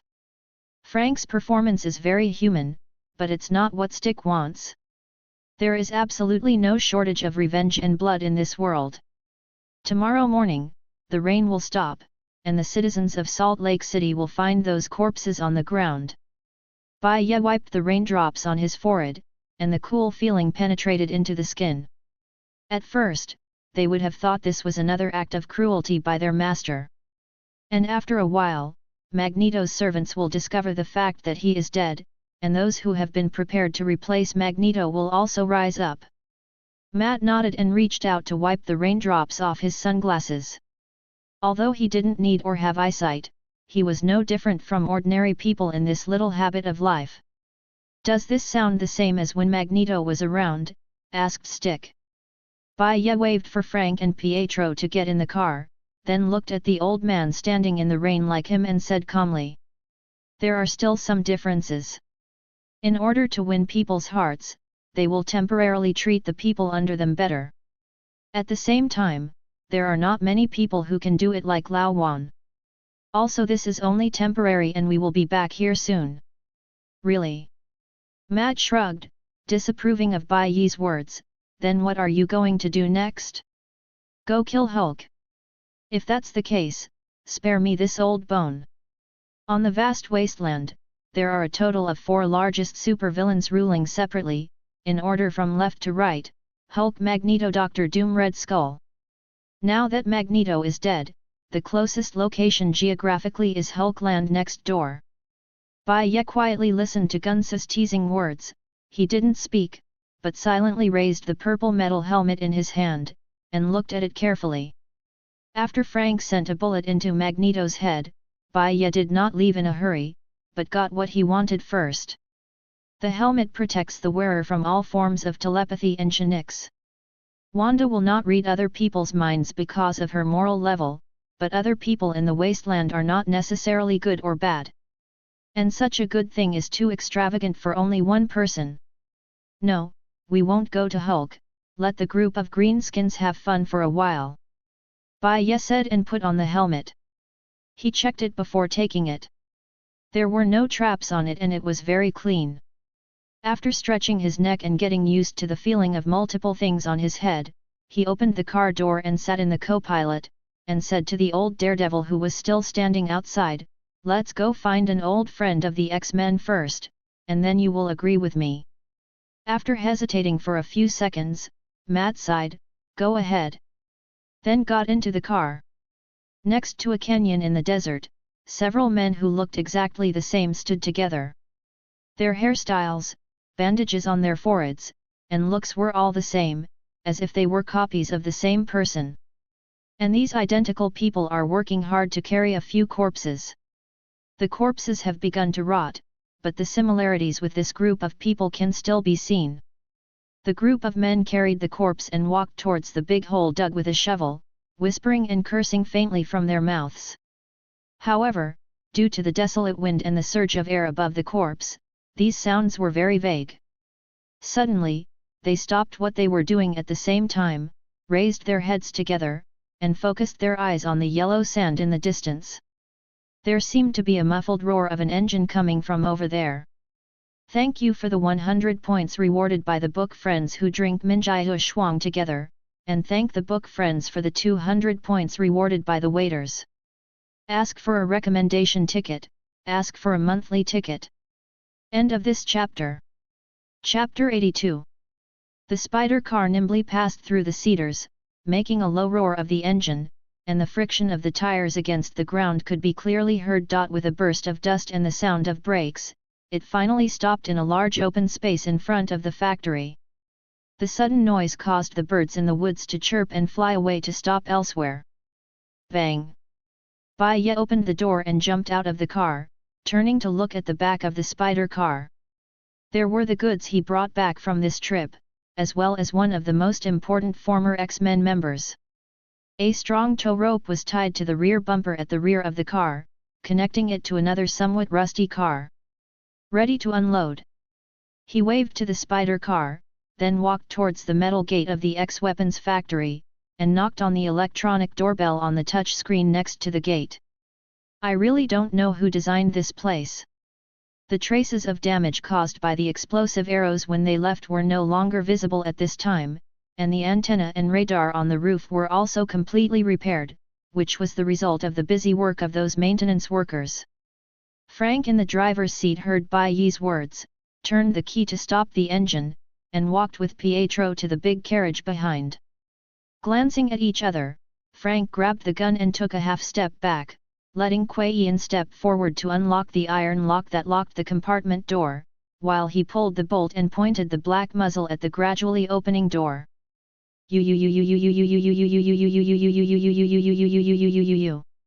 Just as the door opened a crack, a bit of cold wind poured into it, and there were several whining sounds with different tones, which sounded like prayers and anger, but they all sounded like a rag was stuffed in their mouths. Shut up, I'll blow anyone's head off if he fucking groans again. Annoyed by the voice, Frank frowned and scolded.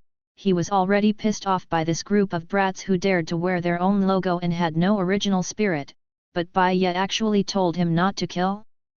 This made him even more restless. After hearing this, the interior of the carriage finally became quiet. Frank also put away his gun, stepped forward and pulled out a young man with coxcomb hair from the carriage. The man's hands and feet were tied tightly with hemp ropes. Really, my face was bruised, and my nose was crooked. Of course, the most conspicuous thing is the white skull printed on his chest t-shirt, which is stained with a lot of dried blood. With the crooked nose, it is not difficult to see what this member of the punishment gang has experienced. Although Bai Ye said he couldn't kill him, he didn't stop him from beating him up. Looking at the miserable appearance of the Punisher gang in front of him, the Punisher felt a little happy, and then he pulled out a dozen or so people in different outfits from the carriage in the same way. They all look like punks. Those people lined up quickly after getting off the car. Not all of them were members of the punishment gang, but some were from the Ghost gang from the cosplay Ghost Rider, the Daredevil gang from the cosplay Daredevil, and so on. And when Frank stopped pulling out the cargo from the carriage, a middle-aged man with sideburns wearing a metal collar around his neck walked out of the carriage, and looked a bit listless. Jacket and sequined shirt. It was the doppelganger, Jamie Madrox. Jamie raised his head and squinted at the Weapon X factory in front of him, which seemed a bit eerie to him, shrunk his neck and sighed. Although his mouth was not gagged, his hands and feet were tied, and the mutant limiter around his neck made him even more weak.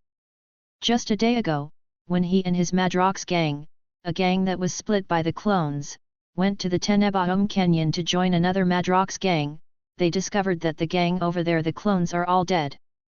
Out of sympathy for themselves, these clones decided to dig a big pit to bury all the dead Jamies together, and then went to the wasteland to inquire about which blind thing dared to kill Madero the Max gang. Offending one Jamie means offending all Jamies at the same time. As a result, they had just dug a big pit with a shovel that was big enough to bury more than a dozen people, and when they were about to throw the corpse into the big pit while enduring the pungent rancid smell, they suddenly pulled out an off-road vehicle from the yellow sand. The people in the car shot several times before the Jamies could react. Only one Jamie was left. Then without saying a word, he tied up the surviving Jamie with a restraint, kicked him into the dark car, and threw in other tied people throughout the next day. But why did these people kill a bunch of themselves and arrest themselves? Could it be that Jamie accidentally touched someone who was related to a big shot before? But that shouldn't be the case. In this case, just arresting Jamie for revenge would be enough. Why arrest a bunch of people from other gangs? Just when Jamie's mind was in a state of confusion, Bai Ye came over at some point, hugged his neck, and said with a smile, "Jamie, my good brother, how are you doing recently?" This sudden cordial greeting made the clone tremble with fright, and then he replied with some trepidation, "It's okay, it's okay." He remembered clearly that it was this guy who killed Jamie who was carrying the body. Really? Have you ever felt uncomfortable being Avatar recently? Or is the Avatar constipated? No. Jamie rolled his eyes and finally decided to answer honestly. Then you'd better pray that you can replicate yourself normally today. He suddenly found that Bai Ye in front of him was taking off the purple helmet on his head, and then stretched out his hand to press the mutant limiter a few times. With a crisp click, the locks on the collar bounced off one after another, and he snapped the purple helmet in his hand onto the clone's head, and then punched him in the face without any politeness. Ow! The clone received a heavy punch, let out a cry of pain, and then began to split into two people from the upper body. Their bound hands were staggered in the air, trying to grab each other, but in the end they couldn't prevent their own splitting, and after a few seconds, the two identical clones fell to the ground at the same time. Jamie gasped and looked at his other self. Their existence is so similar, as if two people in the mirror, however, their faces are full of different emotions, one angry, one painful. Of course, these are not the main points that Bai Ye cares about. What he cares about is that the two clones wear a dark purple metal helmet on their heads. Okay. What are you and percent at number brats waiting to do? Seeing that Bai Ye's busy work had come to fruition, Frank fired a shot into the sky, and then drove the group of wastelanders towards the opened factory gate.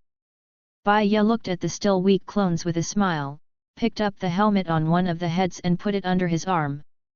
End of this chapter. Chapter 83. Start the experiment.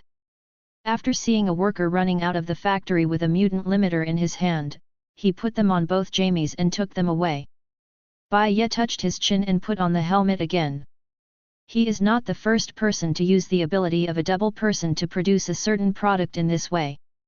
Quicksilver in the 1610 Ultimate Universe once used clones to copy Magneto's helmet, and sold it at a high price when the anti-mutant trend reached its peak, making a lot of money. Worried about your mutant daughter hearing you every day and feeling your disgust for her? Still afraid that Jean Grey will get into your head every day to see if you want to persecute your daughter? Now, with a perfect replica of Magneto's helmet, you can shield yourself from all the nasty little things that eavesdrop on your mind just like him. And when you opened your daughter's door at 2 in the morning with a loaded pistol and pointed the gun at her head, she had absolutely no idea of any of this. This product has been well received since it was launched, and even people who don't have mutants around them have bought several and keep them at home for later use. Who would want others to probe their own thinking? I don't understand. You copied Magneto's helmet and tied some punks. What the hell are you trying to do? At this time, the old man finally got out of the car, came to Bai Ye's side and asked in doubt. He is not as angry with the villains who imitate him as Frank is, and he wants to cut them into pieces. Logically speaking, it was a good thing that there were fewer rogues in the wasteland, but everything Bai Ye did made him feel like he couldn't understand, and he couldn't help but ask questions. Let's come in and talk. Hearing Matt's question, Bai Ye nodded, and led him into the interior of the X-Weapon factory, where the corridors had been cleaned spotlessly after they left. The two quickly walked through the long corridor and the laboratory that was once used as an arena, and finally came to the new laboratory where Walter and others were located. Bai Ye led Stick into Walter's laboratory, and suddenly, a strange atmosphere came over him. The lights in the laboratory were dim, filled with the humming of machines and the faint sound of electric current. In the center of the hall, several gangsters from the punishment gang were stripped naked and fixed on the experimental table.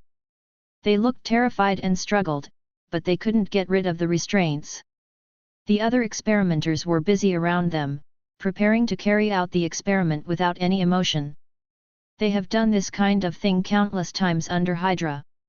They were already numb when they used innocent civilians as experimental subjects, let alone using this group of criminals for experiments now. On one side of the laboratory, a group of people are studying a complex instrument, while on the other side, someone is manipulating a computer terminal. It is not difficult to see that this is a highly technological laboratory, with various equipment and monitoring devices everywhere. Corner. When Walter saw Bai Ye and Stickman coming here, his eyes flashed with excitement. He quickly walked forward and said with a smile on his face, "Mr. Bai, you are finally back. The new helmet is good, and this the bit is." His eyes paused as they shifted to Matt. "Stick," Matt replied quietly, as if the two words were insignificant. "Hello, Mr. Stick." Walter nodded to the old man, then adjusted his glasses and looked at Bai Ye. "The samples you provided were separated smoothly, and we are preparing to test the subjects of these bastards. And Miss Maximov is here to assist us in our experiments." He pointed to the side. Wanda, who was sitting in the corner, waved to Bai Ye. She was sent here to hold down the formation to prevent those gangsters from really becoming super soldiers.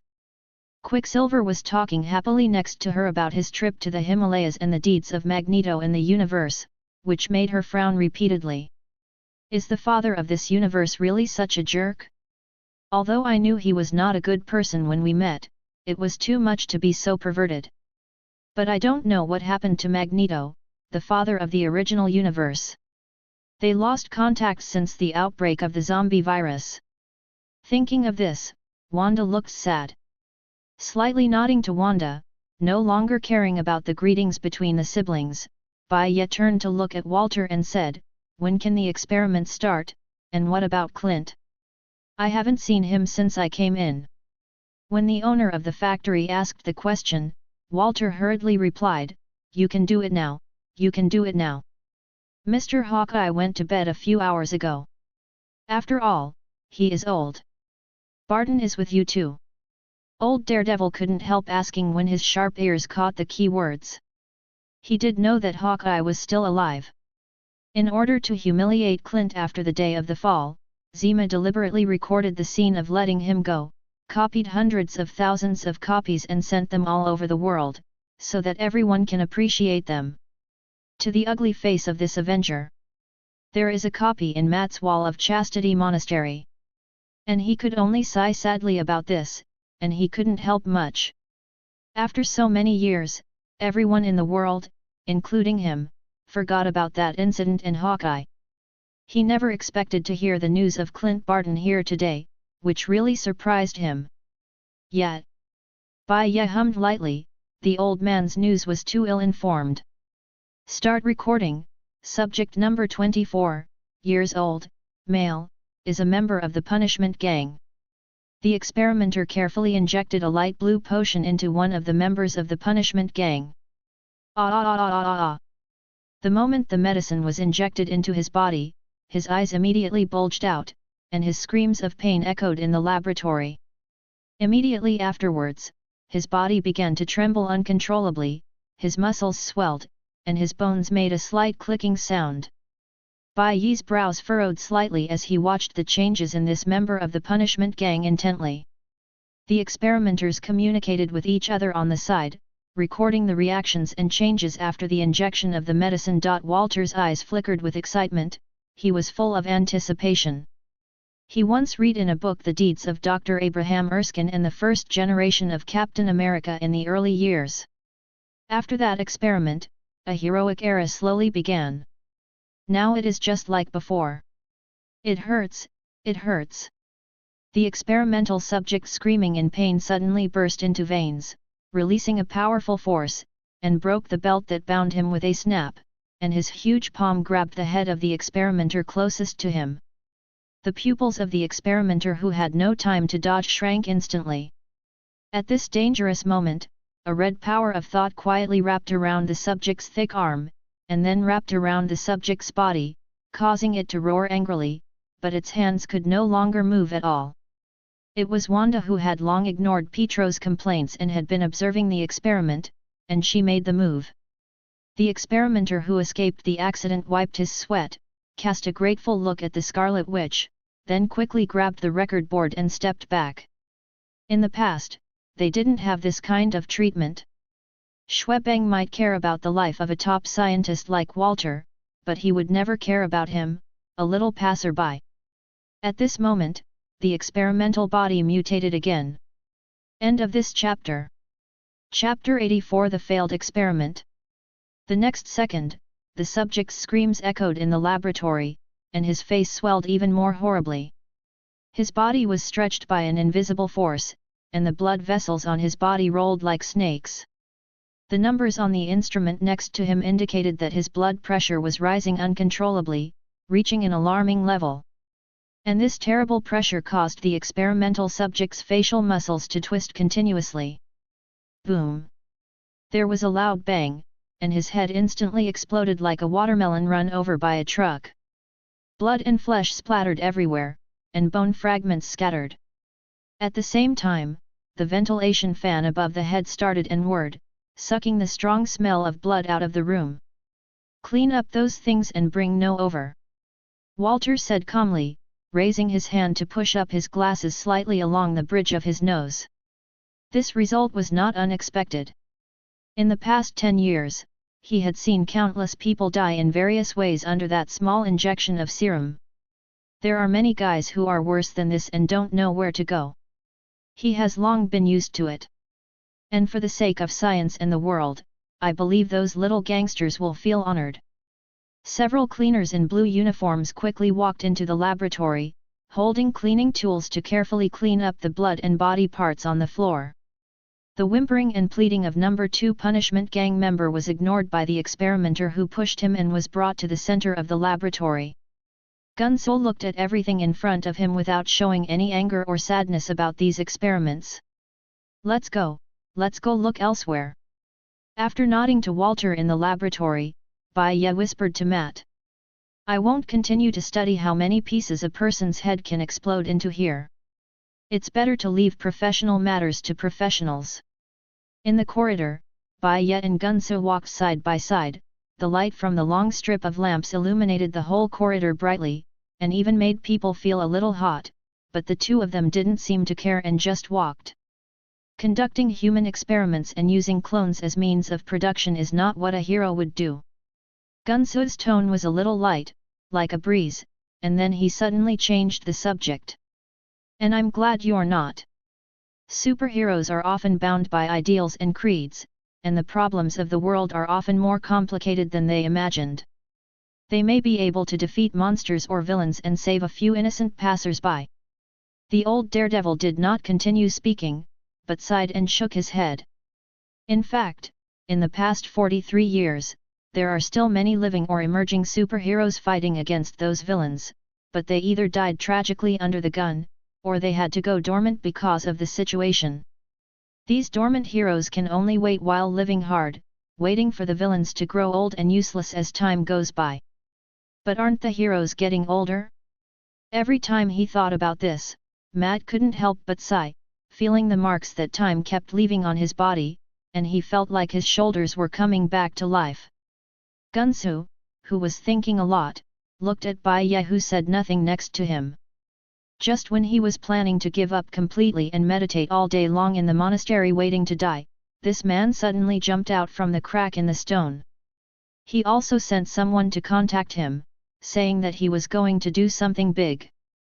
To be honest, he was a little disappointed when he saw Bai Ye let the Punisher kill Magneto, because it was no different from himself. After that, I followed him to the X-Weapon factory with the intention of coming here, but unexpectedly, there was a surprise. From what you said, did you do it with us?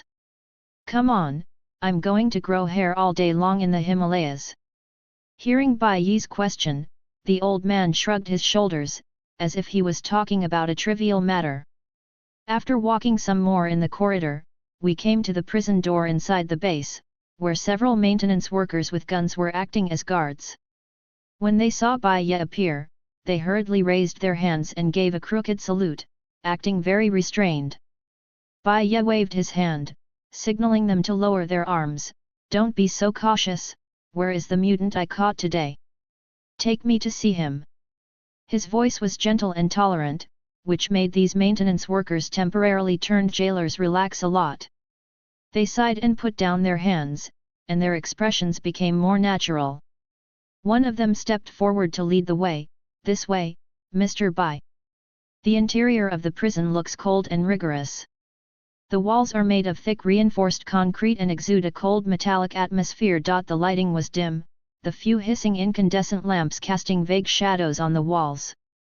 Iron railings stand tall, separating the cell from the outside world. Each cell has a simple iron bed covered with worn sheets, which looks decadent and unbearable. Next to the toilet in the corner, there is a simple faucet from which water drips continuously, making a faint noise. The interior of the cell looked exactly the same, and so did the people inside. Jamies with swollen faces and restrictors around their necks were resting on the bed. There is mutant growth hormone in Baron Zima's warehouse, so the corresponding mutant limiter is naturally indispensable. The guard brought Bai Ye and the stick man to one of the cells, pulled out a heavy iron rod from his waist, and slammed on the iron bars of the cell. "Get up! You mutant scum! You guys will sleep there after you die!" The guard roared loudly, his voice echoing in the narrow corridor. The clones in the cell shivered when they heard the guard's roars, and quickly got up from the bed. Some had fear on their faces, while others had angry looks on their faces. Bai Ye and Gunsu stood aside, their eyes were calm and indifferent. They didn't speak, they just quietly observed the scene in front of them. The guard was still banging hard on the iron railing, making clanking noises, and made no secret of his distaste for the mutants. When he felt that the prisoners were almost awake, he turned around and showed a flattering smile to Bai Ye. "Well, those mutants are all locked up here. After we brought them in, we made several copies of the helmets as you requested." As he spoke, he pointed to a wooden table at the end of the corridor. On the table were neatly stacked the same number of magneto helmets as the clones. The physical fitness of the avatar is no different from that of a normal person. It only takes 4 or 5 big men to hold down the avatar from head to toe firmly and put on a limiter. Bai Ye walked to the table and gently touched one of the helmets. Its texture were no different from the one on his head. End of this chapter. Chapter 85 Going to the Mutant Forbidden Land. "Give us some space." Bai Ye turned around and said to the guard.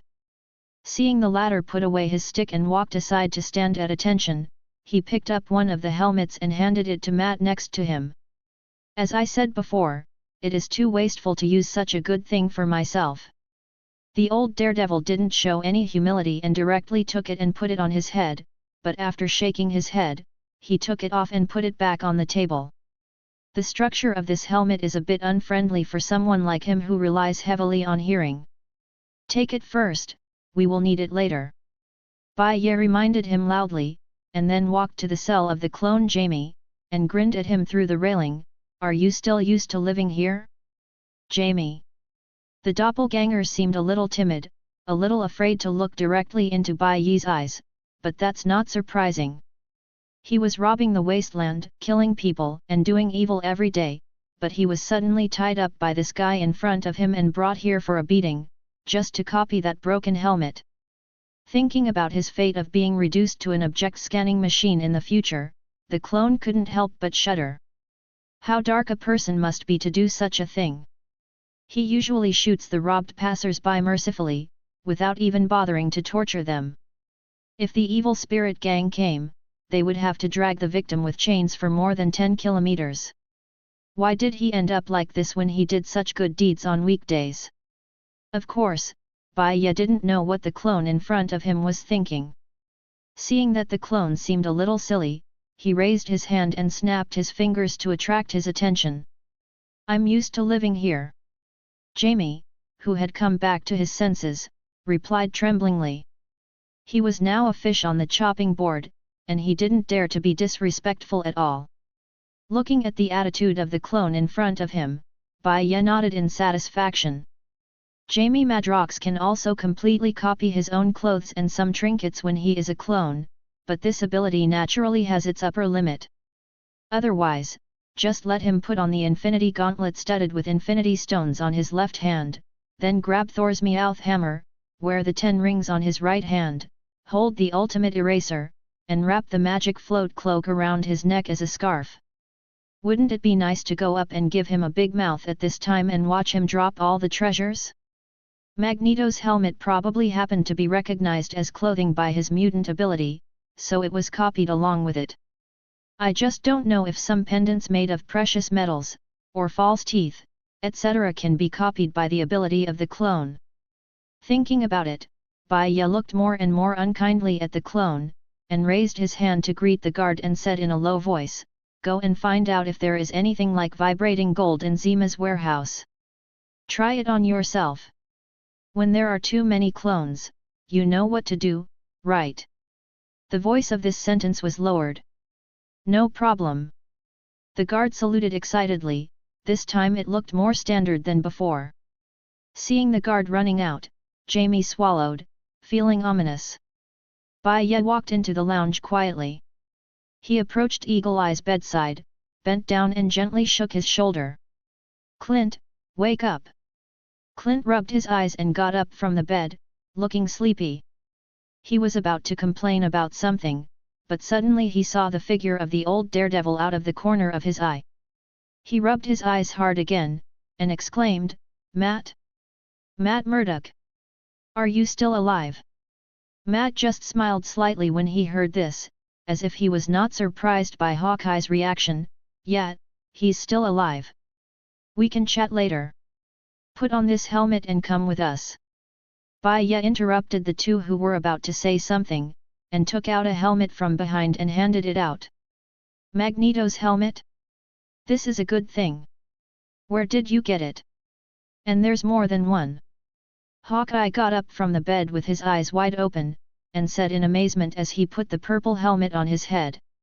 He had been sleeping just now, and he didn't know about the doppelganger and what Bai Ye and his party did in Salt Lake City. "I said, we can talk later."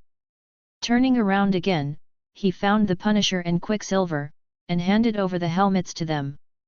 Bai Ye led the 4 of them out of the gate of the X-Weapon Factory, and what greeted him was an extremely quiet and clear sky. The azure background extended into the distance without a trace of cloud, and it was like a perfect picture unfolding before his eyes. There was no sound of wind, no birdsong, just silence. The sun was high in the sky, and its warm rays were shining on the earth, making everything bright and clear. Just looking at this pleasing scenery, Bai Ye didn't have any thoughts about reciting a poem. He just turned his head to Matt and said speechlessly, "So what do I want?" He had clearly written on the note that Kuei Yan had brought to him before, so the old man in front of him wouldn't have forgotten it, right? Gunsu smiled slightly, took out his metal stick, pointed at the sky and said softly, "Look up."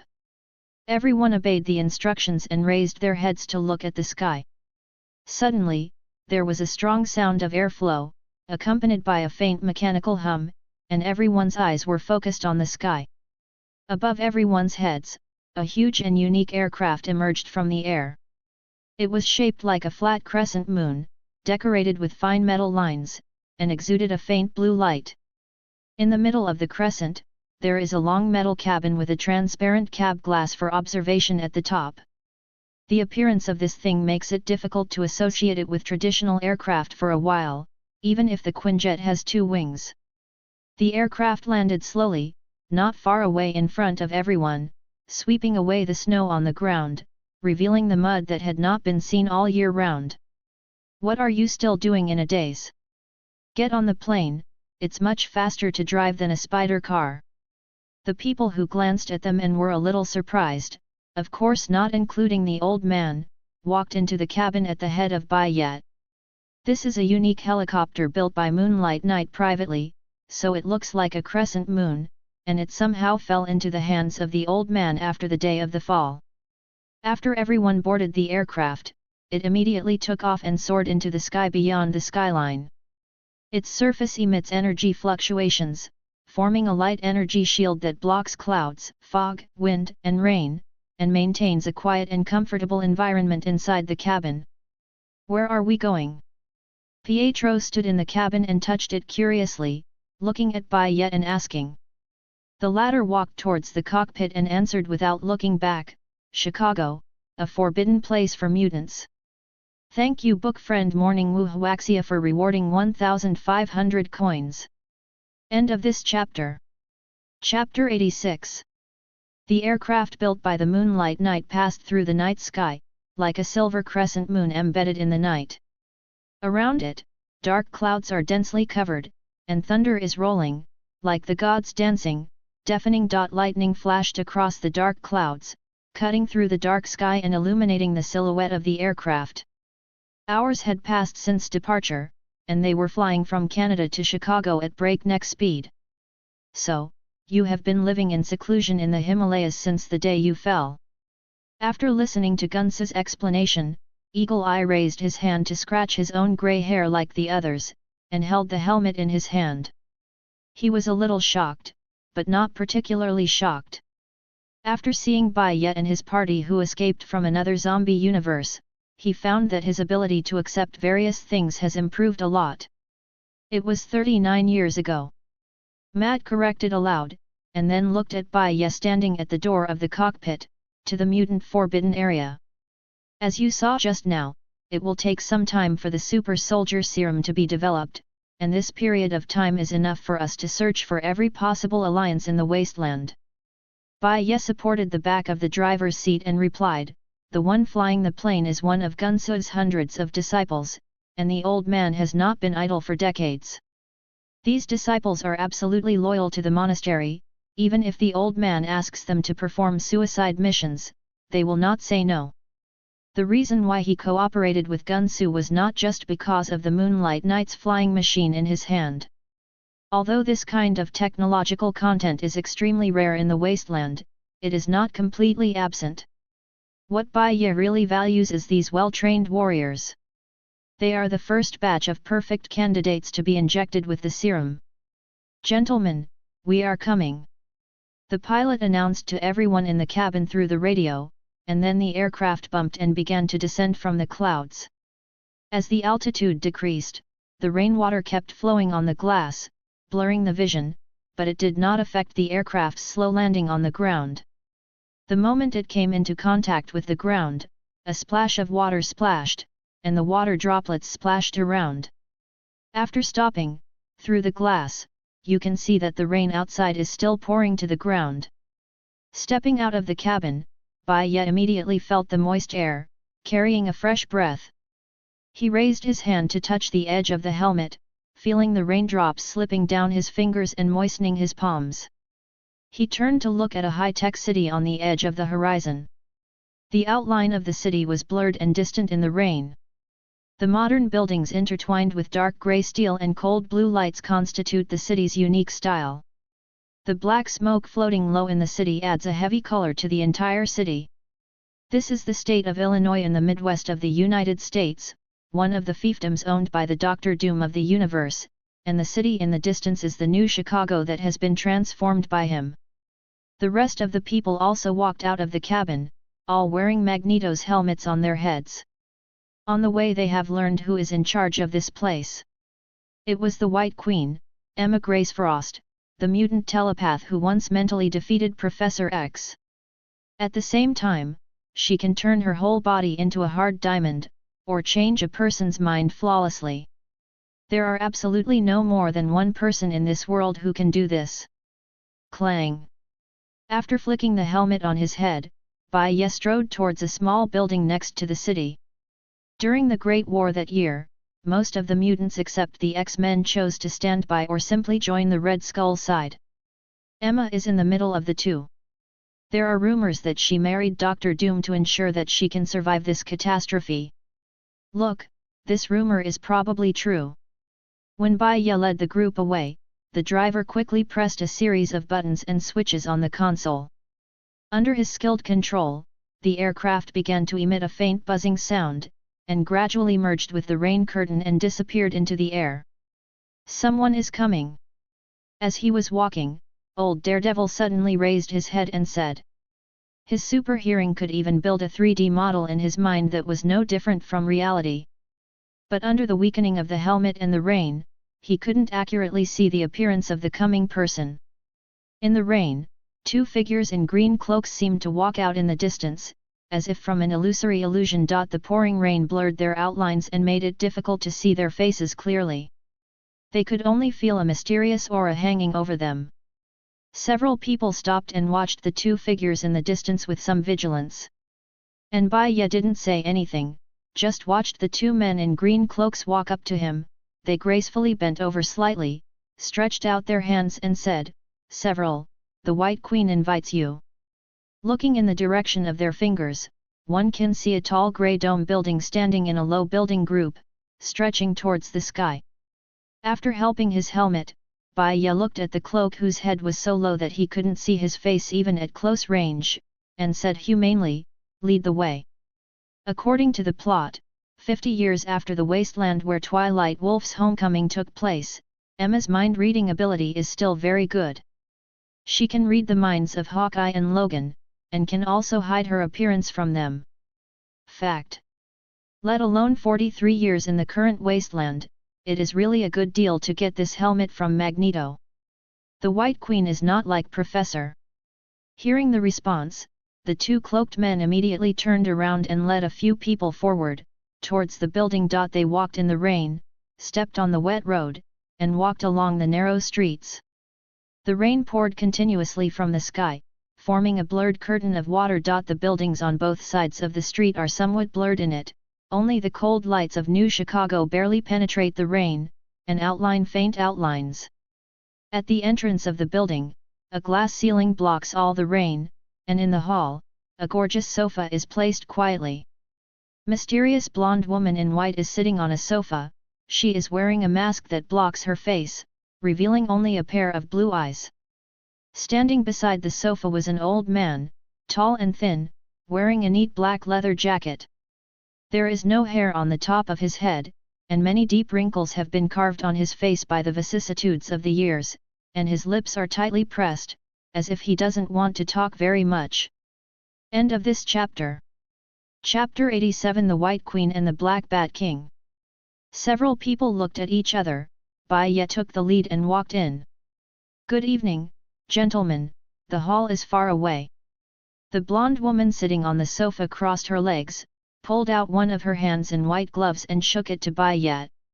Although she said apologetic words on her mouth, her lazy posture didn't seem to have changed in the slightest. Bai Ye didn't care about it, and after looking at the still calm old man in black, he smiled at the woman, "Where, it's really our fault that the host welcomes guests when we come to the door late at night." The blonde woman wearing a mask nodded slightly, as if accepting Bai Ye's words, and then pointed to the old man in black and said, "Black Bat King is rude and rude, please forgive me, he cares about words like gold." The old man in black slowly raised a finger and put it on his lips. His movements were gentle and calm, and the light touch of his fingers left a slight trace on his old lips. "Black Bolt." Clint blinked, a little surprised at this person's identity. In the past few decades, the Inhumans seemed to have died without any news. "I didn't expect to see a noble Inhuman royal family member in the mutant forbidden area today, but why is the Black Bolt King under the command of others today despite being a royal family?" Hearing Clint's doubts, the aged Black Bolt smiled at him. "My name is Emma Frost. Welcome to the mutant forbidden land." Emma lifted her long blonde hair, raised her hand and rubbed her fingers. Immediately, several waiters in green cloaks moved to the sofa for guests to sit. However, none of the people present sat down, but stood firmly in place. "Don't you want to sit, Hawkeye? If you don't want to sit, then tell me what you are doing with a group of people coming to my place at night." Seeing that no one was sitting down, the White Queen sighed helplessly, then looked at Clint, who was still staring at Black Bolt, and said, "I really don't know what's so interesting about these two grown men. And where did you get so many magneto helmets? This haul will not harm you, so there is no need to be so defensive." After speaking, she gently covered her chest in a sad state. "Yo, that sounds really aggrieved." Clint, who thought the helmet was a bit on the head, straightened it immediately when he heard this, and said in a cold voice with the corner of his mouth down, "If you didn't betray us back then, I might really shed 2 tears for you." Hearing these unkind words, Emma did not directly refute, but changed to a more comfortable sitting position and said, "This is the survival of the fittest, Mr. Button. If it weren't for my husband, I wouldn't be able to save so many mutants people." "Really? Saved a lot of mutants? Then you might as well call them all out. Can the total number of living mutants in this world fill up half the hall? See what you have saved." Clint sneered, dismissing Emma's remarks. In the past few decades, there has never been any news about the emergence of new mutants. Combined with the fact that the number of mutants was still increasing before the heroes fell, it seems that any fool knows who harmed the mutants. "You have a poisonous mouth, Hawkeye." Emma stood up abruptly, her blonde hair was scattered behind her, looking a little messy, while her hands were clenched into fists, trembling slightly. Clint's words just hit the thorn in her heart. For decades, no mutant has been born. People often ridicule that mutants are just genetic abnormalities, which are short-lived. Mutants who once flourished will soon be part of the history books years later when the last mutant dies of old age. This is almost unacceptable to her, who has been proud of being a mutant all her life. "There are things to talk about. What on earth are you bringing people here for? If you don't tell me, get the hell out." She gritted her teeth and shouted at Clint, who was still showing off his helmet. "Black Bolt King still looks like an old god." Seeing that the White Queen got angry after being poked, Clint curled his lips without caring and pointed at Bai Ye. "He is the boss. Why should I look for you when I have nothing to do?" Hearing Clint's words, Emma slowly turned her head, and the light fell on Bai Ye. She did not carefully observe the Asian man, who also wore a purple helmet at first. Taking a deep breath and sitting back on the sofa, when she couldn't use telepathy, she could only look at Bai Ye carefully, trying to find some clues from his expression and posture. Seeing that the two stopped bickering, Bai Ye took a step forward and sat on the guest seat. The purple helmet blocked most of his face, so that Emma could only see his mouth clearly. "It's a pleasure to meet you, Queen White." His voice was light and calm, revealing a trace of knowingly asking, "I don't know why you want to hide your true face from us. Everyone has their own privacy and secrets. Whether I wear a mask or not has nothing to do with you, and..." There was a slight fluctuation in Emma's voice, but she quickly recovered her composure. "I don't remember that I know you. What do you want to do?" Her mutant ability does not include eternal youth or immortality. Since many years ago, the biggest function of her telepathy has become to make others think that she is still young.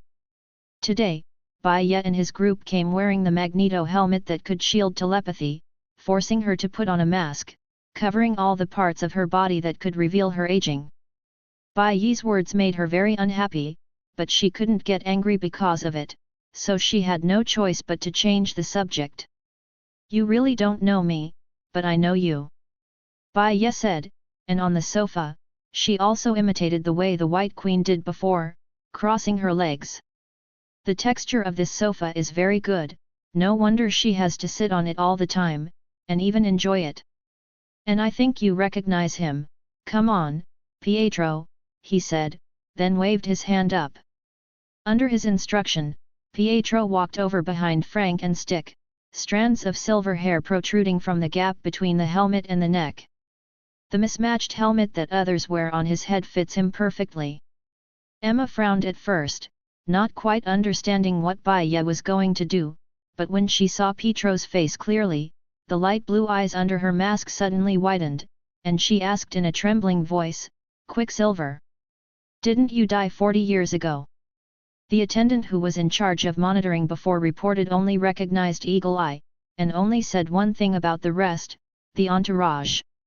And Pietro shrugged, tired of hearing it so many times, but still responded, "Well, it's not completely dead." The Black Bat King who had been silent beside him also opened his mouth slightly, looking at Pietro in surprise. Although many years have passed, they have dealt with the Avengers on weekdays, and there is absolutely no possibility of admitting their mistakes. End of this chapter. Chapter 88 Trading.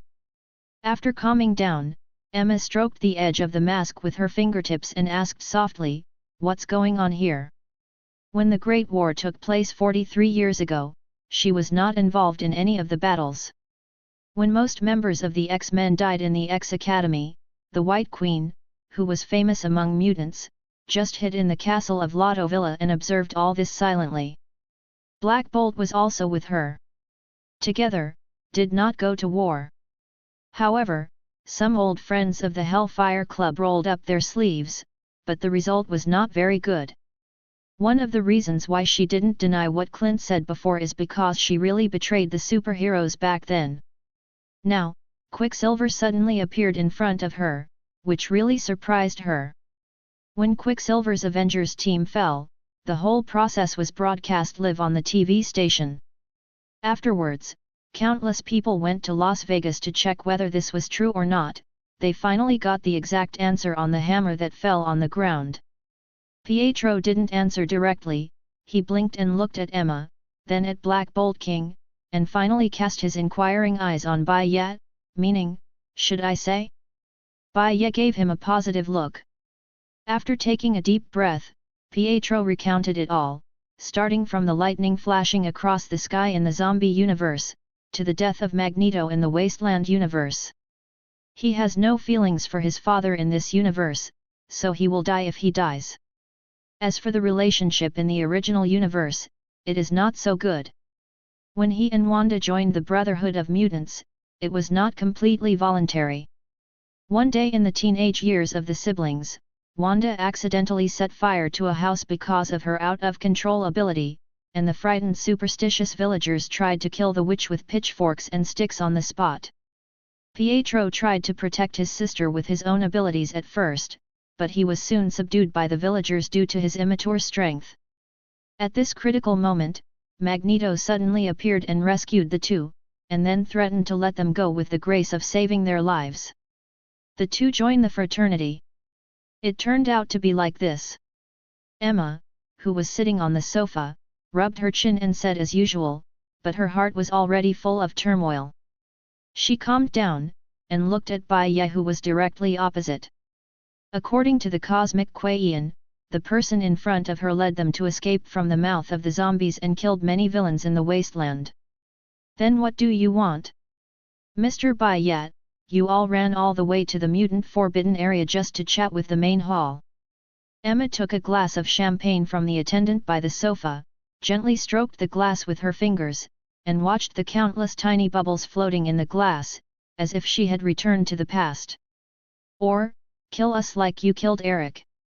She said slowly, her voice a little low and with a hint of evil. As soon as these words came out, the scene suddenly became a little tense. Bai Ye rolled his eyes, and his enhanced vision keenly captured the Black Bolt King slowly inhaling through his nostrils. Kuei-yin's leg muscles behind him were a little tense, and the rest of them were also ready to fight. Of course not, we are not barbarians who kill everyone on sight. He waved his hands and said. As soon as he said these words, the tense atmosphere just now disappeared. Everyone at the scene breathed a sigh of relief, and at this moment, the waiter came forward with a silver tray and brought a glass of champagne to everyone. Taking the wine glass and putting it on the glass coffee table, Bai Ye looked directly at Emma and said, "Before I tell our real intention, you might as well tell us why you betrayed the hero back then." "That's important," he added. Listening to Bai Ye's words, Emma's blue eyes shone with complex lights, as if she was weighing whether to speak her true thoughts. Her lips moved slightly, as if she wanted to say something, but she didn't know how to speak. The entire hall fell into silence, only the faint sound of champagne bubbles kept coming out. After a long time, she finally spoke. They have Dr. Doom, Loki, Red Skull, Dormammu, Magneto, almost every villain you have ever seen or heard of has joined the attack plan, and we have no chance of winning at all. The marriage between me and Doom is a last resort. She said these words not to explain the mistakes she made, but to let everyone know that she was forced to make some difficult decisions in order to protect herself and the future of mutants. That's your reason? Clint shook his head in disappointment when he heard this. He would rather hear that the White Queen simply degenerated into joining the Red Skull's side, rather than surrendering without a fight. After Bai Ye heard this answer, he tapped his fingers lightly on his thigh. His expression was a little indifferent, and he was non-committal about it. After thinking for a while, he stopped his fingers and said, "You can betray the heroes for the benefit of yourself and the survival of the race, so can you betray Dr. Doom again?" "What do you mean?" The White Queen's blue eyes narrowed, examining the man in front of her. "Literally, judging from the way you couple are separated, your relationship doesn't seem to be very good." Bai Ye turned his head and looked at the hall, with a playful tone in his words. This once seemed to be a luxurious banquet hall, beautifully and magnificently decorated. Ornate chandeliers hang from the soaring ceilings, emitting a soft glow. The walls are inlaid with luxurious murals and sculptures, showing a strong artistic atmosphere, and the floors are covered with gorgeous carpets, which are soft and comfortable. However, if you look closely, you can find signs of decay here.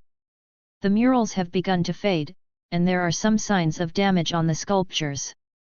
Those attendants are not capable of repairing the building used as a palace. The complexion of Emma's aging face under the mask changed for a while. Deep in her heart she knew that what Bai Ye said was right. This place had long since lost its former glory. Although marrying Doom was only out of profit and political considerations, Dr. Doom still made a generous promise, which is nothing more than the words that every man in a passionate relationship would say. As she grew older, the two of them basically had no contact. Doom was naturally not affected by her telepathy. In a few years she would have to make everyone think that this place was still glorious, just as she made them think that she was still young. Bai Ye raised her head and glanced at Emma. His eyes met her light blue eyes through the shadow of the helmet. Then he raised his wrist to let her see the blue veins and said, "I will give you what every old woman wants." And the latter also asked very cooperatively at this time, "What?" "Infinite recipes." End of this chapter. Chapter 89 The Baxter Building. During World War II, a scientist named Berthold Sternberg developed the infinity formula, which increases human life expectancy. When Nick Fury was seriously injured during a mission in France, Sternberg injected him with an infinite potion, which not only made Fury jump alive on the spot, but also made him age much slower than ordinary people. It was only in the decades that followed that Sternberg continued to blackmail Fury, asking him to pay a large fee to continue taking the serum. Seeing the obviously shaken White Queen, Bai Ye smiled and waited for the good news. "What? Now he doesn't have the infinite formula in his hand." "It's okay, there will always be big cakes that are drawn. At worst, just take a tube and give Emma infinite recipes by blood transfusion." This is how the Patriots in Young Avengers actually gain superpowers. The super soldier serum injected by oneself is fused with the infinite formula, and the injectors of the super soldier serum will regularly secrete the components of the serum, so their own blood contains a small amount of the infinite formula. "Do you really have the infinite formula in your hand?" Emma was a little moved. She was afraid of the moment when she got up and looked in the mirror every day. She was always afraid that there would be another wrinkle on her face, or that another strand of hair would turn grey. Her blonde hair was actually dyed. "Dumu is only a few dozen kilometers away from me, but he has ignored it for more than 10 years. This old guy is unkind, so don't blame me for being unjust." Thinking like this, she gritted her teeth and looked at Bai Ye, taking off her mask. The aircraft landed slowly on the wasteland, and sand and wind were flying in the air. Where they landed, it could be seen that it was once a bustling city, but now it has become a desolate place. The cracked land is bare, covered with dust and gravel, without any trace of green plants. The few remaining trees also looked dry and tired, as if they had experienced endless sandstorms and years of devastation. Around the landing zone, you can see some abandoned buildings, with only ruins remaining. There is a tall building in the distance, but it has become a collapsed ruin at this moment. Its architectural structure fell apart, with roofs and walls collapsing to the ground, leaving only piles of rubble and debris. Here we are, this is the place, the ruins of the Baxter Building. I used to pass by this place often when I was transporting goods from east to west. Standing at the cabin door, the eagle looked at the building in the distance that had collapsed but was obviously relatively intact due to its construction materials inside. Back then, there was a great battle here. The rhinos and the red tanks tore down a large area of the surrounding city. At least civilians died here.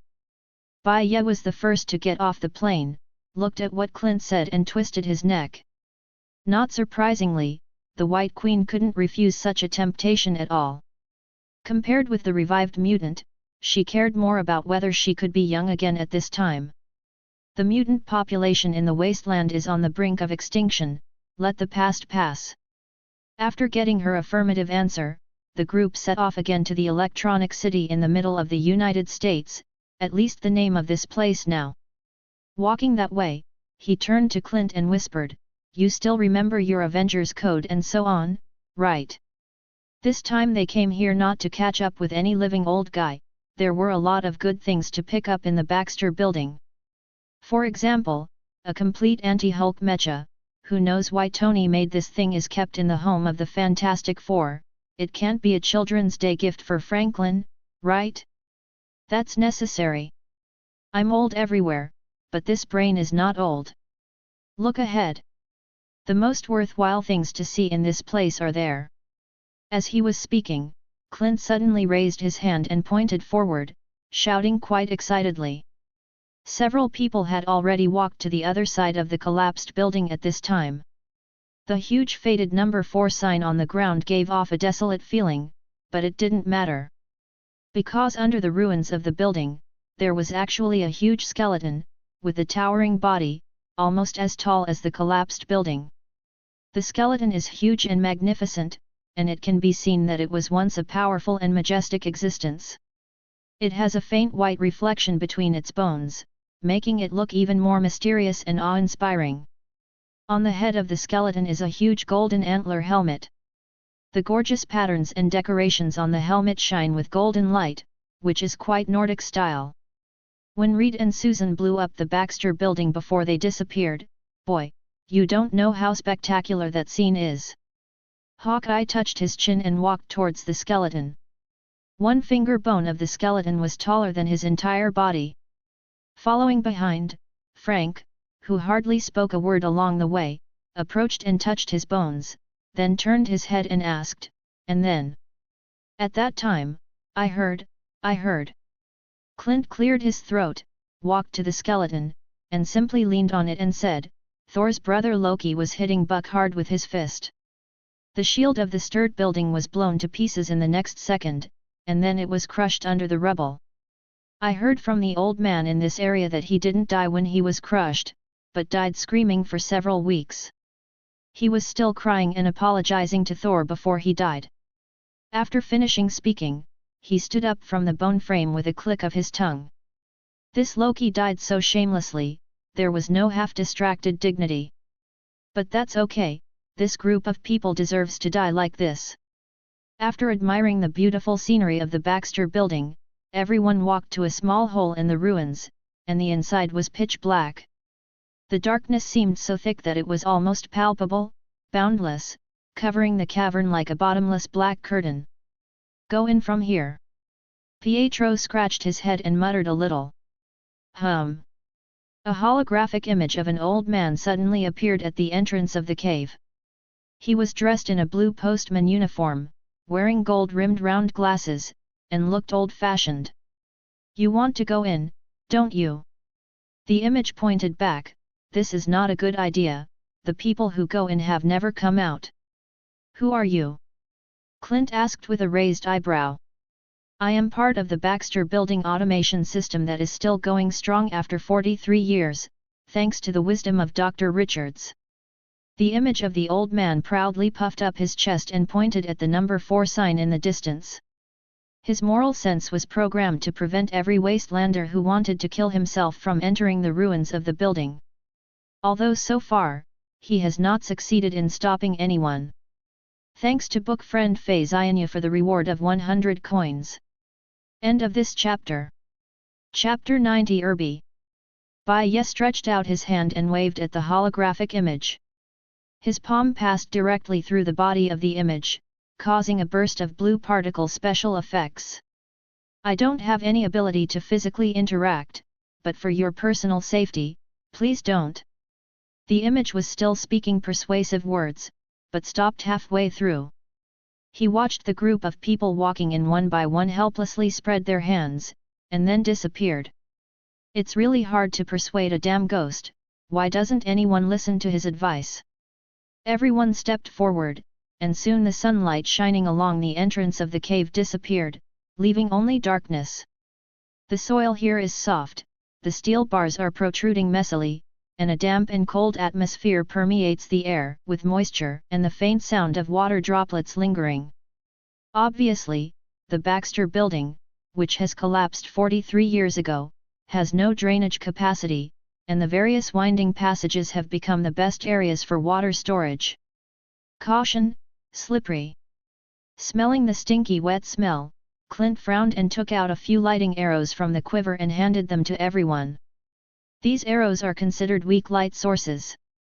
Although not strong, they are enough to illuminate the dark passage. Didn't the holographic man outside just say that many people came here before? After walking for a while, Pietro couldn't help but ask. Although he couldn't see what was in the downward cave with the light of the lighting arrow, he could at least see the path under his feet clearly. There is no trace of the existence of corpses here, whether it is dead bones or torn clothes. And the sound of dripping water made him feel a little hairy. Bai Ye, who was walking at the front, heard this and said casually, maybe they are all fed to the Malloy. The Malloys are a group of humanoid creatures living in the underground world. The birth point was almost the time after the Celestials left the Earth. The aliens created by the Celestials were transformed by humans. Their skin is as yellow as Pikachu, and they only wear a ragged rag around their waists. Their eyes look like they are wearing welding glasses, and they are very afraid of strong light. And the living habits are like some kind of evil and dark version of the minions, completely obeying the orders of the mole man. After the mole people in this universe died of old age or died in battle, they spread out and dug holes underground on all continents, plunging cities into abyss one after another. It seems a little more spacious in front. Bai Ye said with squinted eyes. He took a few more steps and then suddenly stopped. Just a few steps in front of him, there was a large hole with a diameter of nearly 20 meters. The cave wall was full of uneven cracks and grooves. On the other side of the cave entrance, a pile of cleanly chewed bones with teeth marks lying on the ground. He took another illuminating arrow from Eagle Eye and threw it into the hole. The arrow fell freely in the air with a tiny light, and a few seconds later, there was a slight landing sound in the cave. It doesn't sound very deep, and there is no movement of any living things inside. Matt, who was leaning on a metal stick beside him, whispered, and listening to sound is his strong point. I'll go down and have a look first. Clint volunteered to step forward, pulled out an arrow with a steel rope, and shot it into the wall. He pulled hard a few times to confirm its firmness, and then jumped into the cave without hesitation. A few seconds later, Eagle Eye's voice came from the cave. Okay. Come down quickly, there are good things here. Coming. Bai Ye slipped off the rope lightly and looked around. He stepped into a long abandoned laboratory. Dust filled the air, as if time had frozen here. The LCD screen on the wall was dimmed, and the surrounding things that looked like control panels were also incomplete due to the passage of time. Turning his head to look, Clint was standing in the corner, with a huge Hulkbuster mecha quietly placed in front of him. The Hulkbuster mecha looked particularly out of place in the abandoned laboratory. Its still fading golden-red appearance formed a sharp contrast with the old facilities around it. It is about 3 meters tall, and its metallic luster shimmers slightly under the light of the illuminating arrow. Its appearance still looks extremely solid.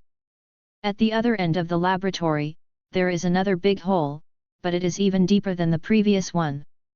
Clint put his palm on the dusty mecha shell and stroked it, excitedly said, "What a wonderful material, supporting so many amazing technologies.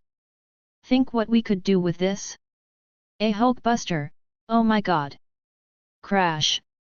While several people were looking at the Hulk mecha, suddenly there was a sound of gravel falling from behind, which attracted their attention.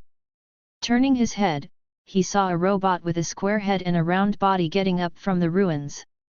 This robot is obviously not a combat model, its appearance looks very cute, its chubby body is covered with silver-white metal armor, its head is like a cube, and a pair of bright yellow pixel eyes are inlaid in the display screen on its face. Buzz buzz buzz activation program started.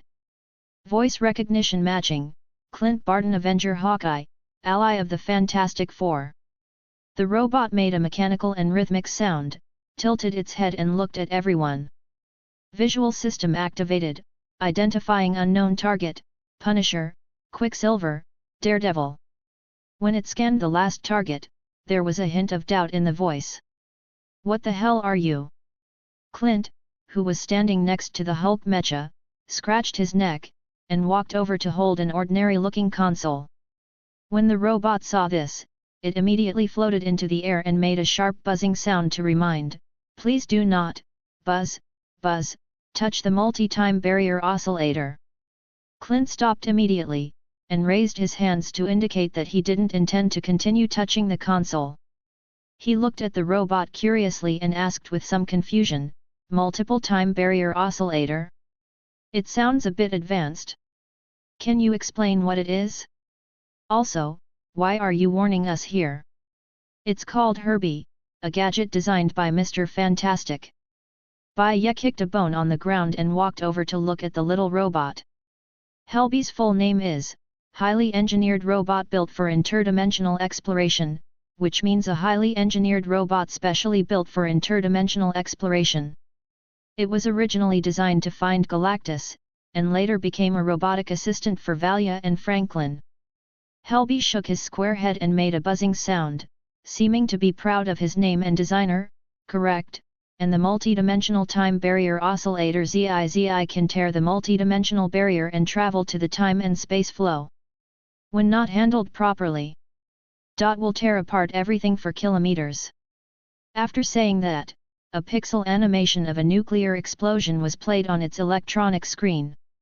End of this chapter. Chapter 91 The Anti-Hulk Mech. Alas! After hearing this, Eagle Eye took 2 steps back with a look of dismay on his face, keeping a considerable distance away from the multiple-time barrier oscillator. He hasn't lived long enough to be burned to a pile of ashes, or blown up to the age of the dinosaurs. "Do you know how to start that anti-Hulk mecha?" Bai Ye stepped forward and touched Herbie's machine head, then pointed to the huge monster in the corner. Herbie's yellow pixel eyes blinked and buzzed at Clint's question, apparently thinking about an answer. After a while, it replied, "The activation procedure requires the authority of Dr. Richards or Franklin, and I cannot unlock it. But if you have other ways to obtain the authorization identification code, I can assist you to activate the mecha." Hearing this, Bai Ye smiled. "Authorizer, there are quite a few of them." He waved to Clint, who had retreated to the bottom of the pit, and said, "It's time to use your brain. Come here and report your Avenger's identification code." Clint heard Bai Ye's words, came over and cleared his throat, and said a series of codes to Herbie: Avenger's identification code A1-7, command code Eagle, identity confirmation code Clint, permission code Avengers, access level code Omega. The Avengers identification code has been verified, and the anti-Hulk mech is authorized to start. The command has been confirmed, the permission authority has been confirmed, and the access level has been confirmed. Herbie's voice resounded throughout the laboratory. It dragged its spherical body and flew to the control panel by the wall. Two robotic arms protruded from its spherical body to connect with it.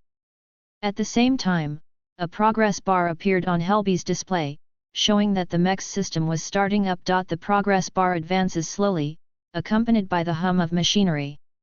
The spare lights that had been silent for 43 years in the abandoned laboratory gradually lit up, illuminating the entire laboratory. Glancing at the progress bar that kept advancing, Bai Ye shifted his gaze to the console that Herbie had forbidden Clint to touch just now, that is, the multi-time barrier oscillator. This thing is not very useful. If you pass through the time crack created by it without protection, it will make the traverser age thousands of years in a few seconds. In the 55th year of the wasteland, the plot of the Afterglow officially began, telling the story of the old Star-Lord and his imaginary friends who came to the Earth together, looking for the ultimate eraser to defeat the planet Devourer. The ultimate eraser is a small metal gadget that looks like a lighter. It can destroy enemies of a corresponding level according to the willpower of the user. If the willpower is weak and uses it rashly, it will only turn itself into nothingness. If used by a person with strong willpower, it can destroy a strong person like Galactus, or even destroy the entire universe. It's just that when he arrived on Earth, the ultimate eraser had disappeared 55 years ago, on the day the heroes fell. When he was cornered by the Church of Cosmic Truth, which worshipped Galactus, the old Star-Lord triggered the oscillator, creating a space-time rift. Then with the help of others, he went back to 55 years ago, trying to get the ultimate eraser, but unexpectedly, after returning using the time sled, he was crushed by Dr. Doom, who came to check the situation. The time sled's ability to travel through time relies primarily on a small fragment of the time stone embedded in its console, which Quill later shot into Galactus' mind, killing him. All in all, through the oscillator, you can get a fragment of a time gem and an ultimate eraser, which is not a small gain. But such a high-energy reaction would be immediately noticed by Dr. Doom, especially when it occurs at the site of the Baxter Building, which is owned by the Fantastic Four. He will immediately send a large number of dumb robots, and even himself, to check what happened, whether it is the old opponents who were lost in the turbulence of time. Reed and Susan have returned to this world. Now that the augmented human army has not yet taken shape, it is not appropriate to have a direct conflict with Doom. Bai Ye rubbed his chin and thought. Drip drip drip. Herbie made a sound, and at the same time retracted the mechanical arm and looked at the crowd. The activation is complete. At the same time, the Hulk mech began to show its golden red shell, and the connection gradually shimmered. The dust and rubble that fell on it were scattered, revealing the smooth metal surface of the mecha. The light gradually illuminated the entire mecha, showing its tall and majestic shape. The golden red mecha shell shines with light, giving people a powerful and mighty feeling. In front of Bai Ye and Clint, the mecha's dome helmet slowly opened, revealing a spacious cockpit. The cabin is dimly lit, with some control panels and displays arranged around it. The little robot was suspended next to the mecha and continued to make slight sounds, as if telling Bai Ye and Clint that the Hulkbuster mecha was ready to enter the battle. Clint shrugged and gestured to Bai Ye to draw a bow, and said with a smile, "Old man, I can't use this thing." Looking at the rest of the people, Pietro slapped his thigh, indicating that he was all running, while Frank simply shook his head. As for Matt, he's blind. Bai Ye flipped into the spacious cockpit, sat down, and lightly touched the control panel with his hands. Some parameters and instructions appeared on the display screen, and he clicked to confirm them one by one.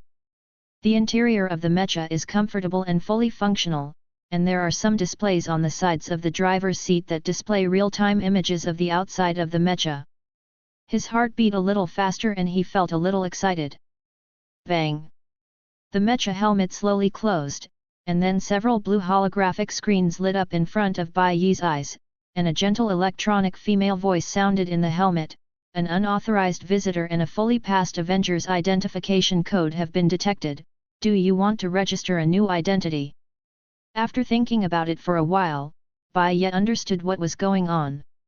It was Eagle Eye's Avengers code that passed, not himself. But now it seems that the computer of the anti-Hulk mecha did not drive him away, but determined that he was some kind of role like an ally of the Avengers, so that he could enter an identity for himself. Registration, name Bai Ye, he said calmly. After a beep sounded, the authority of the mecha was fully opened to him. After a simple operation, he felt that the machine was like an extension of himself.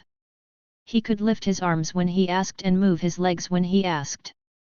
Helby floated in mid-air, its yellow pixel eyes flashed nervously, and emitted a sharp alarm, buzzing multiple life signals detected, multiple life signals detected. Everyone became vigilant immediately, their eyes fixed on Irby, waiting for more information. At the same time, there was a rustling sound from the big hole, as if some creature was approaching. Thanks to book friend Mo Yuchenswan for the 100-point reward. End of this chapter. Chapter 92. What did you sense, Irby? Clint had already grasped the bow and aimed at the hole, and asked the little robot floating in the air. But Helby did not directly answer his question. The electronic screen in his square head flashed and eventually turned into numbers that kept rolling and increasing, 1450. 1670. Diddy, a total of 2235 life signals. What else could it be? Bai Ye said while skillfully operating the huge Hulk mech. The cockpit had a lot of space, even though he was wearing Magneto's helmet, he didn't feel the slightest cramping. Walking to the entrance of the cave with heavy steps, the white light on the helmet of the mech lights up, illuminating everything in the cave, and the scene in the cave is instantly visible. Those creatures almost covered the cliffs of the cave, and their bodies exuded a deep yellow sheen, which contrasted sharply with the darkness around them. They have similar body structures to humans, but their muscle lines are rougher and more twisted, giving off an aura of wildness and strength. The rags around their waists seemed to be their only clothing, but these cloths were in tatters and wrapped around their bodies in a messy manner. And the fish-like swollen and protruding eyes are their most unique feature. These eyes are shining with green light, as if they are constantly searching for something. Fake. Eagle Eye, who stuck his head to the entrance of the cave, couldn't help screaming, and immediately pulled out an arrow and shot it into the cave. After the arrow was inserted into the wall, it made a crisp sound, and then the entire cave was engulfed by intense white light. The next second, countless sharp screams came from the cave, like countless beasts roaring at the same time. Not only were the Malloy not forced back by the bright light, but they climbed up even faster because of it. Their roars burned like wildfire, filling the entire cave. Chi chi chi chi. Hissing voice was full of anger and hatred, as if to pour out all the dissatisfaction and resentment. These sharp sounds are mixed together, and the entire cave is echoing their roars, as if it has become a huge cave of magic sounds. Isn't this right? The underground people are most afraid of light. Clint swallowed and slowly backed away. He had encountered this kind of monster before in the western region, but at that time he only used a few sticks. Light sticks and shouting successfully drive it away. Why is this happening now? Could it be that these things can evolve while they are alive underground? Or are they really white blood cells created by the Earth's ecosystem to wipe out humans, as rumors spread in the wasteland?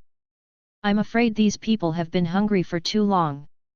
There isn't much to eat under the Baxter building. Don't even come here, let me try. Bai Ye said, raising his left hand and clenching it into a fist, stopping several people who were about to step forward to help. The double-barreled energy cannon on the left arm of the Hulk mecha began to emit a faint blue light, and the energy gathered in the barrel to form a bright ball of light.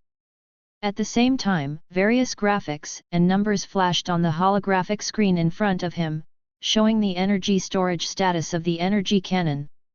Charging is complete and you can launch. The electronic female voice on the mecha reminded. A dozen Malloy have crawled to the ground at this time, their ferocious faces and ferocious movements showing their primitive and terrifying side. I don't know if it's because they are so hungry that they have no fear, or because they don't know the power of the Hulk mechs, they just landed on all fours and rushed forward screaming. However, Bai Ye was unmoved. With a light movement of his hand, the energy cannon on the left arm of the Hulk mecha immediately ejected a blue laser light, hitting the dozen or so Maloys precisely. In an instant, they turned into scorched black wreckage, emitting a pungent burnt smell. It stinks. Worse than the sewers in New York. The smell of charred corpses combined with the unpleasant body odor of the Moloi people who lived underground all the year round and never took a bath, formed a disgusting stench, which made several people in the distance cover their mouths and noses involuntarily. There are 210 signals remaining. The little robot floated next to Bai Ye and announced the number of remaining enemies. Its perceptrons told it that the man in front of him in the 43-year-old Hulk suit was the leader of the team, and it should follow him. Only in this way can we hope to avenge the Fantastic Four. Bai Ye stood on the edge of the big hole, and the gravel and clods kept falling from the edge of the hole. He stretched out his left hand, and the laser cannon on the back of the mecha hand was shining brightly, continuously shooting at the Molois crawling out continuously below. There are 170 left. Herbie's voice rang in Bai Ye's ear, reminding him of the current number of Molois through the scanner. The warframe kept firing blue lasers, knocking back hordes of Moloids with each shot, but they kept coming. With each shot, Herbie announced the remaining quantity, 1,998.5 remaining. The roars in the cave became more and more manic, and the roars and screams of the Malloy intertwined to form a terrifying sound wave. However, the roar of the laser cannon continued to sound, like a war drum. There are 1,870 left. Helby continued to report, and the voices in the cave gradually became lower. The battle rhythm in the White Knight was tight and orderly, and every shot was accurately calculated, beating the Malloy back step by step. His mecha was tall and mighty, standing at the entrance of the cave like a patron saint. The beams of the laser cannons were like rays of death, passing through the entrance of the cave, defeating the Molois one by one. 1,530 left. Herbie reported the number again, and the laser cannon still didn't mean to stop. Finally, when the number reported by the little robot dropped to 1,006, there was no longer the crawling sound of those little monsters living underground in the cave.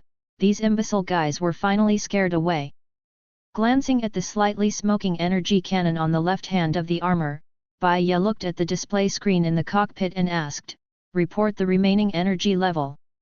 A pleasant electronic female voice immediately sounded, "This battle took 9 minutes, and the remaining energy is 98%. Walking to Clint, who was dozing in the corner, Bai Ye gently raised his arm, and then suddenly snapped his metal fingers with the mecha. "Ah? What's wrong?" Clint opened his eyes amidst the metallic sound. He stroked his beard. He was still dreaming just now. "Let's go, there's basically nothing here."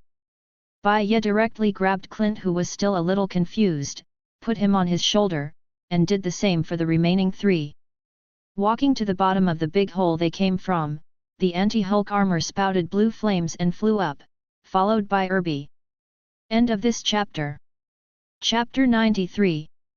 The battle armor flew out of the big hole with a few people, and landed on the ground with a bang, making 2 shallow footprints. More than 10 years after the main story, the old Star-Lord will come here and activate a vibranium gate to avoid the brainwashed Shi'ar Empire guards. Several people jumped off the battle armor, and Bai Ye turned to Herbie, who was floating around and looked a little excited, and said, "Check the location of the vibrating gold gate inside the ruins of the Baxter building." The little robot hasn't left the abandoned underground laboratory in decades, having been dormant since the attack on Baxter Tower by Red Tank, Rhino Man, and Loki. It was finally able to see the light of day again today. It is really high. However, although it was excited, it still responded immediately with great dedication. Several virtual interfaces flashed on the electronic screen, and a series of codes and data scrolled quickly. Not long after, its mechatronic sounded. The query results show that the vibrating gold gate inside the ruins of the Baxter building is located at a depth of 60 meters underground, which is in line with our current depth. Bai Ye nodded to express his understanding, and then Irby sent out a burst of red scanning light, which spread rapidly around, and the wreckage and rubble of the ruins looked particularly dilapidated under the light. Finally, Helby turned the light to a ruined road in the distance, and it said, 50 meters ahead. The anti-Hulk armor immediately walked towards the ruins. The sound of the bearing operation showed its powerful strength, and began to move the items in the ruins. Debris, steel bars, tiles and other debris were easily removed by the mecha, revealing some abandoned furniture, dilapidated electronic equipment and scattered documents. Some items have been worn down to the point where they are almost unrecognizable, while others have a vestigial gleam of their former glory. At this time, Pietro behind him suddenly couldn't help raising his hand and asked, "Where are Reed's two children, Franklin and Valia? How were they?" Because he saw a small, broken blue stuffed teddy bear falling out of the ruins that the armor had moved away. Helby floated quietly in the air, seemingly touched by Pietro's question, and the light on the electronic screen became fainter. Eagle Eye went up, gently picked up the worn-out teddy bear, and wiped the dust on it with his fingers. The plastic eyes popped out of the teddy bear's face, the once bright blue fur was faded, and the fabric was stained and cracked as if it would fall apart at any moment. "He also has a child?" Hearing the question, Bai Ye stopped the action of the mecha and thought for a moment, then said, 43 years ago, Johnny and Ben died in battle. Reed and Susan were thrown into the turbulence of time and space, and have never appeared since then. Buck the Sturt building self-destructed with it. However, before starting the self-destruct protocol, Susan the Invisible created a pocket dimension to put Franklin and Valia in and protect them from harm. After finishing speaking, Bai Ye continued to manipulate the Hulk armor. The armor is equipped with advanced sensors and control systems, allowing him to accurately grasp the strength of each movement and avoid the ruins from collapsing. The pocket dimension, you can also call it a pocket dimension or a pocket universe if you like, and its internal space is somewhat similar to the small universe in the end of the three bodies. Of course, this is small, and the big pocket dimension can completely remove the prefix pocket. The dark dimension of Dormammu, or one of the 9 worlds in the Asgardian worldview, is the big one. That means they might still be alive. Hawkeye, who had just dusted off the teddy bear and stuffed it into his bag, wanted to go back and bury his clothes in a grave, suddenly raised his head and said, "Before the war, the Fantastic Four often took the 2 children around to visit relatives, and he had met them because of this. They were all very smart and cute children. If they could be found, it would be right for Reed and Susan." Throwing away a piece of rotten wood in his hand, Bai Ye replied, "It is indeed possible to live." This made Clint's eyes light up. But the hope of finding them is very slim. Regardless of the gradually dimmed expression of the old man, Bai Ye continued to carry the wreckage and said, "On the bright side, Franklin and Valia might be a pocket dimension storage bottle or something small. At that time, all the ruins of tens of thousands of tons will be dug out, and then screened cubic meter by cubic meter. We may be able to find them.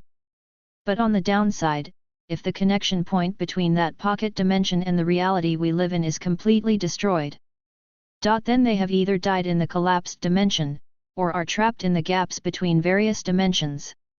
After hearing these words, there was silence for more than 10 minutes. In the end, the large ruins were cleaned up by the anti-Hulk armor controlled by Bai Ye. The scientific and technological power of the Stark family is fully demonstrated here. In the center of the ruins, the heavy metal gate finally revealed its true colors. After 40 years, it exudes a silver-white light, with delicate surface textures, apparently made of some kind of material. "Computer, scan the material of this door and the surrounding walls," Bai Ye said in the cockpit. The AI on the armor responded quickly. A series of charts and data immediately appeared on its electronic screen, and it began to analyze the material composition of the gate and surrounding walls. The scanning results show that this door is made of high-strength vibrating gold material, which has excellent impact resistance and damage resistance. The surrounding wall is a special alloy, which has anti-corrosion effect and is less difficult to destroy. Along with the final result displayed on the chart, a female electronic voice came. Yet. Bai Ye replied, then changed the beam of the left-hand laser cannon from particle flow to industrial cutting mode on the holographic screen, and aimed it at the wall next to the door. The wall in front of him seemed solid, but it was not a problem for the Stark industrial-grade laser cutter of the anti-Hulk armor. He gently pulled the trigger, and an extremely small blue laser beam shot out from the laser cannon. Spray out, aiming precisely at the wall. The thin laser beam cut a circle along the edge of the gate, like a precision scalpel operating silently. As the cutting progressed, tiny sparks flew on the wall of the hole, as if dots of light were shining in the darkness. The wall began to emit a faint molten smell, and Bai Ye steadily controlled the direction of the laser to expand the crack. Bang!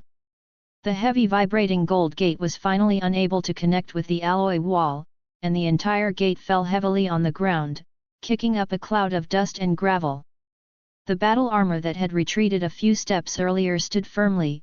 Bai Ye looked at the collapsed Zhenjin gate in front of him, and a trace of satisfaction flashed in his eyes. Probably this is the joy of harvest that people often say. Thank you for the 1,500 points rewarded by the book friend Emperor Zun, the Lord of the Ancient Heaven, and the 100 points rewarded by the book friend XYZ Xiaohu. End of this chapter. Chapter 94 Beating Venom.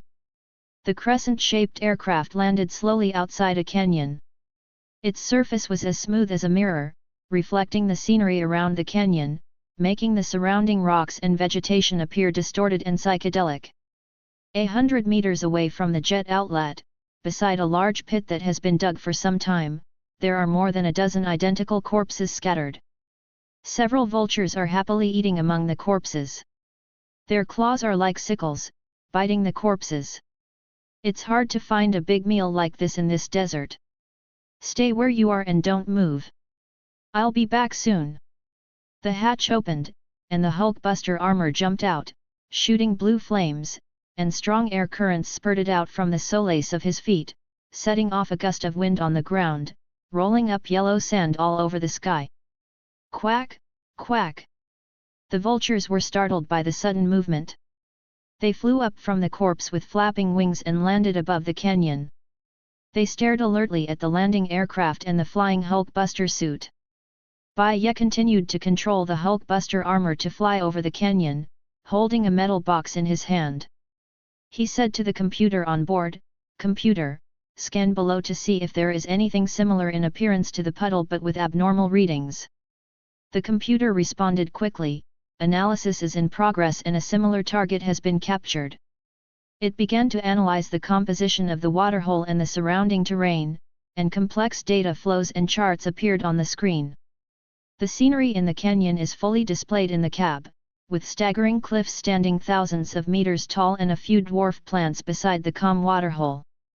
The analysis results of the computer showed that there were some slight movement fluctuations in the puddle, but no abnormal readings were detected. Continue to scan other areas to see if there are other hidden places. He gave the command, and the armor immediately turned and continued to fly deep into the canyon. And when those scavengers saw the tall golden-red mecha flying away and the aircraft in the distance no longer making any movement, they boldly spread their wings and glided, landing next to the corpse and starting to peck at it again. In the cabin, Pietro, who was squeezed into a corner, fell silent while looking at the vibrating gold door that took up a lot of space on the floor. After flying for more than 10 minutes, a pleasant electronic female voice suddenly came from the computer. A liquid substance with a higher than average viscosity and density has been detected. Receive. Bai Ye immediately tightened his control on the armor, focused on the display screen, and flew towards the location prompted on the screen. The Hulk armor landed slowly in the canyon, landing on a slightly open area. A protruding piece of granite came into view, casting alternating shadows of light and dark around it. Under the shadow, there seemed to be a pool of black water swaying. There seemed to be no trace of vegetation near the puddle. Zooming in slightly, the black liquid is more clearly visible. It is not like water, has no ripples, and does not reflect any light. It seems to be a thick black substance, swaying faintly, releasing a strange aura. Sonic cannon. Bai Ye said, raising his right hand and aiming at the pool of water. Under his command, a coil on the right arm of the armor popped out, buzzed and then gradually began to rotate. The sonic cannon buzzed, and the air vibrated violently, making a sharp sound. Sound waves visible to the naked eye hit the pool of black liquid, and the black liquid instantly began to dance wildly, making a blood-curdling scream. It seemed to be extremely sensitive to sound, and began to retreat under the influence of sound waves, not daring to face this powerful attack. It kept twisting its body close to the rocky cliff, trying to avoid the pursuit of sound waves. Bai Ye calmly operated the armor and adjusted the frequency of the sonic cannon to a higher level. This time, the sharp sound from the sound wave was more intense, like a sharp blade cutting through the air of the canyon. The black liquid became more and more furious under the impact of the sound waves. It tried to escape, but was firmly trapped by the sound waves. It kept retreating, trying to find opportunities to escape, but the sonic cannon's attacks were always in pursuit. Seeing that the guy was still alive and kicking, Bai Ye silently turned up the frequency of the sonic cannon. The symbiote is an inorganic, amorphous, symbiotic alien creature created by Nar, the ancient lord of the abyss and the dark god. Creatures possessed by symbionts often gain super strength and unique functions evolved from different symbionts, such as the sleeper that can produce various chemical substances, the serum that can treat diseases, etc. Most symbiotes are extremely afraid of sound waves and fire. Although there are a few powerful individuals who can overcome this shortcoming, their numbers can be ignored. Hell's Kitchen's 5-star attorney Daredevil Matt once said of the symbiote that it smelled like gasoline mixed with stinky sewers. The current symbiote is the venom of this universe, the most famous and popular one in the symbiote family. No one knows what happened to its original host many years ago, Eddie Brooke, after the day the hero fell.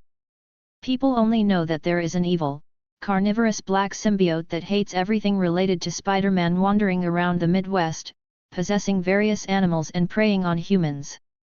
Buzzing. As time passed, the black symbiote finally shrank into a ball, trembling slightly. It could no longer resist. Under the continuous sonic attack, it became more weak and fragile. Bai Ye stopped the sonic cannon, and the canyon fell into silence.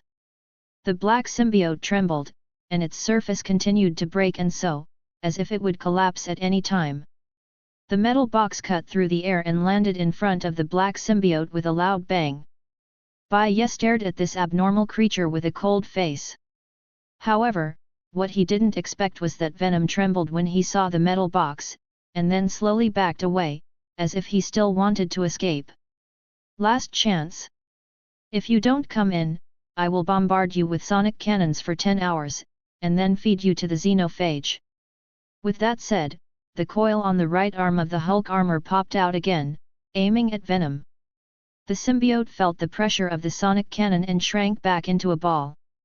At the same time, a pair of pale white eyes without eyes appeared on its surface, looking at Bai Ye as if thinking about something. It knew what the heterophage the man in the metal armor was talking about. It was a cosmic creature with a head like a locust on Earth. It wandered the universe and fed on symbionts. In the 90s, it and Eddie were in trouble by xenophages. This creature can transform at will without feeling any pain. Its saliva is extremely corrosive and paralyzing, and it is said that its saliva can also increase the flavor of the symbiote. It is really evil. In addition, the xenophage believes that the longer the symbiote is combined with the host, the more delicious it will be. A symbiote-like venom that keeps possessing it as soon as it escapes from the symbiote planet is simply a delicacy that is rare to see in 1,000 years. After weighing the pros and cons, the venom turned into a pool of black liquid material and slowly flowed into the metal box, accurately filling its entire volume. A black tentacle also stretched out to gently close the lid of the box.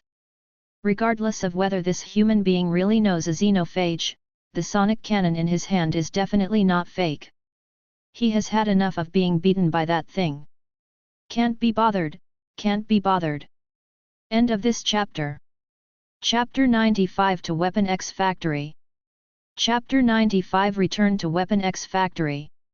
Seeing Venom's obedient look, Bai Ye snorted coldly, controlled the Hulkbuster suit to pick up the metal box and seal it tightly, then sprayed out blue flames and rushed towards the rather cramped sky looking up from the canyon.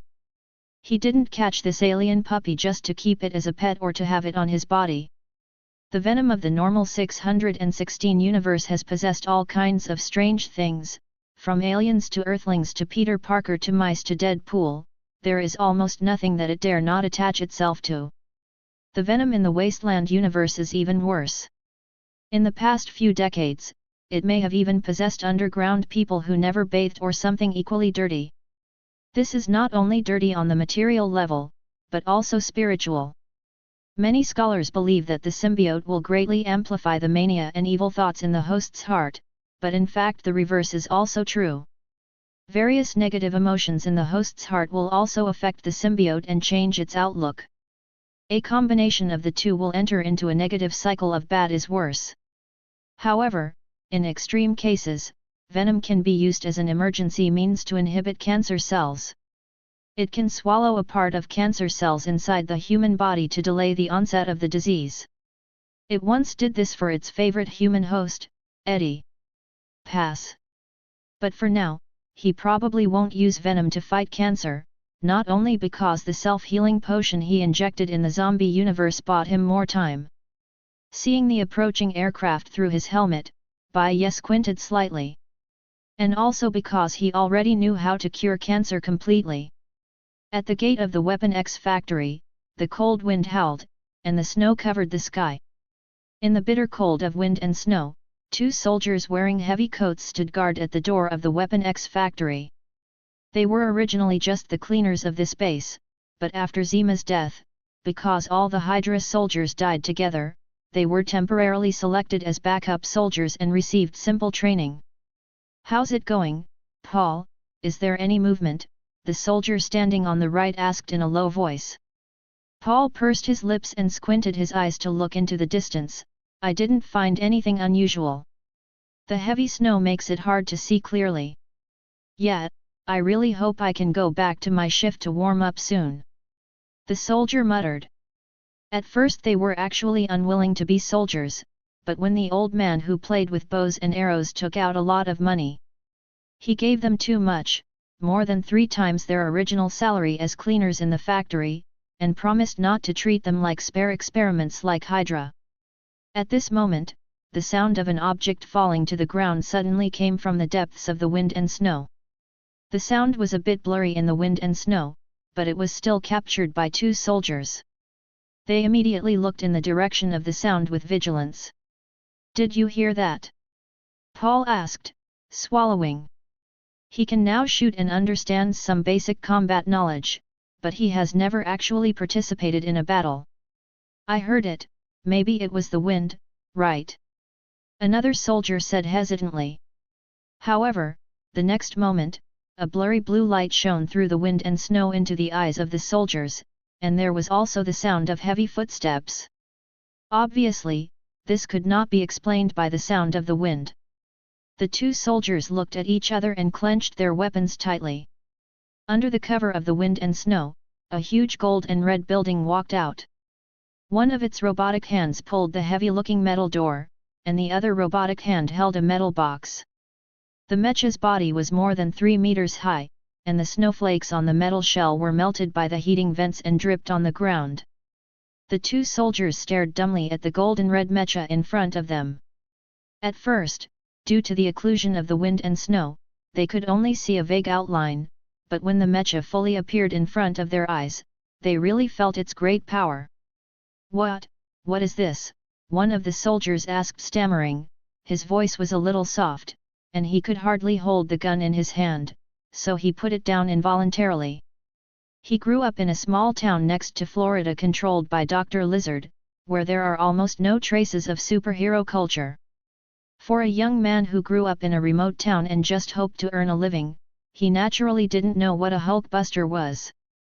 Paul gritted his teeth, and the gun in his hand trembled involuntarily. Although he felt the same fear, he took half a step forward and raised the muzzle of the gun another inch. "Who are you? Where are you from?" His voice trembled, but he still tried to maintain his dignity. At least he thought so himself. Just when he felt like he was about to urinate and his heart was about to beat out of his chest, a small robot with a round body and a square head suddenly flew out from behind the huge mecha. Its eyes made of yellow pixels looked up and down at the two people in front of it. "Attention, soldier!" The head of the Hulkbuster mecha slowly rose, revealing Bai Ye's head wearing Magneto's helmet. He looked at the two of them expressionlessly. But Paul and another soldier were completely stunned, their eyes widened, looking at the scene in front of them in disbelief. "You are Mr. Bai Ye?" A soldier stammered, with surprise and awe in his voice, and he put down his gun completely. After Hawkeye and his team left the base, Walter specially printed hundreds of photos of White Knight and distributed them to everyone inside the base, asking them to remember who their leader was. To be honest, he has one in his pocket right now. "Do you need me to get it for you?" Paul couldn't help but ask, looking at the metal box held by the Hulkbuster in his left hand. "No need, help me raise the gate, and then you continue to stick to your posts." Bai Ye glanced at him, then walked towards the gate. Irby circled around the soldiers and followed. The heavy vibranium door left a deep mark on the path the mecha walked through. The gate rose slowly, and Bai Ye and Irby walked into the factory. The passage of the factory was very spacious, which could accommodate the anti-Hulk mecha and the vibrating golden door behind it. One soldier breathed a sigh of relief and wiped the sweat from his forehead. The tension and excitement just now subsided a little, but he still recalled the scene he just saw in disbelief. "Did you see that? I bet that metal monster can tear the factory behind us into ruins in a few minutes." The soldier turned to look at Paul, with a bit of excitement in his voice. After Paul heard this, he let out a sigh of relief and said, "Yes. Fortunately, he is on the same side as us." He couldn't help looking at the passage where Bai Ye's back disappeared, and the door that was gradually closing, and finally frowned after thinking about it and said seriously, "No, it should be. Fortunately, we are on the same side as him." End of this chapter. Chapter 96 It and number 039, So Fragrant. Chapter 96 It's so fragrant. The Hulkbuster mecha dragged the thick vibranium door into the large warehouse of Weapon X factory. The warehouse is filled with a strong industrial atmosphere, and hundreds of tall metal shelves are placed with various wooden crates and iron boxes. Bai Ye with the helmet open can clearly see everything in front of him. Besides, there are more than a dozen workers in the distance who seem to be counting the goods. They were first surprised when they saw the magnificent golden red mecha, and stopped their hands. The work of a little at a loss stood in place. But when they saw that the person in the cockpit was Bai Ye, they all heaved a sigh of relief, and soon gathered around to look curiously at the vibrating gold door in his hand. "Mr. Bai, it's great that you're okay," a worker said excitedly. Publicly and privately, they didn't want Hydra to appear in this place again. "We all thought that metal monster was the enemy," exclaimed another worker. Behind Bai Ye, the little robot Helby also aroused their curiosity. They cast their eyes on this little robot with a round body and a square head, and they couldn't help being amazed. Irby looks very different, as if a product of futuristic technology. Although it is said that Dumb's dumb robot often patrols the wasteland, those high-tech things have almost nothing to do with people who live outside the territory of Dr. Doom. "What is this? It looks so strange," a worker asked curiously. "This is Irby, my robotic assistant." Bai Ye introduced that Helby rolled lightly in the air, and seemed to be interested in the worker's interest. It played a cheerful pixel animation, as if greeting everyone. "Keep this gate safe, we may use it later." He gently lowered the vibrating gold gate, and at the same time signaled to the workers to carefully move the gate away with a forklift. The workers took Bai Ye's instructions very seriously, and cooperated closely to quickly move the gate to an empty area, and carefully wrapped it with protective cloth. Looking at the metal box containing the venom in his hand, Bai Ye casually gave a few more instructions, watching the workers walk out of the warehouse after they dispersed to do their own things, and headed for the prison where the doppelganger was held before. Arriving at the gate of the prison, the passage on the road is still very wide, fully able to accommodate 2 trucks running in parallel, and it is natural for the Hulkbuster mecha to pass through. When the guards at the gate of the prison saw the Hulk mecha slowly coming out of the corner and stopping in front of them, they immediately stood upright and raised their hands in salute. The workers didn't have time to receive the message just now, but they did, and they knew that the owner of the factory was under the golden red mech. And the guard who received Bai Ye before came forward, his steps were brisk and agile, and he stood in front of Bai Ye without muddling and said, "The doppelganger and the things he copied are here, sir." He acted very alert. After seeing Bai Ye nodding, he immediately turned around and walked towards the inside of the cell. On the way, he tentatively turned his head to look at the mecha that was half a man taller than him and said, "During the 2 days you were gone, we tried to use him to copy some things, but it didn't go very well." "Oh? Why do you say that?" "We copied a dozen more helmets at the beginning, and everything went smoothly, but something went wrong when we found the vibranium in reserve from the warehouse and wanted to copy it." Speaking of this, the guard murmured a little, not daring to look directly into Bai Ye's eyes. He didn't know that the latter had brought back a large amount of vibration gold. "Keep talking, relax," Bai Ye encouraged softly. "Not to mention that he has brought back a door completely made of Genjin. Even if he fails to find Genjin outside, he will not blame him. Not the guard's fault. The doppelganger can't copy the vibranium while holding it. We've also tried other methods." The guard's expression was a little weird, as if he had recalled some embarrassing memories, but he quickly adjusted, and continued.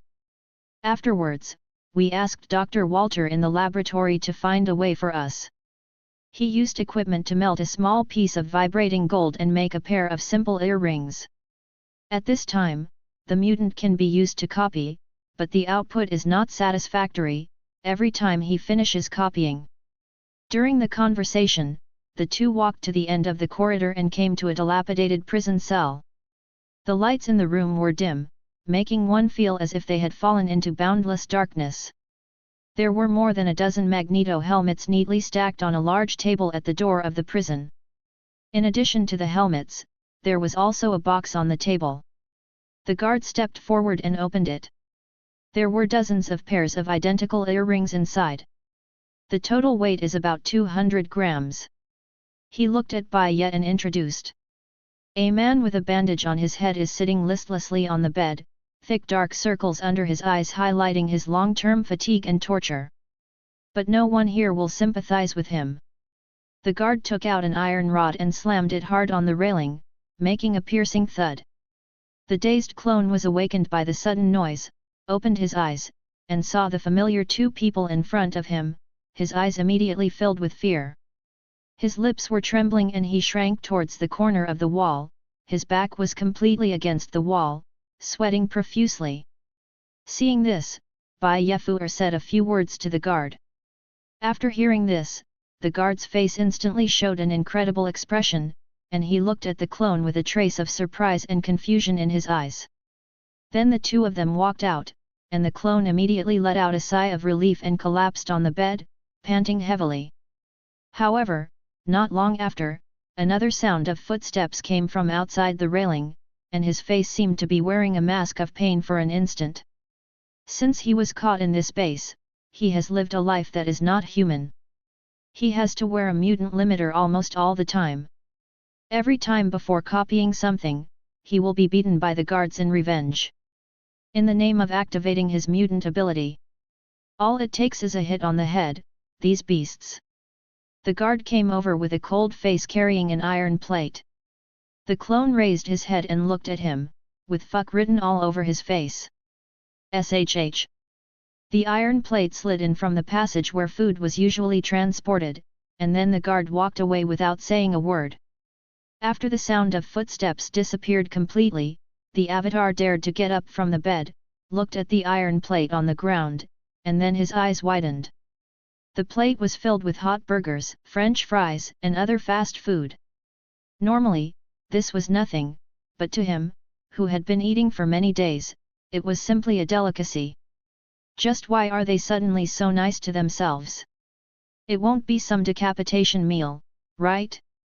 In many areas in ancient times, there was a tradition of giving death row prisoners a last meal, while the Aztecs in North America would feed their living sacrifices for up to a year. Although we are in the wasteland era and there is no humanitarianism anymore, why do people like Bai Ye like retro?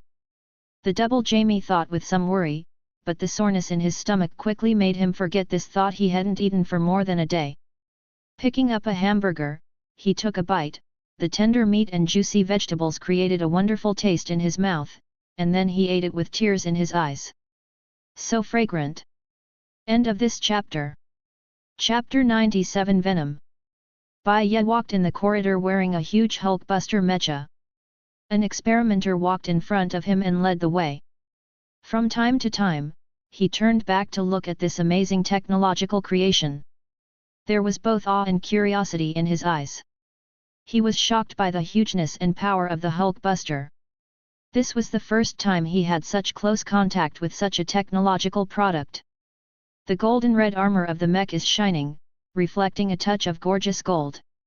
Its figure is tall and mighty, like a moving fortress. Every step was accompanied by heavy footsteps, shaking the floor of the corridor. What aroused his curiosity was the metal box in the mech's hand. He could guess that this box must have important meaning, otherwise Bai Ye would not cherish it so much and keep it personally. He wanted to know the secrets, but he didn't dare to be too curious.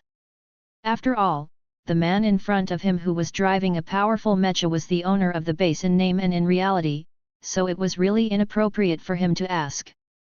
"Oh, here we are, sir." As soon as the experimenter moved his eyes from the Hulkbuster mecha back to the front, he immediately said, almost looking over his head while looking at the mecha.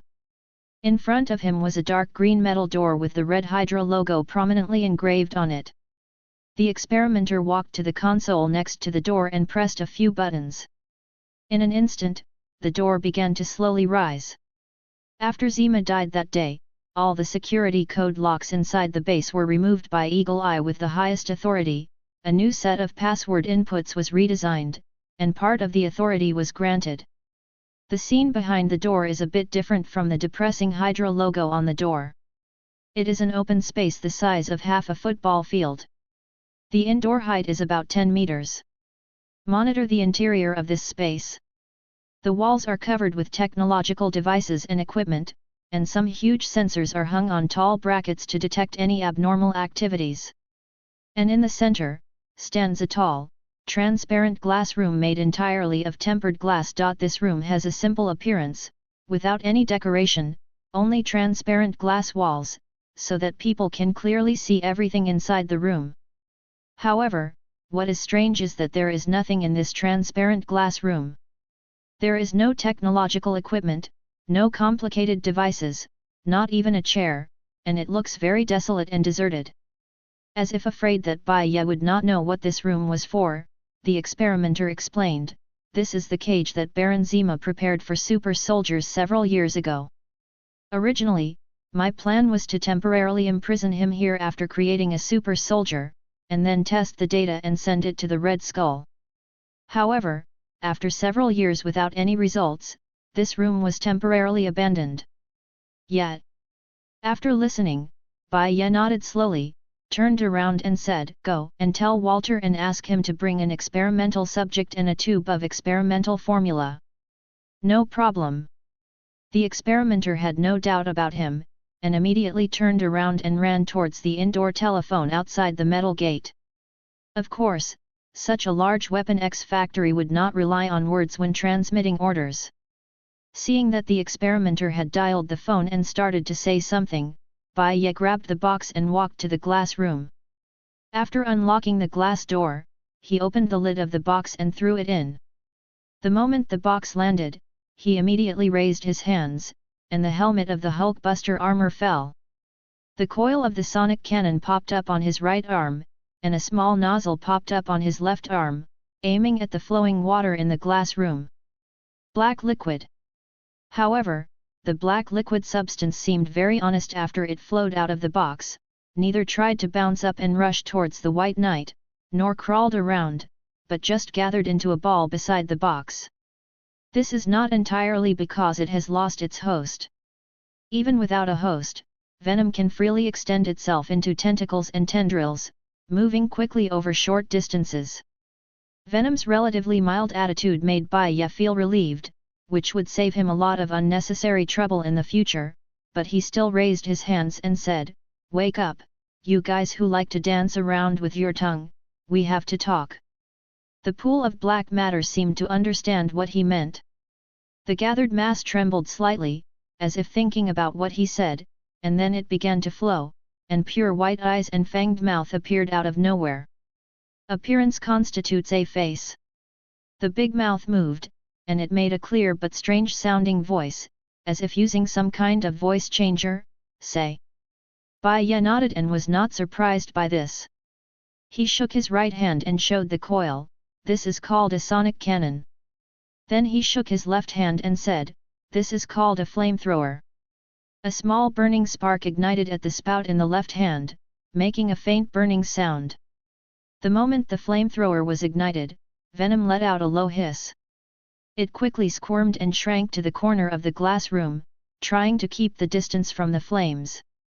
The symbiote's greatest weaknesses are fire and sharp sound waves.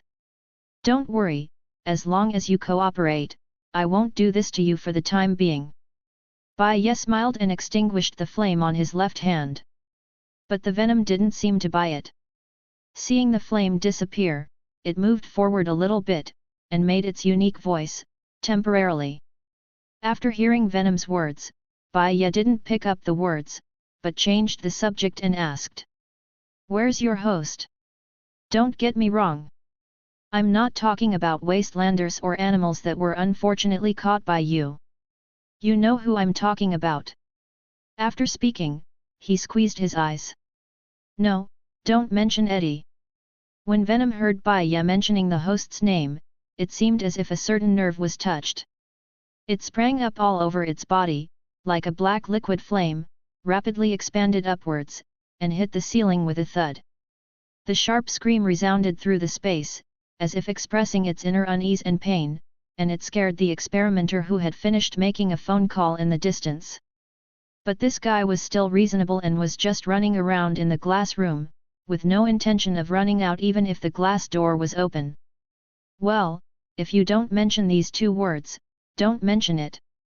Bai Ye waved his hand at Venom, his eyes narrowed slightly, and he understood that Venom's emotions towards Eddie were so complicated and sensitive. Venom slowly calmed down, and its liquid body gradually shrank, forming a compact black mass. But Bai Ye's next words directly touched its sensitive nerves, making its emotions rise again and become furious, and it immediately wanted to turn into a ball and rush out of the glass room. "I don't know if he was killed or died of old age. But I can allow you to unite with him again and enjoy the wonderful sense of fit that has never been seen before or since." It stopped at the door, quietly looking at the Hulk mech in front of it with those simulated white eyes. End of this chapter. Chapter 98. It will be on the shelves on August st, so it won't sell badly. There will be an update tomorrow, and now there are more than 2 collections, so let's set the first subscription target at, and add an update on top of the update for every more.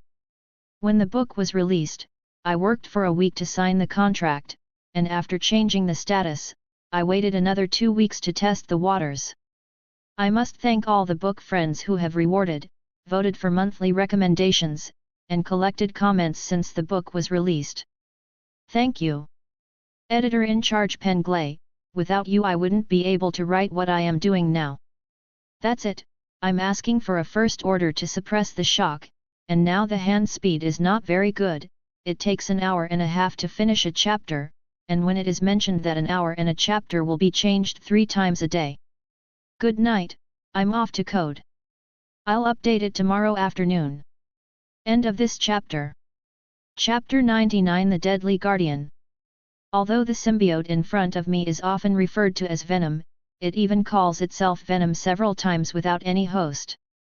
But that's not its real name, only the symbiote fused with Eddie Brock would become Venom, since Eddie was the one who came up with the alias in the first place.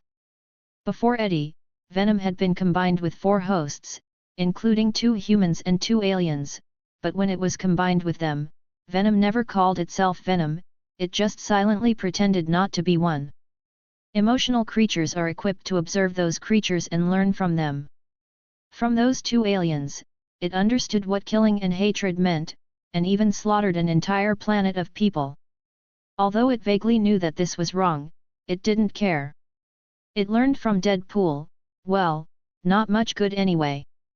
Because even Deadpool himself was afraid that his crazy brain would corrupt this poor alien inorganic creature, so he took it off and threw it away after only wearing it for a few minutes. Then it came to Earth and learned guilt, sympathy, and betrayal from Peter Parker. These complex and rich emotions made it obsessed with him. But Peter doesn't like it. It can feel Peter's disgust for it in his heart, calling it a dirty monster and parasite, which makes it sad, but at the same time it wants to fully integrate with Peter and let him understand it. Until one day, Peter, who had just finished fighting the vulture, came to the roof of a church and used the sound of the bell to weaken the symbiote, and then continued to resist it. In desperation, Venom used his last strength to drag Peter to a safe area and put him away, then turned into liquid and slipped into a gap to escape. That's right, everything is the symbiote's fault. It obviously just wanted to help, but it turned out to be its fault. If you like Mary Jane, just force her on. What kind of tricks are you playing to talk about love? How can you pretend to be innocent when you see so much dopamine and hormones every time you see her? If you hate vultures and Dr. Octopus, just tear off their heads and eat them, so that Aunt May can save one meal at night. It's hypocritical, thinking about it this way. It is combined with its 5th host, Eddie Brock. Eddie is a special person to it, he taught it what love is, and if he could see Eddie again, he would do anything. Walter and 2 other experimenters carefully pushed a stretcher into the room. A member of the punishment gang was strapped to the stretcher, apparently sedated and completely incapacitated. The stretcher cart slowly stopped beside the glass room in the center of the room, and Walter and the experimenters began to get busy. They wore heavy white lab coats and gloves, as if they were handling a cold object. The man's body trembled slightly, as if he had a premonition of the coming torture. His eyes were half closed, staring at the ceiling without focus. This is a symbiont? I read about it in a book. Walter couldn't help but take a second look at the very calm black liquid in the glass room, and the white eyes on the surface of the liquid were also staring at him. The US military's super soldier program is not just about making super soldier serums. Mechanical implants, symbionts, and magical creations are all within the scope of their research. But these latter things prove that only serum is the most perfect and easiest project to stably mass-produce super soldiers. That's right. Bai Ye nodded, motioning for Walter and the others to step back a little to make room for the venom. The black liquid flowed out slowly, as if he didn't want to scare anyone. Go further back. Bai Ye said after glancing at Walter and others who only took a few steps back and seemed very interested in the symbiote. After they finally walked away, he picked up a syringe on the stretcher, which contained light green super soldier serum, and pointed it at the still confused experimental subject. The previous experimental subjects often died of genetic collapse and strong rejection after injection, but what if the powerful regenerative healing ability of the symbiont was used to help it tide over the difficulties? Someone once tried to do this with Regenin, a drug that mimics Wolverine's self-healing abilities, and it worked once. As for Bai Ye, he is now trying to use the symbiote to reproduce this process. The huge fingers of the anti-Hulk mecha firmly grasped the medicine syringe, aiming at the vein of the test subject. The movements of the mechanical fingers were precise and calm, and inserted the needle into the test subject's skin without hesitation. The medicine was slowly injected into the body of the experimental subject, and the light green liquid flowed in the blood vessels. There was no unnecessary movement during the whole process. The syringe gradually became empty until the last drop of medicine entered the body of the subject. Get ready. After putting the empty medicine syringe aside, Bai Ye looked at Venom and said. The latter condensed a smooth black head and nodded. Ah! Ho ho chick! The body of the experimental subject suddenly reacted violently, his eyeballs protruded instantly, his face was pale, dripping with sweat, he screamed in pain, his whole body convulsed and twitched continuously. He subconsciously squeezed the metal railing of the stretcher with force. At the moment when the rejection reaction occurred, his strength also became extremely strong. The metal railing made a creaking sound in his hands and was almost crushed by him. His eyes were full of madness and pain, staring almost out of their sockets, and blood flowed from his nose, mouth, and ears in bright red streams. It's time for you to make a move. Whether you can survive and see Eddie in the future depends on your current performance. After hearing Bai Ye's words, the venom suddenly bounced up and quickly rushed towards the out-of-control experimental subject, covering his entire body in its own black liquid. As the black liquid substance was completely wrapped, the experimental body began to mutate, and his collapsed body was gradually returning to stability. Although he was still bleeding and trembling, as the venom penetrated, his movements gradually stopped, and the symbiote seemed to gradually controlling and repairing the body tissue of the experimental subject. Under the influence of the symbiote, the subject's eyes began to undergo strange changes. The original dark brown pupils were gradually replaced by black, and finally turned completely black, without a trace of white eyeballs, shining strangely like two black gems. Immediately afterwards, a black liquid substance began to flow out of his mouth and nose, helping him break free from the belt and get up, and dark muscle lines formed on his body.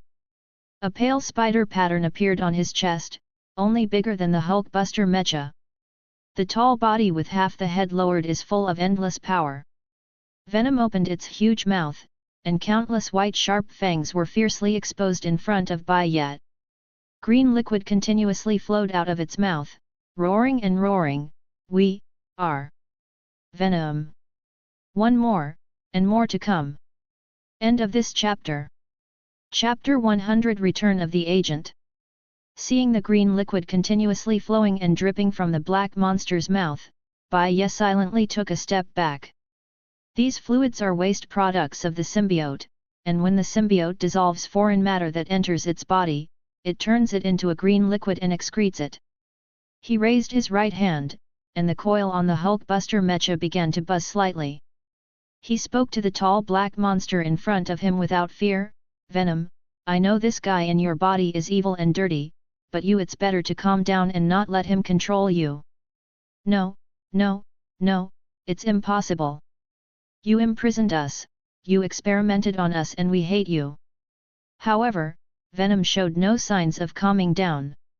It roared again, and its sharp left hand slashed through the air towards the Hulkbuster mecha, with fast and cruel movements. The front jet of the mecha ejected blue flames the moment the venom started to move, causing the entire mecha to move backwards for a few meters in an instant.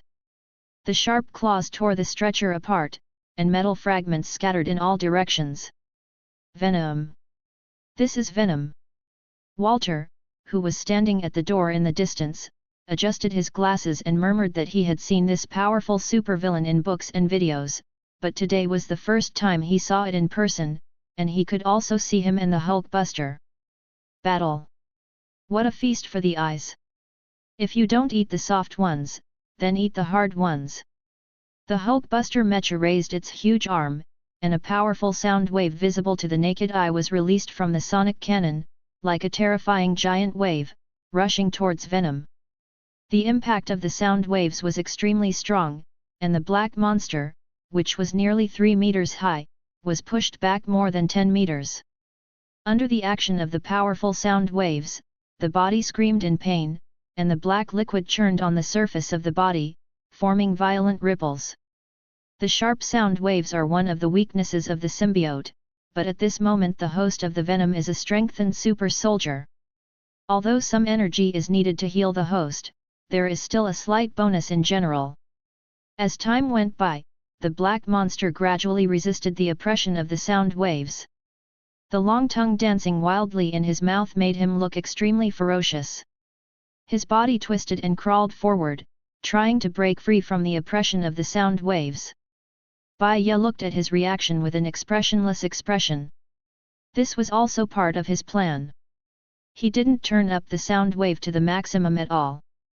His right hand continued to send out sound waves to suppress the venom, and he turned around to put away the flamethrower, and a small glass bottle popped out of his palm. There are faint condensed water droplets on the bottle. It seems to have been taken out from some low-temperature environment. Through the blurred water droplets, you can vaguely see a small black liquid substance flowing slowly inside. The order of major events in this universe is relatively free. Although Royal Family, Hulk World War and other events have not happened, there are traces of the subsequent original sin major events. The eyeball monster, as the name suggests, was born with an oversized eyeball with bloodshot pupils and whites. He has the ability to see things that others can't see, such as knowing when someone wants to kill him. He can shoot lasers from his eyes, and his physical level is slightly higher than that of ordinary people. In addition, through dreams, he can also observe and even see the Wu-K base of the observers on the moon. During the original Sin incident in 14, one of the observer's eyeballs was fused to his chest. Since then, the eyeball monster's ability to see has increased dozens of times. The reason why I say this is because in the original plot of Wasteland 45, Eagle Eye found the eyeball monster after embarking on the road of revenge, and the eyeball monster had an observer's eyeball embedded in its chest.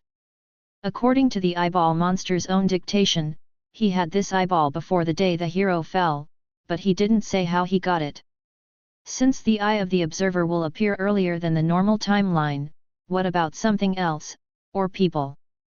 All in all, according to the above information, Bai Ye found what he wanted in Zima's warehouse, and the Red Skull, who was eager to develop the super soldier serum, through the legacy of the project left by the United States to Baron Zima.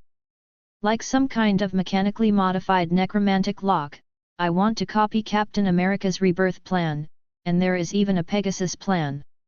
Looking at the glass bottle in his hand, Bai Ye silently increased the intensity of the sound wave impact. The violent sound waves spread in the room. Walter and other experimenters in the distance felt the strong impact, and they all frowned and hurriedly covered their ears. Hide outdoors! And the venom screamed in pain. The black liquid on his body rolled like a gust of wind, pieces of black liquid lifted up, exposing the body that was originally covered. The naked experimental subject inside seemed to be in good condition at this time. Although he looked very painful, at least his brain was not exploded. While emitting sound waves, Bai Ye calmly walked towards Venom, facing the dangerous creature without fear. The big mouth was swinging wildly, and countless sharp fangs and long tongues were dangling in the light. Seeing the enemy approaching, Venom tried to stretch out a big hand to attack Bai Ye, but this movement was suppressed extremely slowly by the sound waves. Its arm trembled forward in the air, but it was still unable to swing completely freely. The black liquid substance kept rolling in its body, as if it was struggling to control its body. He threw the glass bottle into the big mouth, and then the Hulkbuster mecha kicked Venom hard. The latter was instantly knocked away, and like a black cannonball, it drew a black arc in the air and hit the wall, making a deafening noise. In an instant, a big crater formed in the wall, and debris flew everywhere. Bai Ye turned off the sonic cannon on his arm. The venom slowly crawled out of the big pit, and its body surface was still slightly smoking. Although it was hit hard, he didn't intend to catch it without a fight, and his pale eyes were full of anger. He stretched out a sharp finger and pointed at Bai Ye. Just when he wanted to say something cruel, he suddenly scratched his head and chest and let out a heart-piercing scream. "What did you feed us?" You see, the Pegasus project crew has kept quite a few biological samples, including a cell imprint and a backup sample, which is the only result of their decades of inaction. Bai Ye said calmly, looking indifferently at Venom rolling on the ground in pain. "I me we." After tumbling on the ground for a while, Venom slowly got up. Its face began to change, its large mouth, fangs, and long tongue disappeared, replaced by what looked like a tight-fitting mask. The original pale eyes turned into a circle of white eye sockets, and inside were dark eyes, revealing a strange and mysterious aura. His body seems to be adjusting its own form, the black liquid flows on the surface, simulating a series of clothes such as a white belt and a gun holster, and dozens of small spikes appear on his shoulders. After the venom trembled for a while, he suddenly reached out to touch his waist, as if an agent was about to pull out 2 pistols, but he missed it. This action was obviously the host's instinctive reaction, and now there are no firearms for him to use. But he still held it in vain, pointing at Bai Ye in front of him as if there were 2 real guns in his hand, and shouted, "Ross! Take X-23 away quickly! Go and notify the Avengers, as well as the X-Men, everyone you can contact people, I can stop them." Second, there are more. End of this chapter. Like and subscribe.